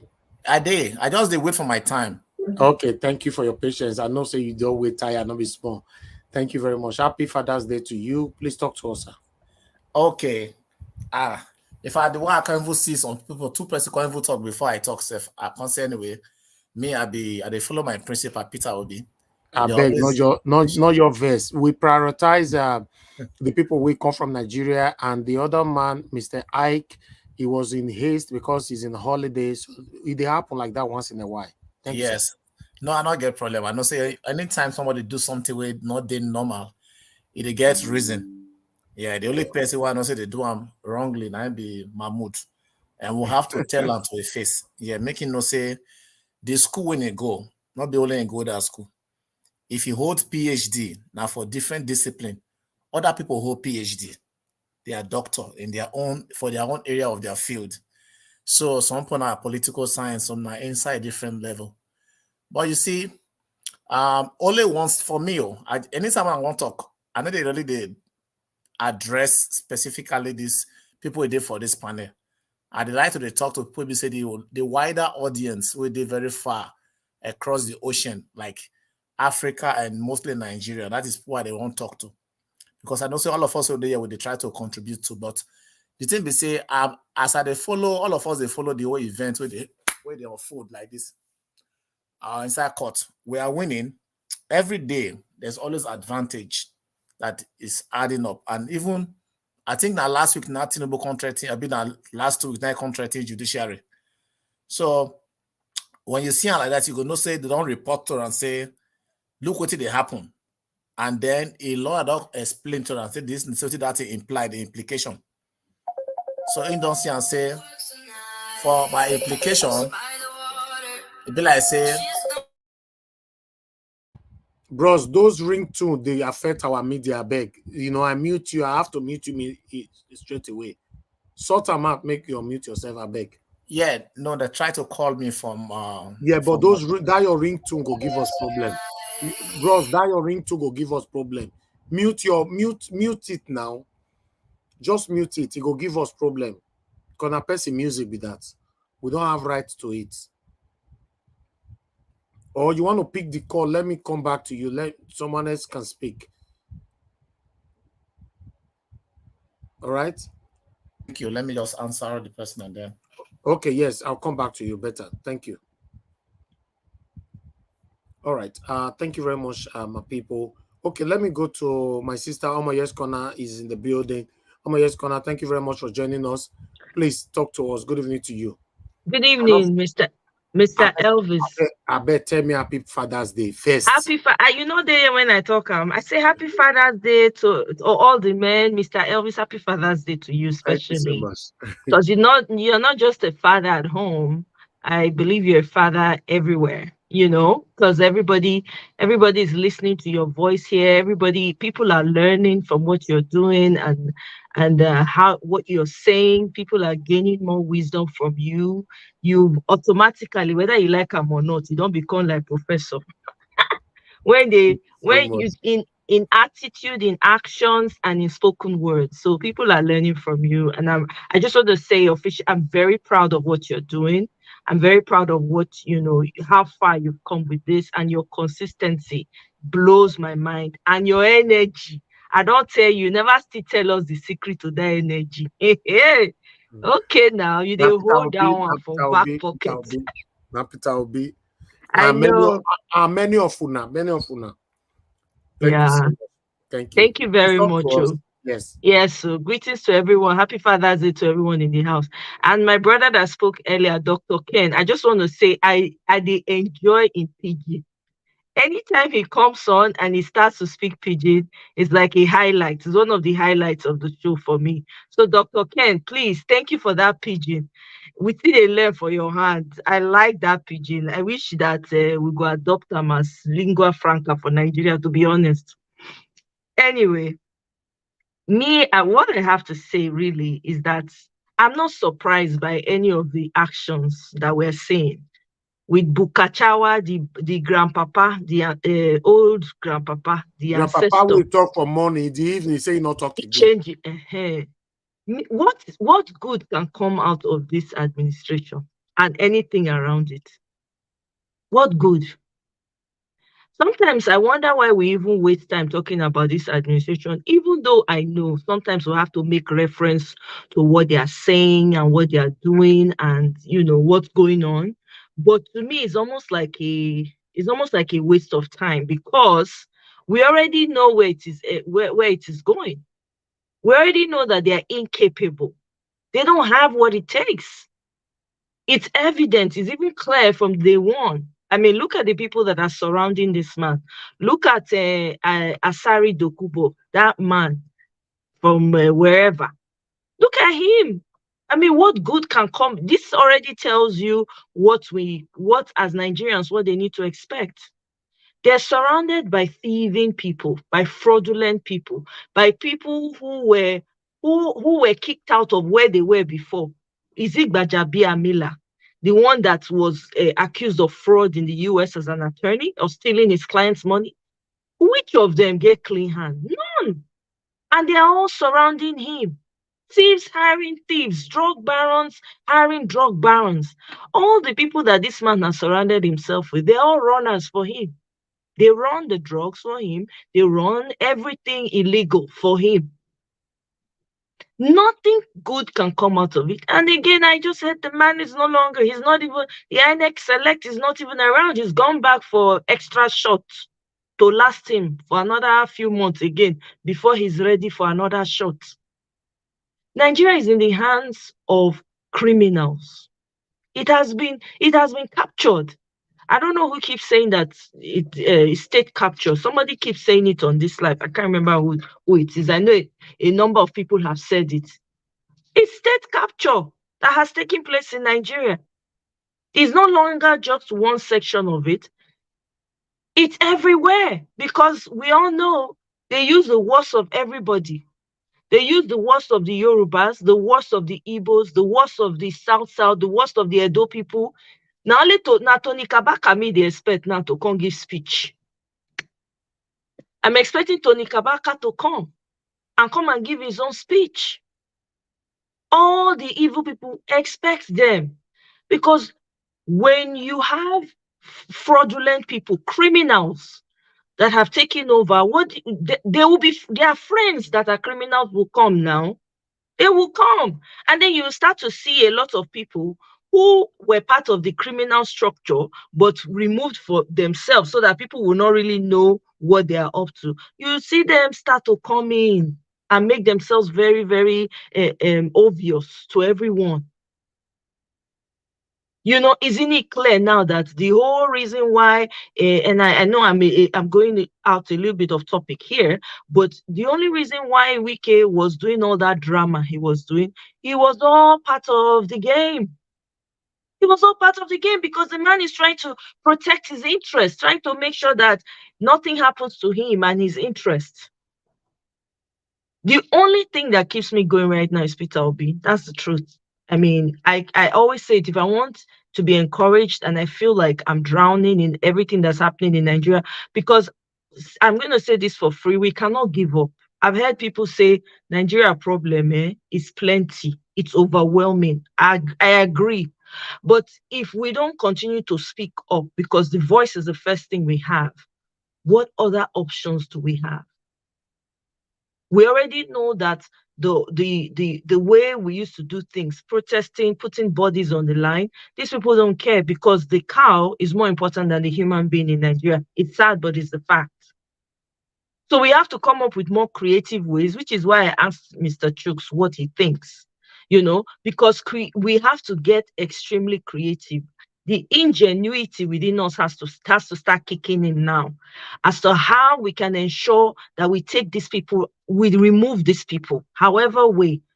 But we cannot stop talking. We need to keep talking and keep educating our people. I agree with you, Mr. Chooks. We need to mass education.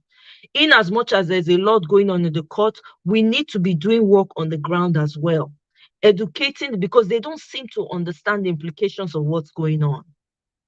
And I hope that people are not buying into the loan that this man has brought, because it's a way for them to steal. It's a way for them, all the money that they spent during the election, it's time for them to make it back. That's what they're doing. It's time for them to collect the money back. So they will look for every loophole possible. And I agree with the person who said that Dangote, whatever that has the oil refinery now, they all have a stake in it. They all have a stake. They want to get the money back that they used for election. Nigeria is still my home, no matter what happens. I'm personally not going to stop talking. Yes, I get overwhelmed sometimes and I get upset and I feel like, can anything ever happen to move this country forward? But I go and I look at my principal, Peter the Rock Obi. The man is sailing through. Nothing seems to faze him. I've never seen a human being like that in my entire life. I've read about heroes. I've read autobiographies about supposedly powerful men. None compares to Peter Obi. I'm sorry. He's one in a million. I don't think that the world is going to ever see someone like that, ever. Peter Obi, you cannot compare him with any leader in the entire. He stands tall on his own, separate and apart. Is it the wisdom he uses, the way he communicates? As he's communicating, is also impacting wisdom. He's also teaching you how to approach certain things, how to deal with your enemies, how to deal with your friends. I've never seen any human being like that. So for me, I'm not surprised by the mess that we have right now in Nigeria. More is going to keep happening. We're going to keep hearing all of this. All we're going to be hearing how they're going to enrich themselves. And it begs, I wonder what the National Labor Council, is that what they're called? The National Union of Laborers. I think that's it. I can't remember. But you guys understand what I'm saying. They are supposed to be very active right now. Who is the fuel situation affecting? It's the laborers. They can't go to work. They have to pay double the price to go, more than double the price to get to work. Their rent definitely will go up. So that means they're going to be paying 2 times the amount because of petrol. Food is going to go up, inflation. Now we're talking Nigerian money is compared to the dollars and the pounds. It's crazy right now. It's affecting the common people. And let's not forget, there are people who money is not an element for them. People who live in the villages, who really rely on the food from the farm in order to survive. They don't spend money like you and I do. They do not.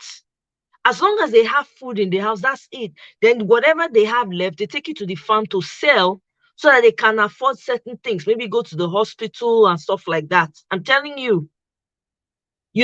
So it's just a sham. We are literally watching Nigeria being swept under.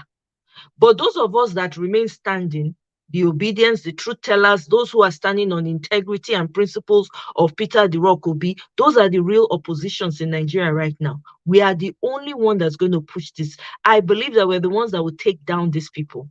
So this is why we cannot stop talking, because I can't speak to anything that is going on in this administration right now. I don't even see an administration. There's none. It doesn't exist. There's no administration existing right now. There's none. So we need to focus our energy on, thank you very much, Mr. Elvis, that you have a live. You're going to be doing a live from the courthouse. I may not be able to join because there's something I'm working on. But I'm very happy to hear that, because we need to ensure that we keep our eye focused on the ball. These people are going to throw everything around. They're desperately looking for people to accept the sham that they've put there. They are desperate in it. They come to your comment section and they write all kinds of things. They want to make you feel like what you're doing is not. They know that they're sitting on falsehood. They know that everything that they're doing is all based on lies. The man with the vision, they're stealing all his ideas, but they cannot take the vision away from the man who owns it. As much as we talk about these people, let's focus on the ball. Peter the Rock Obi, Ahmed Dati, those two people inspire me so much. So I don't even dwell so much on the administration anymore, because you and I know it's a lie. What is happening there is a lie, it's a total sham. So let's save our energy. Let's go to the grassroots and start talking to people, find ways to start educating the people, go to the farmers, just like people did during the election. If we need to put money together for logistics reasons, let's all come together and donate and say, okay, you come and give account. You're going to villages. Which village? How many people you talk to? How many people understand what they talk? All those kind of things. That's what we need to do, because it's a continuous fight. We can't give up. Somebody said, when you have a democracy, you must make sure you do not fall asleep. You must make sure that you do not fall asleep, so that it does not slide through your fingers. But I dare say that's what has happened in Nigeria. Democracy, as we know it, has slipped through our fingers because we're not vigilant, because of complacency and docility. So we're literally watching our society crumble right before our eyes. But the only thing that's keeping it even standing a little bit tilted is the obedience, the truth tellers, those who believe in integrity and principles. And we need to keep the fire burning. Matter of fact, increase it to the highest. That's all I'm going to say for now. Thank you very much, Mr. Elvis. Thank you very much, my sister Amoye. Thank you. I can see from your voice that you are losing. Should I say you? I don't know. There's a word I want to use. It looks like you are fed up with this whole thing that's happening in Nigeria. But I want to advise you not to feel like that. I understand it is. Even lots of people don't even come on air anymore. They don't join us anymore not because they don't like us. Many of them are just, they can't take it anymore. I know some of them that talk to me behind the scenes say, "Oh, I don't even have the energy to join anymore." So I understand. It's so fortunate that everything that is happening, we don't see any result. Look at the man that says something in the morning, in the evening is coming back again to say, talk, on a camera. So it's pathetic. We cannot continue like this, my people. The thing is, Mr. Elvis, it's not so much. I'm not fed up of the situation in Nigeria. It's obvious that was the way it was going to go. When you have somebody like the sham, the fraud that INEC gave to us, this all was expected. As a human being, you're going to feel overwhelmed when back to back you keep hearing things coming through from your country that you love, that you grew up in, right? But that doesn't mean that you can't act like I said. If we have to look at it together, just check it from day one. Everything that we've complained about, right? Have we seen results? During the time of the campaign, we all joined together here. We talk about the drug, whatever, they put them aside. We talk about everything. They put it aside. Now he's not a president, right? Now he's a president. What we expected him to do now is to deal with the people that, the satanic people that we are calling out. If you cannot listen to the people, then you are there to make life difficult for the people that were against you. Now you're calling on the EFCC chairman suspended, Emefiele suspended. These are people that were against you. What happened? Why did you suspend INEC chairman? Because you cannot.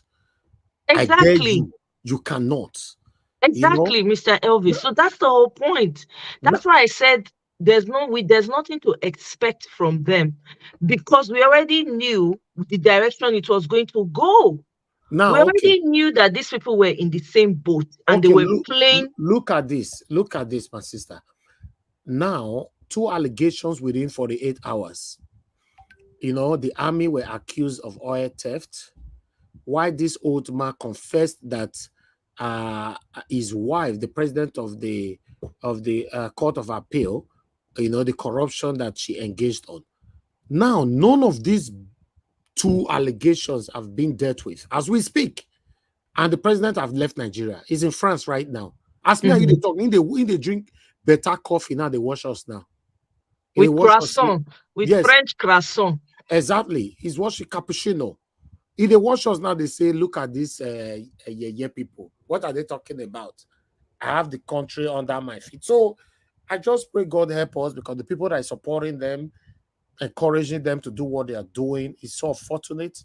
The beautiful thing about it is that God bless us, especially those of us that live abroad. I don't say God not bless people within Nigeria. Now satanic government not let the blessing reach on our hand. But we that live abroad, God bless us to that extent that everything that we are enjoying here in abroad, that's what the same satanic government that you or satanic leaders that you are supporting, that's what they run to come and enjoy with us. Yes, if Tinubu go hospital now, he go pay. He go even pay with your money, because he's not a president. You know, God may not let anybody with there abroad go hospital. You know they pay anything. You know they pay anything. Yes, because he get the way the country that they design now. You understand? I don't pay for security men to follow me in the UK. But some of you that is listening to me now, that is supporting the satanic leaders and the government that is causing you pains, some of you are doing well. Those of you that is doing well, you have mobile officers stand by with you 24/7, protecting you. Why do the gullible ones that doesn't have anything, who clamor for them? You know, I still pray for you guys, because I believe that you are ignorant, or you choose to be ignorant. If you sick tomorrow, you go look for money, they beg for money, they go, you want it. Even the money, the peanut they pay to you now will not be enough for you. Even though they give you 5 million, it will not be enough for you to treat yourself. Let me shock you. If they give you 10 million, the day where they give you that 10 million, you don't use that for another thing. If you get house, maybe they build, you want to go quick, go use and complete them. If you get land, you never buy land, or you want quick go buy land. If you don't get car, you want to go buy car. You are not even preparing for your future. So if you fall sick tomorrow, the 10 million is not even available to treat yourself. Then the same satanic leaders that you'll be supporting will not be there for you. You see? Then you now remember people like Nigeria was be talk this thing. No, he talk this thing. Listen, guys, we just want a better country. You cannot expect me to be clapping my hands for satanic leaders that have caused the pains that you and I are facing today. That's what I'm saying. I can't clap for them. If you choose to stupidly be clapping for them, I will not clap for them.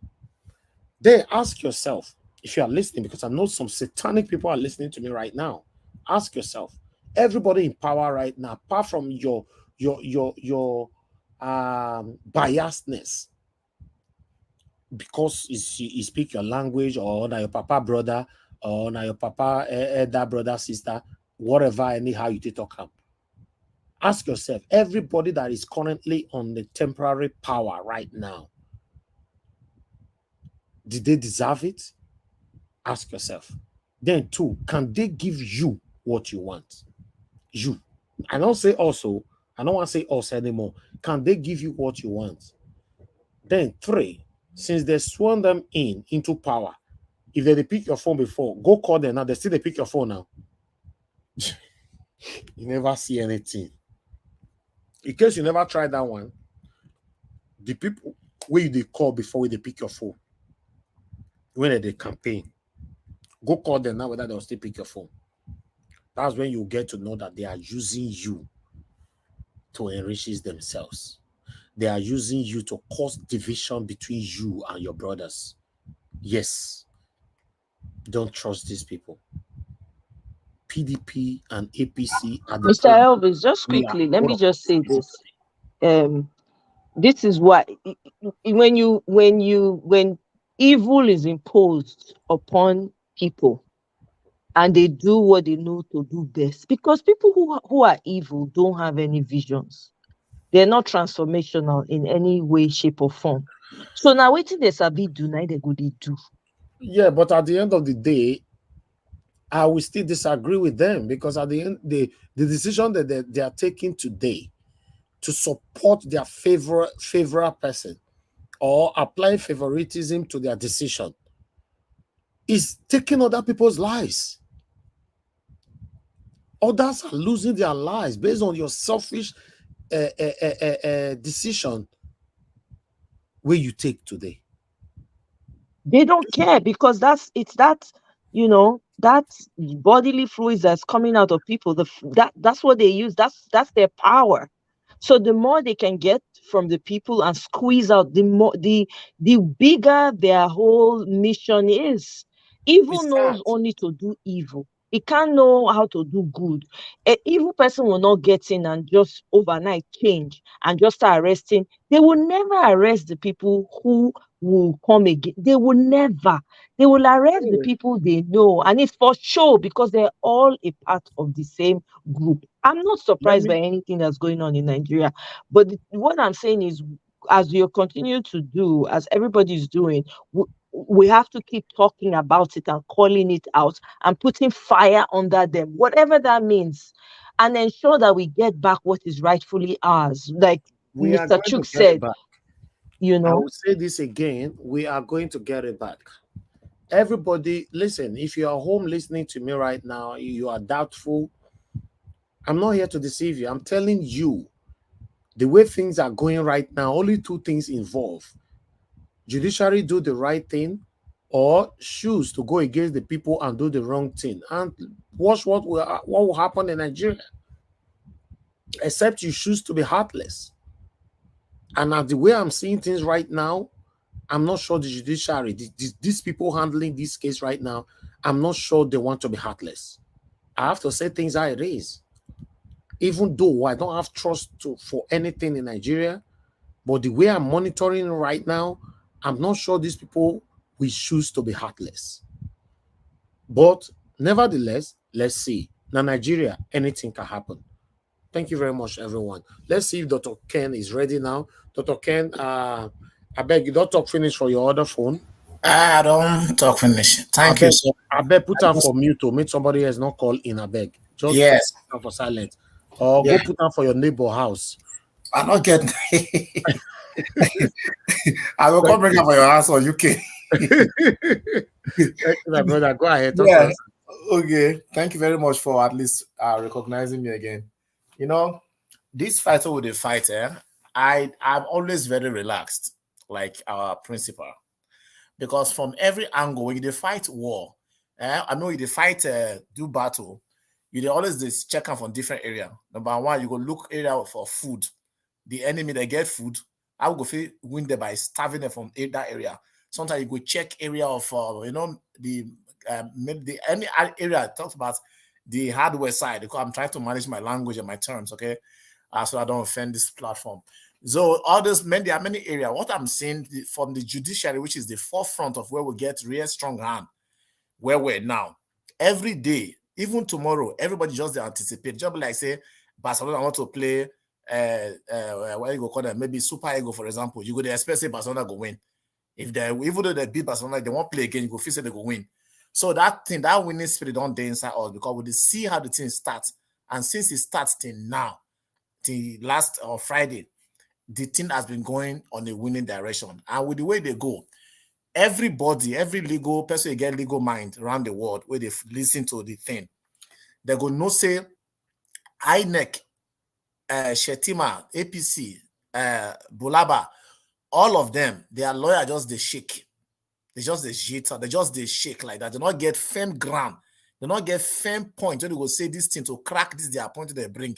Now wow, now lie. They not get any point safe to hold. Instead, they go just they waste time. They go just they talk nonsense. Sometimes they go they go even tell them say, hey, stop that way they do. They go reprimand them. So you go see and say they not get anything. And the way don't they open where it go they hard for one person can say from what I see, say this one plus this one, so the case is not in your favor. Then that one are different. But let me say something more, that if Nigerians, there's a level we say you in business, for you to make profits, Elvis, you must be ready to give some things and take some. Yes, you go just get 100 sometimes. If you get the 100, you go can't spend some the other one. You can't, at the end of the day, you can't get about $70. Now be your profit. You can't eat everything and get them. That is what I see we say that be the only thing will remain for Nigeria to take their position, to shake anything we're supposed to be shaken off. Now the only time with that, which are they talk about, show where they go come my mind. Look, all this thing where they happen for Nigeria, where they happen before, and the way they happen worst. The reason why they go worst and worst, because they say nobody don't ready to do what the person never do, or some group of people never do before for Nigeria. We go make the leaders look, they can't fear. One king for Bible, he go fight war. As he go make battle like that, he look like that. The Bible say for the story, when the king decide to his own son, when he buy his own son for the presence of the people, now they know say this guy, not a terrible guy. So what I'm trying to say is that if judiciary will be the last hope and they see the thing very clear now from the way things there from 01 condition now, they see and say the thing evidence and the case for Obi is overwhelmingly convincing, which means there is no way you go say for this side. INEC, they just make INEC look like say he don't know what thing they do, or he know what thing they do and they do one wrong intentionally. So by right, the way they don't nail INEC now, I they expect INEC go only come say I beg to minimize my jail term. I go confess, make I tell you the whole truth what happened, so that make them minimize and down. But oh my God. So that is just what I just the see say. That is the first thing why the see say they have to, we go look at. You see that? So okay, but like I said, they don't want to make you talk. No, don't worry. The council that I don't go. As I don't do it twice. I have a lot of network. Sorry, from from across the world. So I bet today's supposed to be my resting day. I don't think anybody should be talking to me. So the only thing we say, what they think about the whole thing, we say that is the aspect of that one. And if INEC, if this judiciary mess up, we expect say at this time the Nigerian people will be the oga we employ everybody where the government they serve. With it, because Nigerians, the government's people, they not understand, say they be servants. Now make me they say Obi need to go there to go reduce their salary, because you know go feel they earn money more than me while I employ you. If they don't make government, the cost of government, they at that equilibrium, that same level with civil servants, I go know whether people go they kill. People go they buy people go they fight, they do all kind of a thing to get position. If you say you can't serve me, to serve anybody, it's supposed to be saying now something to be say it is sacrificial. In those days, when somebody say they say God they call you, they go they cry. The family go they say, hey, my brother won't come go be pastor now. You can't suffer the way pastor need they feel they get anything, they go just there, they go there for church just like that. Who's kind to be this now? God, they go they cry. But now, because of say one or two things don't enter, things don't change color, everybody say God must call them, and they wait, God, then they call them, then they call themselves, because they see say benefit. Then at the same way politics don't enter. If they don't reduce those things, can't be like the way they, for this my country where they for what they call Canada. The mayor with police, they receive money past mayor for year. Police, their salary pass the mayor. Their salary even pass some people for PM, parliament, MP, member. Because now they take the real risk, protect the whole thing, do everything. So the thing they say that is for that side. Nigerians go enter to tell them, say, now we employ Una. They will come show them, say, look, this street where we say now they drive past, we plenty pass Una. Number one. And we will tell Una, say we will drive Una from that office. Then they go see what they call civil disobedience. Not the break law. It's called civil disobedience. You go enter street, occupy their office, enter Aso Rock. If Asare Jogubo, that person, I just see things just they come down to the lowest level of respect and integrity for that Nigeria, for me to see somebody that is not tagged, somebody will be say is not in any capacity at all in governance. Enter Aso Rock, sit down behind the coat of arm, behind they talk. You know what I mean? The time where Tokubo, the way Asari they talk for that place, it be like somebody say they talk within inside the presidency. They talk behind powers behind them. In the address Nigerian military as a whole, and they not feel bring that guy come outside. They respect like somebody be say they office where they only get immunity. He reduce. I don't know whether that's true or not, but I expect the military to come out robustly, come say, look, they want to arrest that guy, but they not go feed one because they don't read the whole line. Say the person where make this guy get confidence, go enter inside our number one citizen environment. Now from then I begin to make utterances. Those utterances, so that guy they talk, it's just be like saying that when president they talk, they accuse people. See the way they relax, they talk. See the way they talk with the baby. And I just say this is nonsense. As I look at it, I said this is complete nonsense. But that one day aside, for Tinubu to address people, all this thing when they do, some people call them big English shenanigans. Some people call them for English like deception. All of them join together correct. Because all this arrest of Emefiele, Bawa, who again, when you want to call, anybody will be say, if they arrest for now. Look, all those are just a way to come deal with the people be say a day for your mind since. So this person I go deal with him. He touched the toe of one of my person, and that my person hold me, make me enter. The person come tell me say, deal with that guy for me because he touched my toe or he touched my interest. If like say this person will be say a thief somebody mandate, Bolaba say he want to show say he don't repent. Make I put that out because they know say they know where from come. He don't repent. He don't change. So among one of the changes when they get now to fight corruption, saying go fight corrupt people. Waiting go start from. I know say the last two, if he start for himself, he no go fit, he go damage him. So it go start for make it start for the one in near himself. People like MC Oluomo, that person first, if I address that issue, then if I can't travel, go meet somebody like Bubu. Say all those money people they call, things when it happen, this money they everything. If you see a Mayfield go there, go talk by himself, without say Buhari approve him.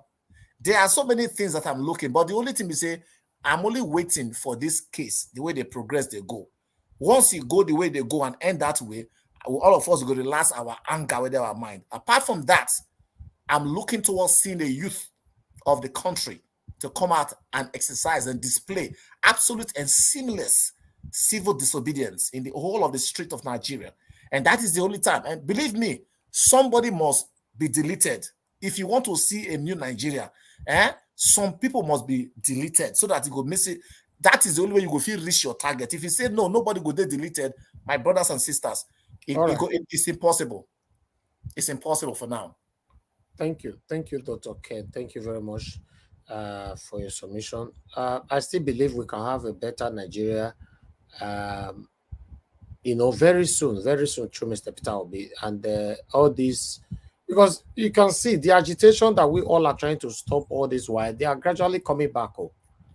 Look what is already happening now in the north, for example. The same north now start time now. So what are we talking about? Let's move on. Thank you. Let me go to Mr. Elvis, please. Can I quickly? What did they move or not? We are working with time now. I'm gonna just gonna quickly. Okay, yeah, I just wanted to say to Mr. Is it Mr. Ken, Dr. Ken or so, that it's not, we've done that before, and every time now the young people they don't buy commerce for grant. Exactly. We cannot be doing the same thing and expect different results. There are so many ways now. They're not they die. Exactly. There's so many ways there are so many tools that are very effective now that we can use. But the problem, the judiciary, sorry, but this is really boiling. If we use the judiciary, which is the normal, this should be a civil, is an advanced and civilized way. This is the peak of it. The judiciary, the law, the court. Right. If you apply this law and they are still using their craftiness and this old age trick to still subdue and make us to be at the bottom so that we can waste our life at the bottom. Do you know, say, everybody within this platform, since when they born you, when you open your eye, you know that the way Nigeria deny they don't worst. Since when they born you, where you did like this time, now everybody within this platform. Even the person Look, let's I move on. understand, Dr. Ken. Wetin my point be say many other things dey wey we fit do to bring down the system. Apart There's from the so court, many things apart from putting our bodies on the line. There's so many. Like now, if really we serious after this whole court shenanigans when they go yes, on, so yes. many people many people just go park their car for the airport. Everywhere go full. Now be wetin I Park dey for talk TED so. every state for Nigeria. If people when they work, they'll sit down for house, no work. Everything will just come to a halt for that country. You I think say this guarantee you power? something will happen. You think say this All right. power drunk guy ain't go come off for seat say Thank because they you, don't thank pack? you, thank you, thank you, thank you, thank you. Look, you don't know Let's move say out of this. the thing don't Dr. pass. Ken, Now white people country, Dr. Now white Ken, people country Dr. that will Ken, go ready Dr. war. Ken, You go Dr. take Ken, concern. Dr. Ken, please respect Yes, thank you. the time. You know, I don't have time anymore. Thank you very much. Let me call guys, press on the like button. Let me call on give us a mandate. Give us a mandate. Thank you very much for joining us. I'll give you 5 minutes to talk to us, sir. Good evening to you. Good evening, sir. Good evening to everyone on the panel. To the fathers, happy Father's Day to you. Greetings. May your days continually increase, live long. Happy Father's Day, my lovely brother. Happy Father's Day. Same to you, my brother. Enjoy yourself. Make sure you relax, rest, and then let Madam cook a unkwobi or bono soup or a do for you. Relax and eat, and then recuperate, and let's keep the battle going on. No retreat, no surrender. To the ladies, to the mothers on the call, we greet you now. Without you now, no father. Without you now, no nation. Thank you for the homes that you carry and all of the good works that you do. We appreciate you now. Well, I think Nigeria actually needs a cleaner.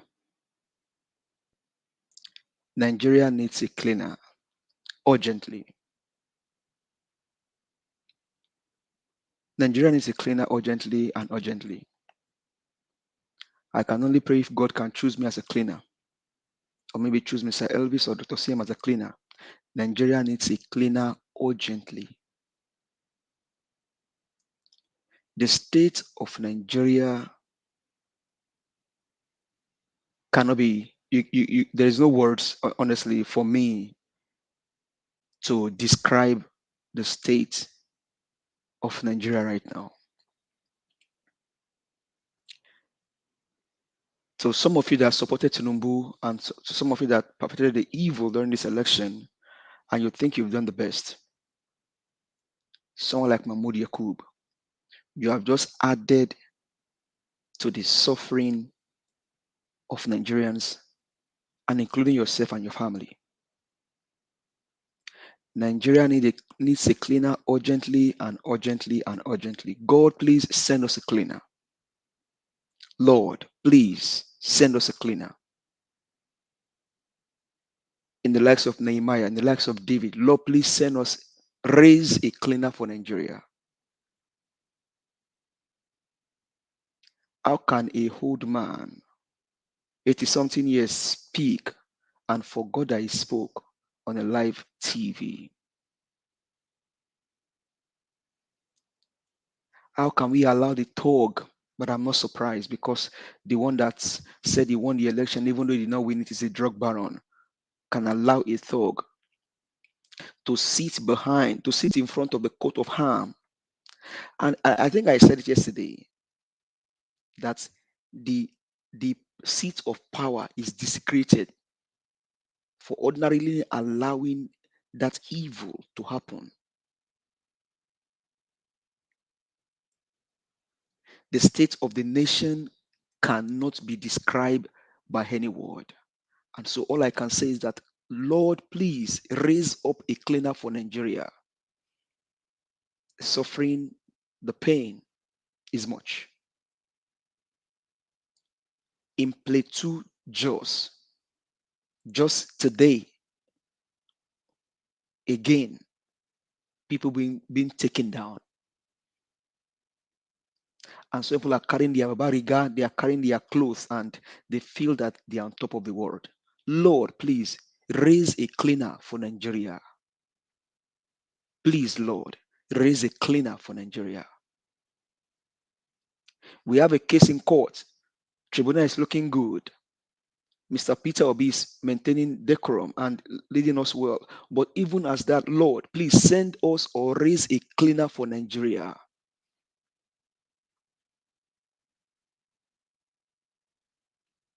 Because scripture said that when the righteous rule, the people rejoice. But when the evil ones rule, the people mourn and weep.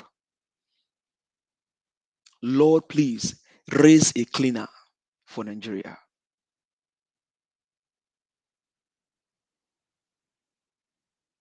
And so, Tribunal, I will not beg you to do the right thing. You know what to do. You know Peter Obi won this election. Most of you voted for Peter Obi, if not all of you in the law voted for Peter Obi.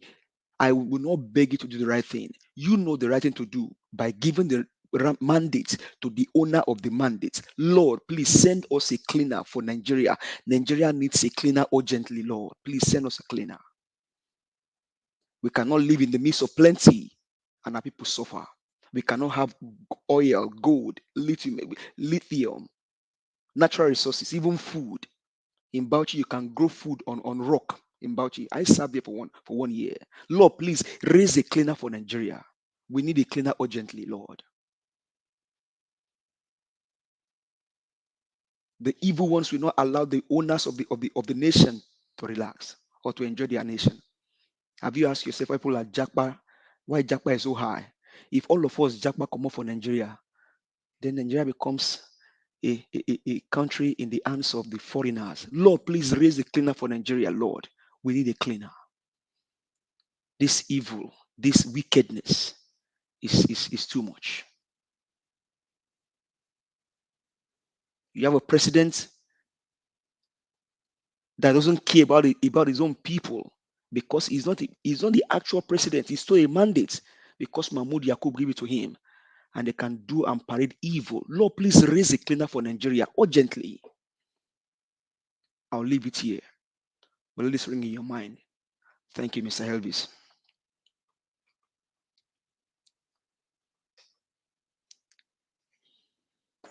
Thank you very much, my brother. Thank you for your submission. Guys, beg, make una help us press on the like button. Press on the like button. I appreciate you all. I can see more people coming in right there. Olga, I can see you as well. Thank you very much for joining us. God bless you all. Destiny, thank you very much for joining us. God bless you. All right, I believe everybody on the panel. Okay, the only person left now before I turn around is Gingerbread Man. Gingerbread Man, thanks for joining us. You have 5 minutes. Happy Father's Day to you, my brother. Yeah, happy Father's Day to you, Niger Watch, and all the fathers and prospective fathers on the platform. May your days be increased. May the showers of blessings be upon us all in the mighty name of our Lord Jesus Christ.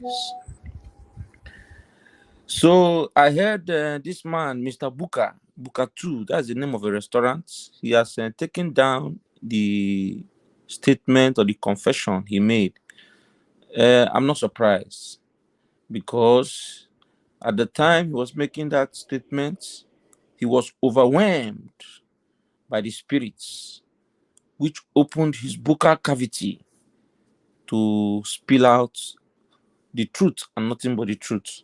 So going back to say otherwise, we know that he's only trying to cover, the secrets which he has exposed under the auction of the higher power. It is left for Nigerians, to do the needful. And that is why I cannot overemphasize the need for a laborer, a cleaner, abattoir, whichever name you want to use. Nigeria need that as soon as possible. You see, I heard or I learned that the Nigerian Bar Association are moving petitions because that man's statement is an indictment. It's a direct indictment to the judicial arm of government of Nigeria. We all know that the judicial arm of government is not independent, but we can hear real life confession from a purported, affiliate by virtue of the husband of one of the justices in the second court, highest court of the land. So the NBA, I think they are moving a petition. I don't know. I came across that. I don't have the details of that, but Mr. Elvis, you might know much about it. But they are trying to make sure that the judgment that came under the supervision of that woman is being reviewed, and I hope something can come out of it. With regards to what's his name, Asari Dokubo, very, very good observation everyone has made, that he was actually addressing Nigeria from the presidential conference room at the seat of the president with the coat of arms. You see, Nigeria has been taken over by criminals. Nigeria has been taken over by mafias. And what you are seeing playing out right now is because allegedly, just like our principal have said, that the people that have been stealing the Nigerian oil are the people in power. And the machineries that have been using to do that are the military, allegedly. And this military is like they are part of the cabal, siphoning the oil of Nigeria. So what you are seeing playing out right now, by my own, analysis, is that the mafia, which is the president-elect and his allies, like Asari Dokubo, they are mafias. So what they want to do now, there's a power tussle on who will now control the stealing of that oil. We have to take it out of this cabal, military cabal, and make sure that, our people, the mafias, take over that bunkering. And that is why you hear Asari Dokubo talking about he has men, he has boys. That's what is going on. Nigeria is transitioning from the period whereby the cabals from the Fulani oligarchs, stole from to now when mafias, drug cartels want to take over. But you see, it is a good thing that all these things are playing out. It's a good thing that Nigerians are talking. In the space of one year, you can imagine how informed and interested Nigerians have been, to this the politics that is going on in that country. And that tells me that, the change is very, very fast approaching. But that change might not come fully without the application of some certain kind of force, which will come from the people. And sorry to say, red liquid might flow. It needs to flow, And I don't want to go deeply into that. See what is happening in Lagos.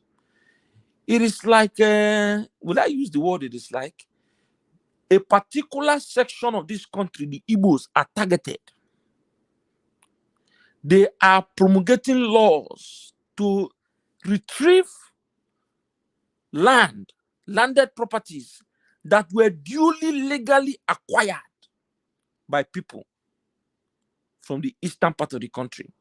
And when I say people from the eastern part of the country, I like to make it clear that, make no mistake, as long as you are not from the West, you are not Yoruba speaking, they look at you as all right. Thank you. From the East.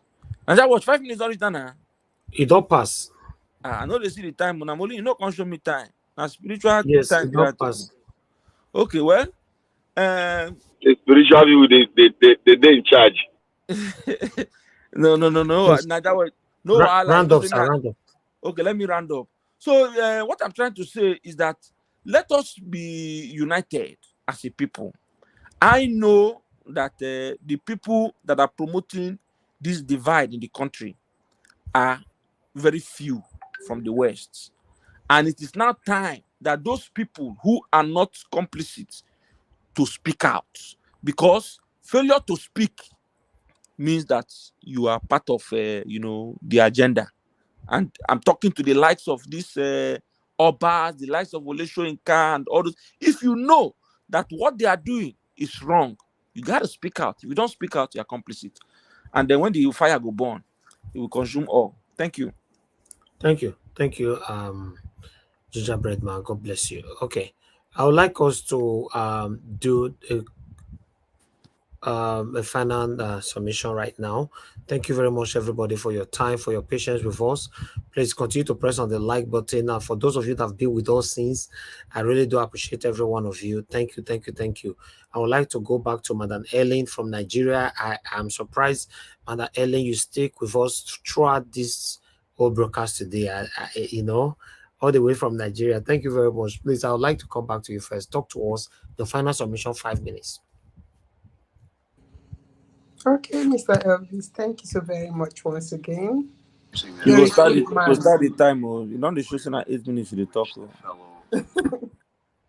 You're a good man. And every time I have the opportunity to stay like this, I appreciate it. I appreciate it. God bless you. Mr. Elvis, the truth.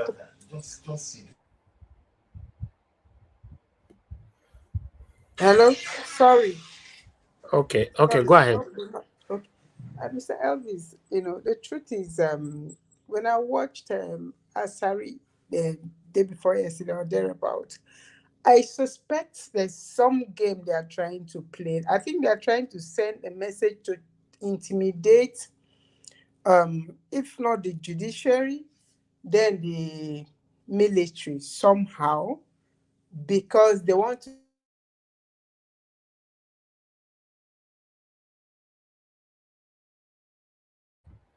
We can't hear you, Madam Helen. Are you there? Oh, I think you've been attacked. I don't know. You are unmuted. We can't hear you. Madam Can Helen, you I hear need me? to call up. Can you Hello? hear me? Yeah, Yes, we can you lost hear you me? for a while. Please, go ahead. Oh, okay, sorry. I think the network just got interrupted. Okay, so like I was saying, I think they are trying to either intimidate some, they are trying to send a message, either because you remember before now, the president-select had come out to make some comment about the judiciary to do the needful so they don't destabilize the democracy of the country. And obviously, those people are not.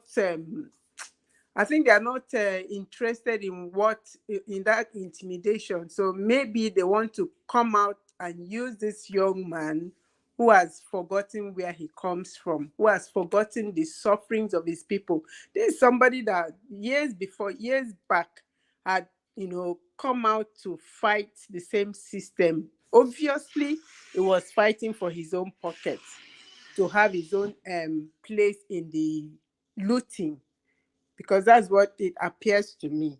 So now that he was not able to get the judiciary to, play or dance to his tune, he's not using this young man to come out and intimidate people and say all the things that he said the other day.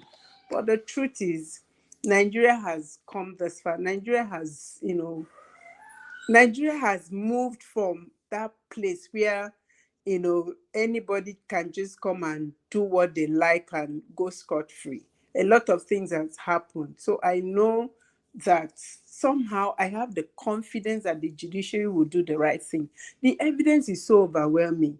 It will be shameful that they will see what they will see, and they will, have all this information, and at the end of the day, they will rule to favor those thieves, because these are criminals. And if we allow these people to take over power for the next 4 years, I don't know where this country will be. Honestly, I don't know what will happen to this country if Nigeria will still be in existence, honestly.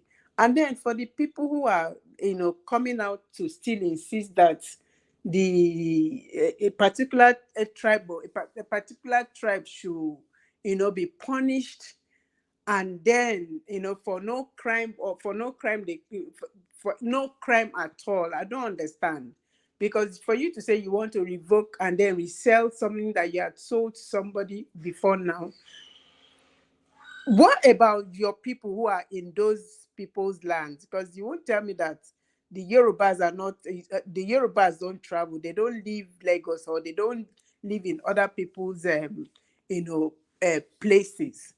There are Yorubas in the Igbo land, there are Yorubas in the South, there are Yorubas everywhere. So what happens to them? And these people somehow probably have their businesses in these places. So what happens to them?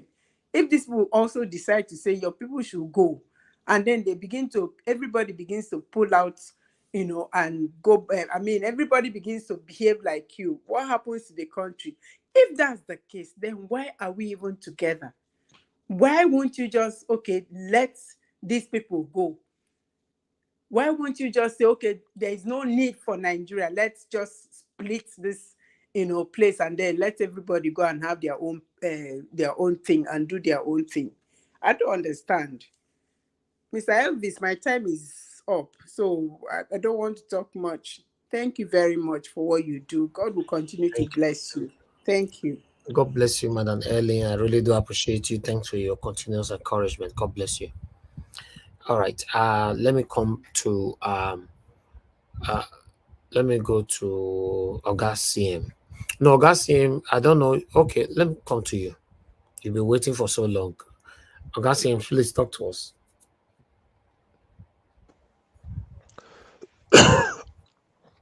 I think um, during my earlier this thing, I think I didn't quite touch on.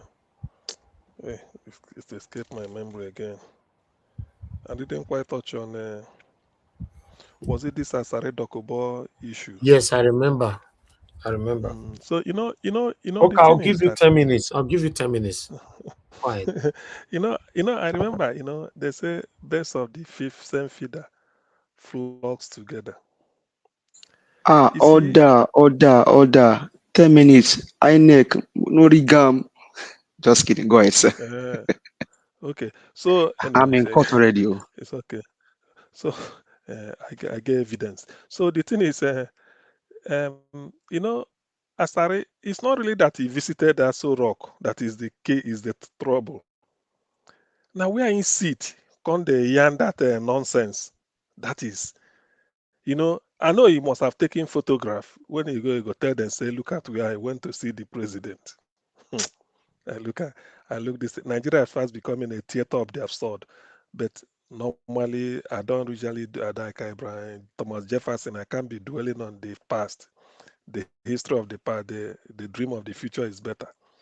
Rather, there are a lot of cleanup, like somebody suggested, P2B will do when it comes on board.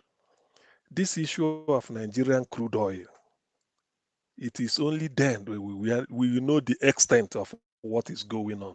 All this Asare talk to Tinubu, Tinubu talk to Asare behind the door. You don't know what is happening. Nobody can say, you don't really can say, nobody. Tinubu talk to Asare, Asare talk to Tinubu. Then they close door, come out, one shake hand, climb one podium. They make noise, then go back to the creek, collecting check. You see, all these things, this you scratch my back, I scratch your back. All this nonsense will stop. Let's put it this way. Now, they are suspending, like somebody said, suspension just there everywhere. Do you know? Do you know this EFCC chap? Is it Bauer? Go and check. Was it 2022? Should be, or 2021 ending. There was one headline I saw. Bauer was putting Tinubu that is corrupt, is under investigation, and look at what is happening. So that case is gone. And because of the type of press we had, they never mentioned it throughout the campaign. That is to tell you how evil Nigerian journalists are. If there is anybody to suspend, it should have been INEC. But INEC can never be suspended, like people said earlier. It cannot. That's why all these Asari Dokubo. In fact, why he invited Asari Dokubo, not really for that thing. He must have sent him a message on what to go and do in the creek. There are a lot of things. Only that some of us it is practically impossible for us to read what had transpired between those two criminals. Now, Tinubu, like I had, or allegedly, let me put it this way, because this government, everything is allegedly, has gone to France. Buhari during his time used to be UK. Tinubu has gone to France, probably on a Guinea diplomatic passport. When he go there, they go for treatment. Maybe you go there, they load him with different types of steroids to sustain him for the next maybe 1 week, I mean, or 6 weeks. I think it's 6 weeks when since he came back. So, for how long can we continue like this? Now Shetima just keep calm. We never hear Shetima. Remember, that is the Boko Haram, the person who get the franchise for Boko Haram in Nigeria. People have forgotten. Now he hold the franchise. So Shetima go the watch, Tinubu go come out, go transmit power, and they know, and because if he does now, their National Assembly will receive a letter or whatever said. So this cannot be easy because they know what is going on.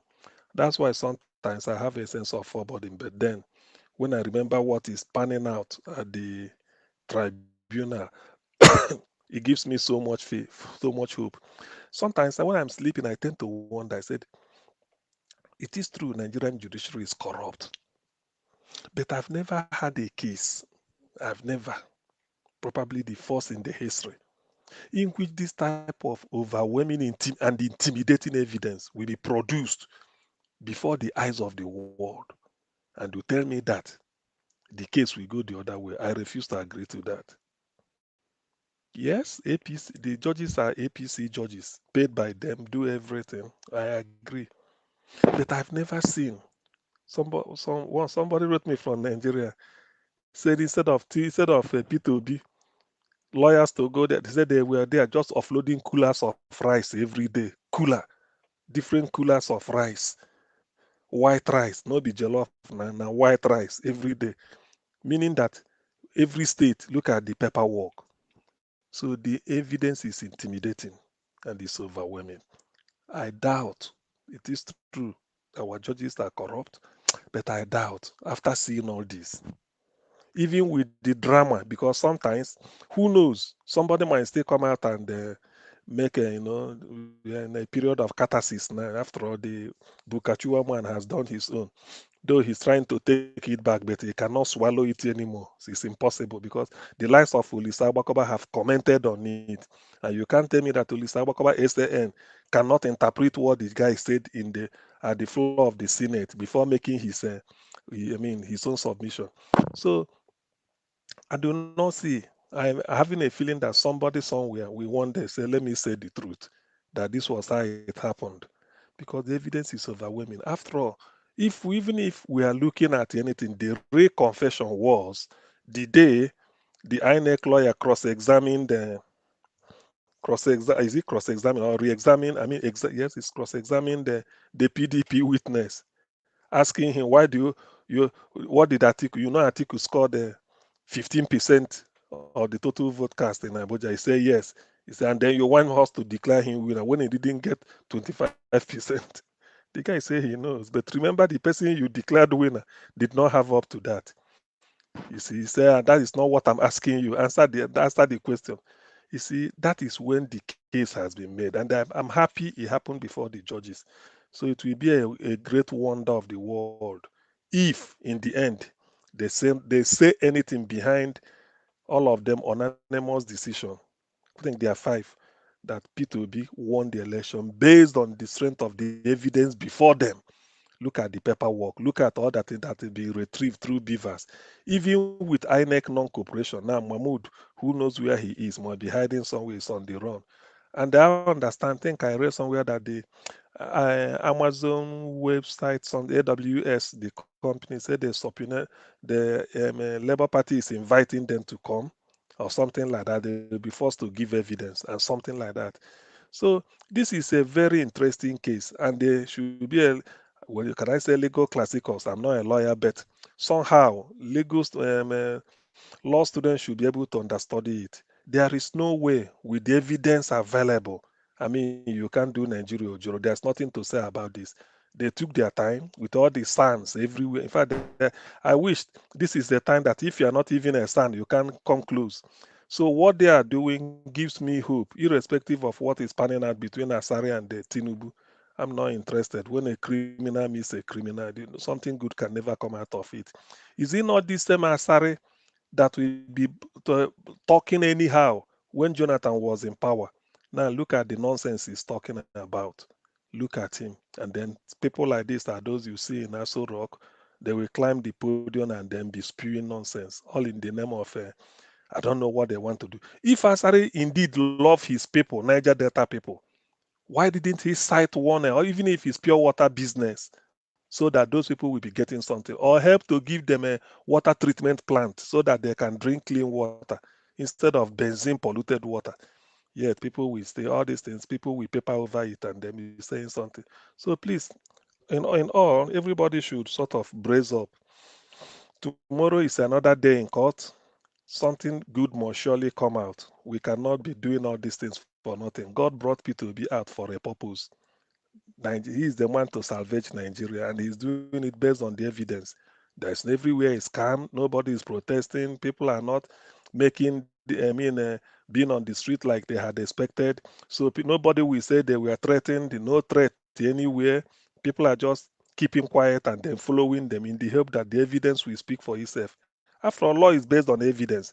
You convince anybody with the evidence. All the evidence they are tendering has been accepted as exhibit. So which means they are going to look into it and it's relevant. Not none was discounted or discarded. Okay.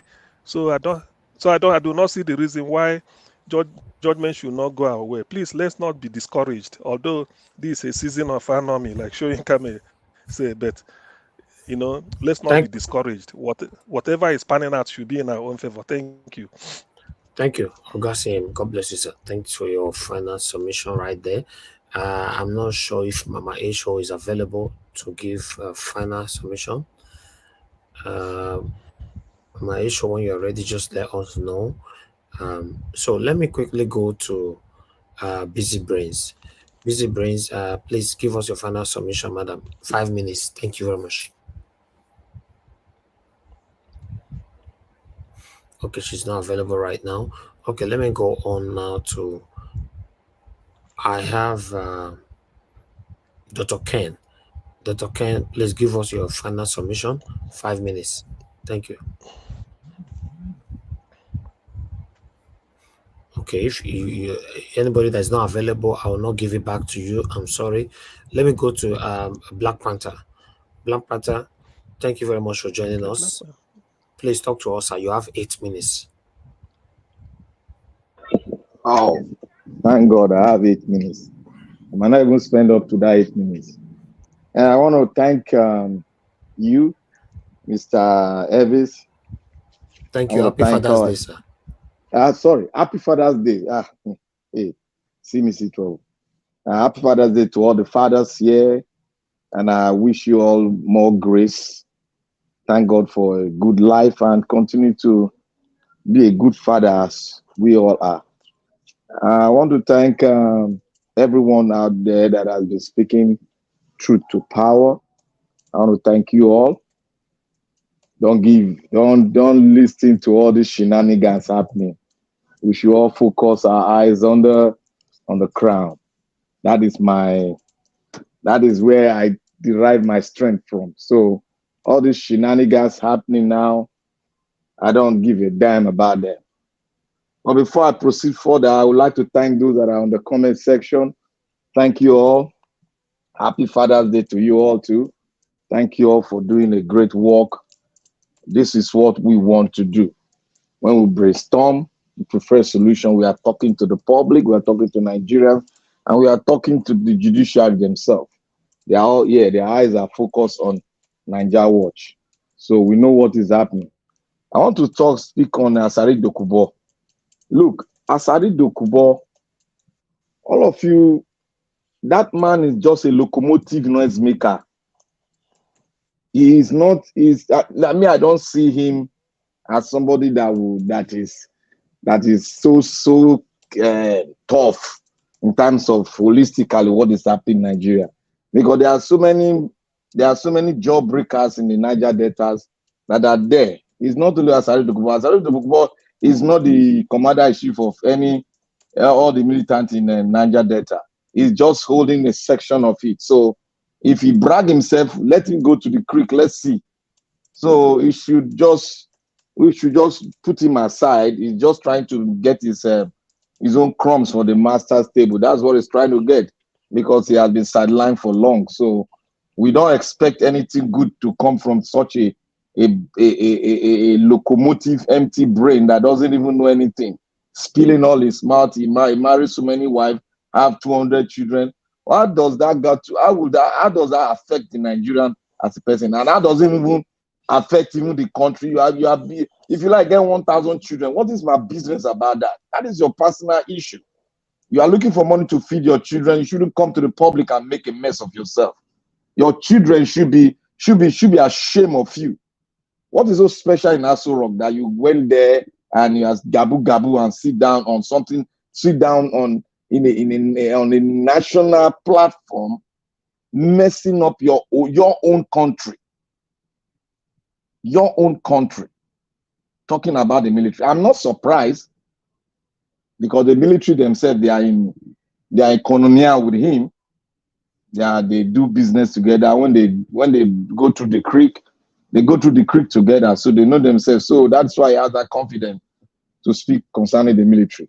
And all what he's just looking for is just a contract for him to, get some money to feed his kids that don't have any directions, I believe. So we all should focus on the court case that is coming on, and I thank God it's going on fine. I want to speak on that senator. You see, when I heard it this morning, when I went on internet, I heard it.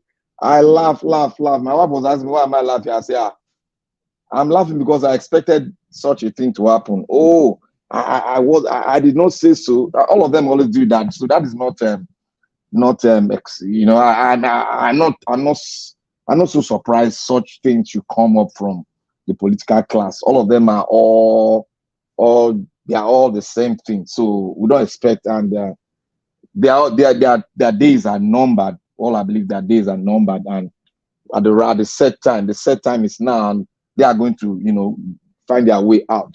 And I want to say this also: when we are crying, we are saying the Lord should send a cleaner. It is a cleaner. You said a cleaner. The Lord will not send a cleaner, because the Lord has finished all.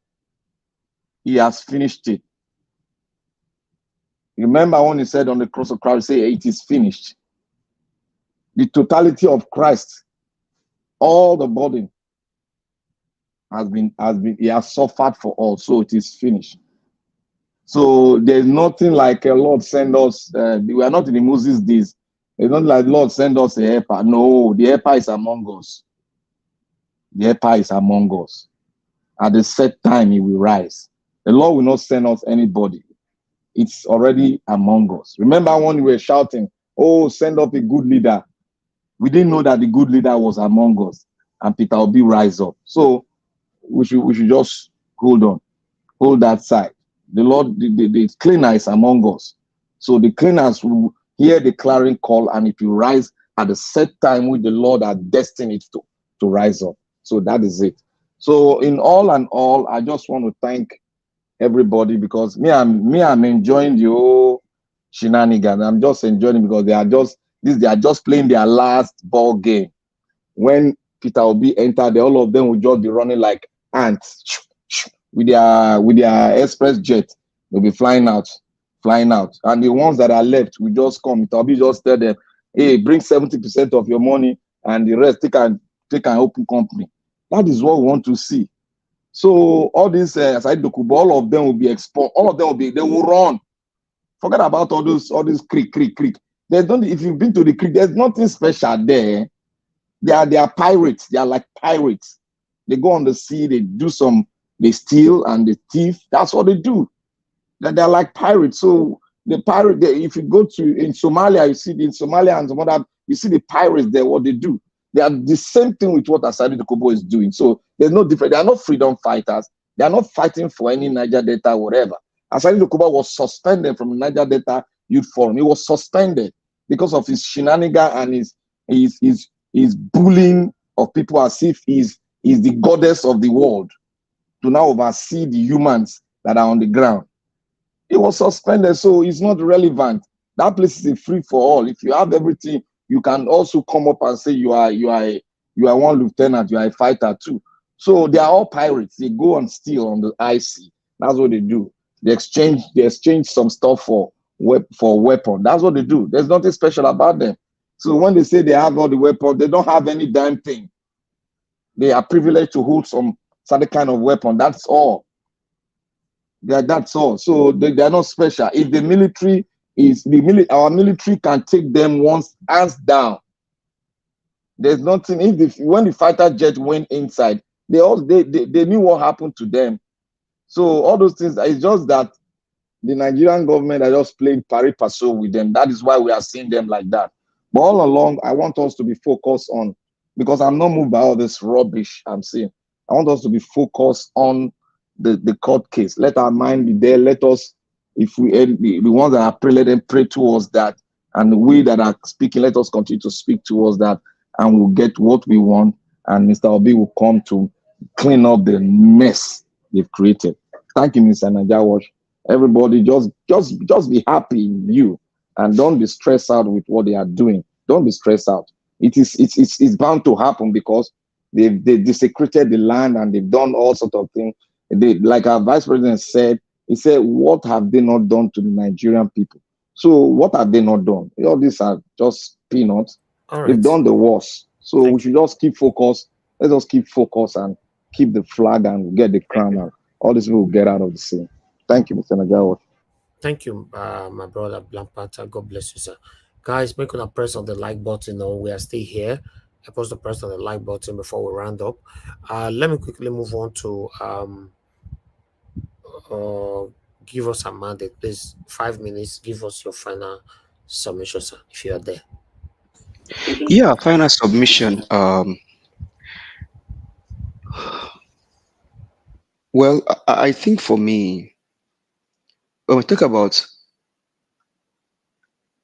all the evils that they are playing now, it should raise up some urgent call. And the reason why you raise those alarm is because you don't want this evil to continue.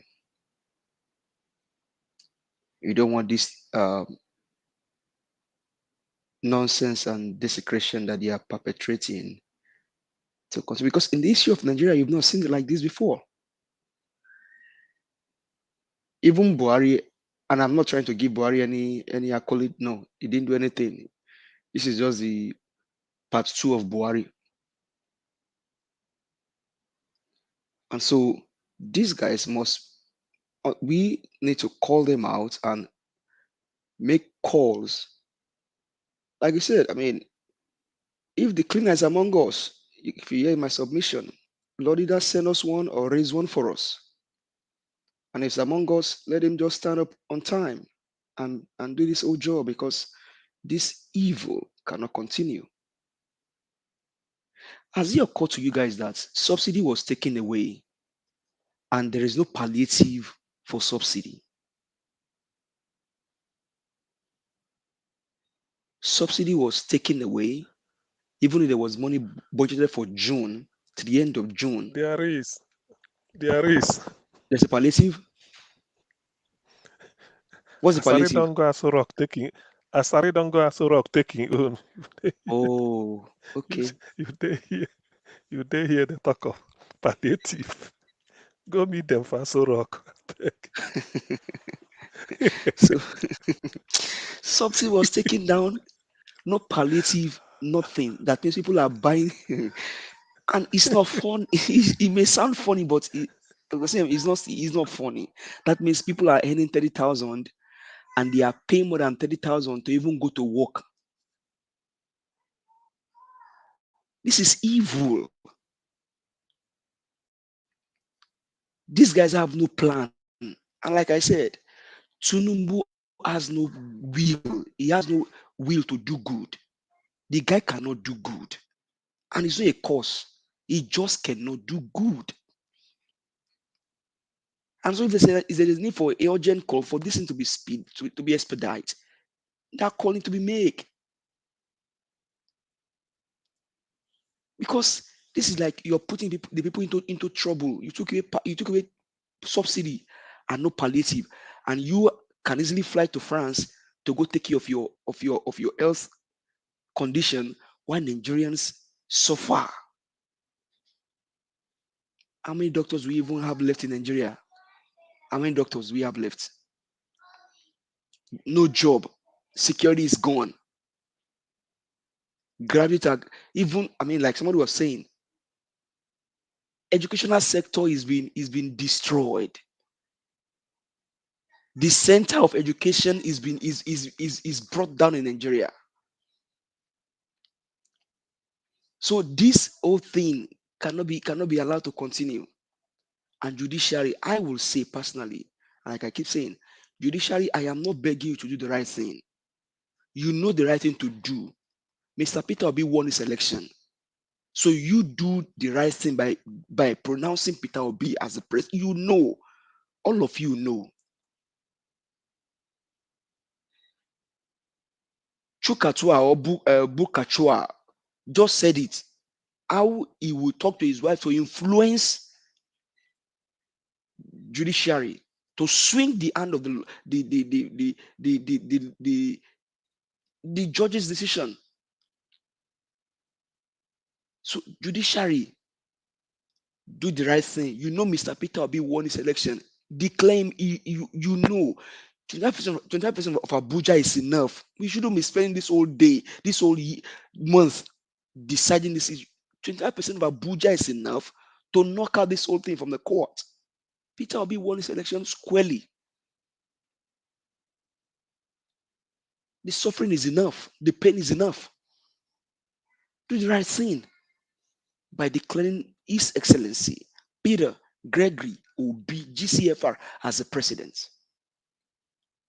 Enough of desecration and evil in the land. Thank you, Mr. Elvis. I yield. Thank you. Thank you, sir. God bless you. Okay, Gingerbread Man, please give us your 5 minutes. Okay, you are not there. No, Naija Watch, I'm here. All right. Naija Watch. Can you hear me? Sir. Yes, 5 minutes. Thank you. Okay, yeah, thank you very much. Yes, I want to go back to my previous submission concerning what is happening in Lagos, because I foresee the onset of a serious problem in that country. A country where some group of people will begin to promulgate laws that says certain group or certain people do not have the rights to possess landed properties in a particular region, in a country that is supposed to be a federation, whereby the constitution has made it possible for anybody to choose where to live in that country. So if this is not controlled, if it's not nipped at the bud, my brother, this is the forceps origo of another civil katakata. There has been, pockets of agitation in different parts. People saying they want to go. People say they want referendum. And now, you are now going to the extreme of trying to repossess what people have acquired legally. Come on. Be ready for the music. Because when the DJ shall start playing the song, you must dance. With Sorry, regards gingerbread man. to Sorry, like I'm not aware of what is going on in Lagos. What is happening in Alabama market? If anyone can actually brief, I'm not sure what's going on. Mr. Elvis, do you want to help? Take my part of my time. Do you want to help? Let My me brother let me there? help you. Okay, quickly. Thank you. What is going on in Alabama market is like this. They are demarcating houses, buildings that are substandard, and they've taken their survey. They are trying to demarcate it. Though we know what they are trying to do, but they are using the law that these buildings cannot stand, and they are going to bring it down. They've sent whatever they sent to them, and it's just unfortunate. The government, you can't fight the government, and they are going ahead to it. But one thing that we all should know is that this thing, I believe this thing is like a distraction to everybody. That's what I'm saying. Thank you, sir. Thank you. Well, my brother, thank you very much for helping me out there to relate the information to my brother. Give us our mandate. If I have to add a little bit of that, I saw a video. This is not allegedly. I saw a video where traders in Alabama market were being interviewed and asked what was going on. And they said that the government ambushed them and gave them less than 24 hours to move their things, that the next day that they were coming to destroy the market. And if your things were there, nothing is going to be spared. And you could see trailers load traders, marketers loading their goods and running for their dear life and business. What is the reason? Because the foundation is that they say they refuse to vote for APC, that they voted for Labour Party. So therefore, and they want them, now they must go. If I'm to go back to the genesis of this, if you look at the video that circulated, where the selected vice president was speaking to a one-time governor in the West, I believe in Ogun State or something, that when they come into power, this is what they want to do. They want to send the Igbos out of Lagos. And what you are seeing playing out right now is not as a result of just what happened in the election. It is a premeditated, planned attack of property grab. So I think for the Igbos, you must defend yourself. And it's high time. It's enough of developing another person's land. Because if the Igbos and the so-called non-indigenous of Lagos that came there to establish and do their business, they are the ones that built that state.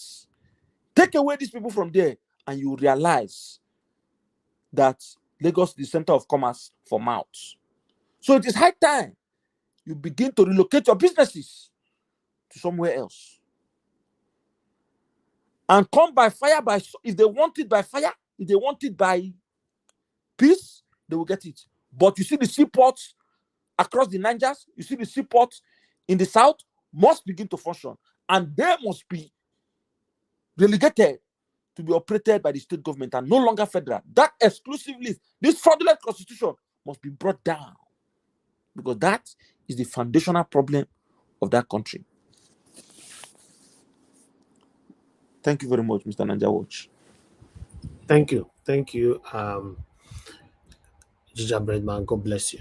Thank you very much, everybody right there. If you hear my voice, God bless you all. Okay, let me move on now to Niger. Finally, to Niger, thank you very much for joining us. Happy Father's Day to you. And please talk to us. You have 8 minutes. To Niger, you are not available. Okay, thank you.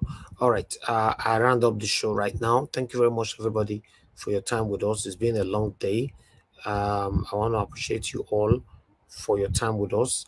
Please endeavor to join us tomorrow live by 2 p.m. We're going to be taking on the live update what is happening in court. So Nigeria should be on air exactly 2 p.m. Let's do this together. And God bless you now. And I want to go back to the people, everybody today that supported me financially. I have a 7 girl made there. Thank you very much. Peg Modi, Glory Samsi. Thank you very much. Mike Hogan, Emaro, Amaka E, Zipporah. Thank you very much. And I have Peace Robert, Louis Okoko, Janet Usawaro, Nosahari. Thank you very much. Madam Tusabi, thank you very much. And I have the flashback, Dr. Alexander Gomez, Amazing Grace USA, Amaka, Afojabe. Thank you. God bless you all. Those of you that joined the panel today, I appreciate you all. The ones I still have here, Mama H Show, CM, give us a mandate. Gingerbread Ma, Black Panther, to Niger, Mother Busy Brace. Appreciate you all. Mother Patricia was here today. Mama Yeskona was with us as well. Dr. Ken was with us. And Mr. Shooks of Biboze was with us. Mr. Louis Kwonkwo was with us as well, and many others. Thank you. Helen was with us as well from Nigeria, and Y. Williams now from Nigeria as well. A lot of you joined the panel today. Thank you, my good people. Those of you that shared, that like, I appreciate you all. Thank you. Thank you for what you're doing. It's a collective effort. If you leave it for me, I can't do it alone. I need you all for us to achieve this. Thank you. Thank you. So tomorrow is another wonderful day. Tomorrow is going to be another wonderful day as the courts starts again. 2 p.m. We are going to be here. Join us live and let's take it together and talk about it together as well. Togetherness, we always achieve that. On the comment section, I would like to quickly appreciate Mother of all, Mommy Diaspora. Thank you very much, Mommy, for all you do for us. We love you. Thank you for your continuous support, and God bless you for us. I can see Chris Doubly right there. Mr. Chris, thank you very much for joining us. God bless you, sir. Happy Father's Day to you. And I can see right there, Fred Raim is right there with us. Amen Bright is there. Goku is with us. Thank you. Savio and Dali Phony. God bless you all, my people. Thank you, thank you, thank you. Love of God is my strength is right there. Thank you very much. God bless you all. And Irene was with us earlier on. Latina Basu TV was with us. Amanda Patricia was with us as well. God bless every one of you. Freedom Simple. I see you all right there, my people. Please help us to press on the like button before we go. Atu, Vicent, thank you very much. God bless you all. I appreciate you all. Happy Father's Day to every one of you. Every good father out there. Every good father out there. I appreciate you all. Press on that like button as we round up right now. Thank you, thank you. August CM, I really appreciate you today. We'll be looking forward to having you tomorrow afternoon if you are free. Let's take the court update together. If not, then in the evening you guys can join us. But it looks like it's going to be a marathon for me tomorrow, because if I start around 2, it's going to clash with the 6 p.m. So that means it's going to be a continuous journey, but nevertheless, we are here.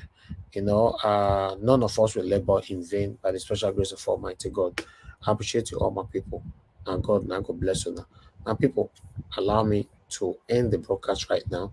I will say good night and bye for now, my people. I'm not sure I've said anything now. To Naja, I call you, no answer. Now we don't finish. Yes, I didn't know. You. I was just here. I said I'll give you 10 minutes, but you didn't say anything. Sorry about that. I didn't catch it. I don't know how I didn't catch it, because I was listening to it. Talk to us now. Talk to us. Thank you, Mr. Ninja Watch, and greetings to everyone on the panel, and happy Father's Day, according to Ninja Watch, to all the good fathers and all the bad ones. I don't know what they wish them, but that said, greetings to everyone in the chat. You don't need to wish them anything. If you're a bad father, you don't deserve anything. Okay, great. Yeah, and to the chat and to the viewers. DC. For me, the one that is a little bit irritating me now is this Soyinka's goings on, and it seems to just be. I don't know what's wrong with that man. I don't know.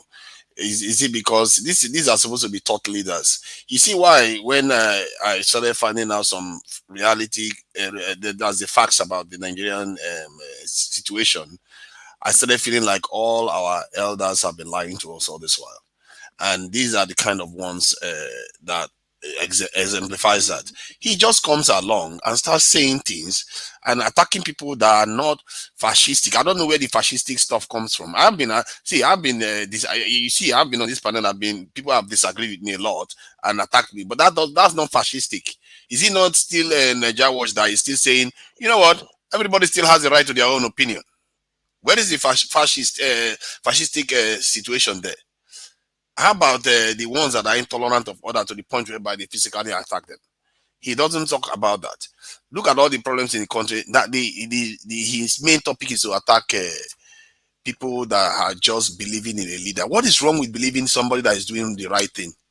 I don't get it with that guy. I don't know. And every time he talks, he tells you that he's beginning to reveal himself more and more as one of the people that are causing the problems in the country. They are stunting our knowledge. I just feel aggrieved by it. Even the way he analyzed the situation in Africa and insulting African leaders for going to try to make peace. The whole thing is wrong-headed.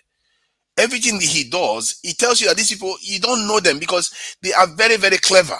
They hang around amongst us and stunt the way we see the world. He literally said, because the African leaders went to solve the problem in UK, what were they doing all this while? And at the same time, they went there, they should have known that Russia invading Ukraine is a bad thing. They should have condemned that part. How about him recognizing that Ukraine was told not to join NATO to stop a war? You know, he didn't bother to mention that aspect. He's just parroting what the Western powers want him to parrot. The whole thing is a mess. The way the guy talks seems to be very, very full of, it's like compromised completely from top to bottom. And how did we not even know that? His first this thing, what they call it, sponsors were from the Rockefeller organization, something in America. Most of this thing that made him the Nobel laureates, they're all from the West. This is why he thinks like that, and this is whether he thinks like, whether it's even deliberate, whether that's what he was recruited to do, I don't know. These people, they just go around that's why I use that word, stunting. And in America, they call them gatekeepers, or I think boule class or something like that. These are people, they go around in your community and they are employed by foreigners to stunt your knowledge. You will see them as elders and they'll tell you everything that you need to know. The thing that you need to know so that you don't really know the truth. They'll cover the real truth from you. And that is what these people do to our people. They don't literally tell them the truth. And he comes around just attacking one side without actually being even-handed. When he's needed, he's not seen. When people were busy attacked in Lagos during the election, he didn't show up. Then when he shows up, whenever he likes, he just shows up. These are people, they really give me trust issues big time. I really don't like people like that just come and they use their professional DC degree to make it look like, they deserve all kinds of respect and all that stuff. I don't buy it. Nigerians can buy into all this. I've never subscribed to any of these things since my eye opened to the nonsense all these so-called professors use. This is why I didn't buy into the nonsense that ASU was selling before. And if you look at history too, it suggests that some countries turn against this type of people. Whenever you see some major revolutions in countries, some of the classes they turn against, which is very surprising. People don't remember. They burn books. They burn their elite classes. They attack the elite classes. And in the case of China, they actually attacked their professors, their educated people. Why? Because they feel that those people betrayed them. This is the kind of people that lead to that kind of situation where when you hear them talk, they talk with a forked tongue. They don't tell the people the real truth. Look at when PLO Lumumba talks. When he talks, it tells you how this stuff truly is. But these people that are in our country, that's why our country is so blinded. We are so blinded. They won't open our people's eyes to the truth of this world. It so annoys me that way, because when I watch Nigerians, the way they talk sometimes, it's like, are you in a different world? Because many African countries don't even think that way anymore. They are beginning to open their eyes to the truth of the situation. If you look at the Kenyan president, they are talking about nations joining BRICS now. France is looking to attend the BRICS conference. Nigerian leaders, nowhere to be seen on the radar.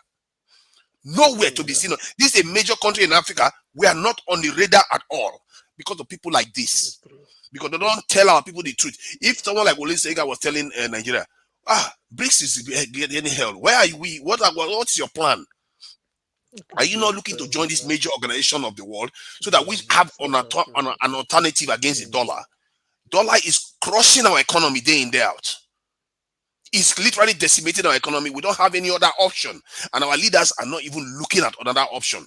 The last time they tried it with the Schengen, this is where they tried to have with the Chinese. That one didn't go anywhere. Now many countries are queuing up to join the BRICS organization. Nigeria is nowhere on the queue. Our leaders don't say anything about it, but instead the one he wants to pick on is obedience and the so-called fascists in the country that wanted to found this interim government and all the rest of it. People like that, we really need to watch out for them. When you hear people not talking about nationalistic stuff, you should watch out for them. I can't believe they asked him about Nigeria. He said, I'm not so sure Nigeria should be together again. Oh, God. And that is a thought leader in your country. I'm not sure. Let him go and see nation builders. If he doesn't understand what nation building is, he should just go and rest in one corner. And there are some leaders that will emerge that are nationalists. If he talks that nonsense, where he's going to find himself, he's going to be surprised. People like that, we need to learn to highlight them and call them out on the nonsense that they're educating our people on. That we shouldn't be respecting them because they are the ones that hoodwink us into this slavery that we are in. He is part of the leading class that led us into this situation where we have life expectancy of 53 years. What has this man got to say about that? Nothing. Other than to lead this false direction. Tunaja, sorry to say something. Thank God you've come to join us. Thank God you are joining us now very well. You see the kind of leaders we have. You see them now. We are against them. You see why we are against them now. Yeah. And what frustrated me was I went to hear two areas where he was. In short, three areas. First, he said, "I don't know whether Nigeria should be together." How dare you? You got your this thing, all the stuff you got that you used to pose yourself right now is true Nigeria. Then you go on to say that the obedience are the ones they are like, oh, they shouldn't be acting like this thing, something like that. The way he described them is so condescending. Then he goes on to his South African leaders. He didn't know what this thing Obasanjo was doing last year, was settling a peace deal between the Tigrayan and the Ethiopian government. What was Wole Soyinka doing when Nigerians were tearing each other apart? Where was he? Even in Lagos. I see people like that. They really see. I don't mind. You see, when normal Nigerians are criticizing him, people say, "Oh yeah, they are insulting a Nobel." I don't care. For a person like me, I don't care because my own look at it beyond him. I don't care because people like that are the ones that got us into this mess, and they are very dangerous. For me, they are like, how do I put it? They are like an umbrella that just blocks our people's eyes, and that danger that they pose to our people is mortal. More than 1,000-man standing army. What is 1,000 man? 50,000 standing army. They are more dangerous to us than that because they will tell you everything is all right. Let's keep going and let's just keep fixing things a little bit because the situation is not so bad. Believe you me, the situation is really bad. Our nation, we need to take it back. These are people, we need to set them on one side because if you have a life expectancy of 53 in the world of 2023, you know things are bad. Things are really bad. A lot of people are not living long enough, not up to his age, obviously. He's lived well past 53 years. Okay, most of us don't make it up to that point. So yeah, let me see if I can go to that because this guy just really got into my head. And the Alaba market issue, I think they want to destroy 320 buildings in this thing. When I checked it out, it turns out that Alaba market, they picked about 12 or 17 buildings from there to demolish too. So it's not necessarily a case of, oh, they are targeting this in Igbo people and they are worried that maybe some buildings are going to collapse. So they try to deal with it before it collapses. The question is who owns the property and whether they, after the demolition and rebuild it, the person still owns their property. Those are the kind of things one needs to watch out for. So yeah, that is that on that one. So I think I will leave it at that. This Wole Soyinka one really got me going, especially picking on obedience. I'm getting tired of people talking that nonsense. What has obedience done other than shout at people on YouTube or on Facebook? What have they done? They've not done anything to anybody on the streets. The question they should have asked Wole Soyinka is, what is assessment of that election? Let him assess it and tell the world what he felt. Chimamanda assessed it and then wrote in a article piece. So many people assessed it international. So what is Wole Soyinka's assessment of that result, of that election? That's what people should hear. so He, that he we now seems know to where come they across stand. as American mouthpiece on our this in on our environment. He is I know. the American mouthpiece there. Yeah, Thank you, I know Niger that. We Watch. know that. We do. We know that. All right. Thank you very much, my people. Like I said before, um, we need to round up now. Yes, I have a long broadcast to handle tomorrow, so I don't want my this particular broadcast to see this. Thank you. Now God bless you. Now continue to support us, encourage us, share our videos, and let us do this together. I have love of God calling in right now. We're rounding up now, Madam. Good evening to you. We are rounding up now. We are going now. Yes. Quickly. Wale Soyinka work with CIA before in America. Yes. Okay. It's true. So that's what that's. I just want to quickly surprised. say that for you to know. He Okay. work with Tulumbu. That one So is that's why it's like another that. So the shocker. American really know him. Thank you. So that's what I want to say. God bless you, Madam. So obviously he must be putting a word or two on behalf of Tinubu to the America. Yes, because he said Tinubu's wife furnished his kitchen. I remember when they said it in this, and said Tinubu bought the wife. Before he knew it, the kitchen has been furnished, stocked it with food stuff, all those nonsense. That man self is he's losing prestige every day. Look at what you are saying. You can spot them so now shameful. because they've been traitors all along. We just were not able to recognize them. When you realize that somebody has been burning, knocking down your house piece by piece, that's when you recognize that. That's when you know that they were not helping you all along. They are pretending as if they were helping you build while they were helping decimate your people. That's fine. Yeah. Thank you. All right. Makes Thank sense. you very much, everybody. Thank you very much. Yeah. Thank you very much, everybody. This is where we draw the curtain. Good night. Join us by 2 p.m. We'll be covering the court case live tomorrow by 2 p.m. God bless you all. Bye for now. I know they do competition with anybody. If I offend you, forgive me. Show me love. Go to biza. Kama bara wa lo ninu ife kan akanbi. I know they do competition with anybody. If I offend you, forgive me. Show me love. I go show you love. Kama bara wa lo ninu ife kan. But I know they do competition with anybody.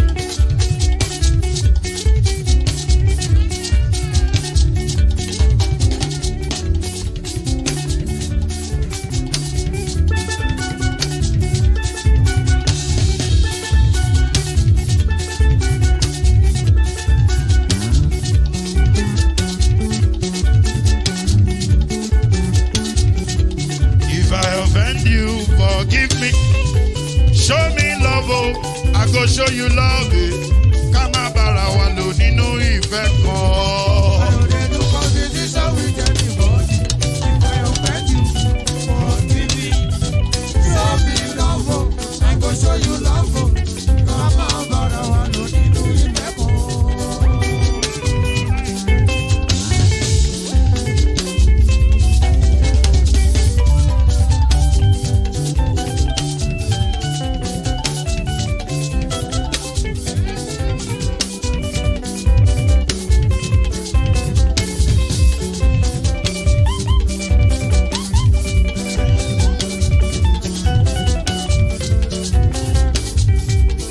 No, they do competition with anybody. If I offend you, forgive me. Tó bá ti sanwó fún Ṣẹ́gun nàbí o, ẹ fẹ́ jókù.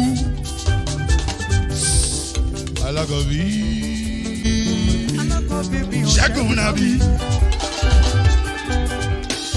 Alákọ̀bí sábà mẹ́la. Anybody? Any bobo.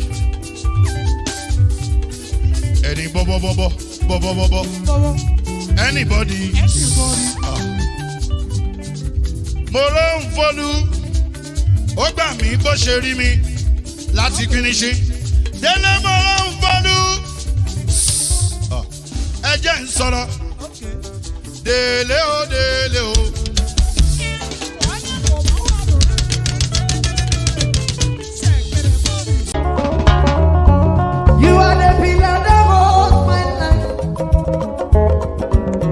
are the pillar devil.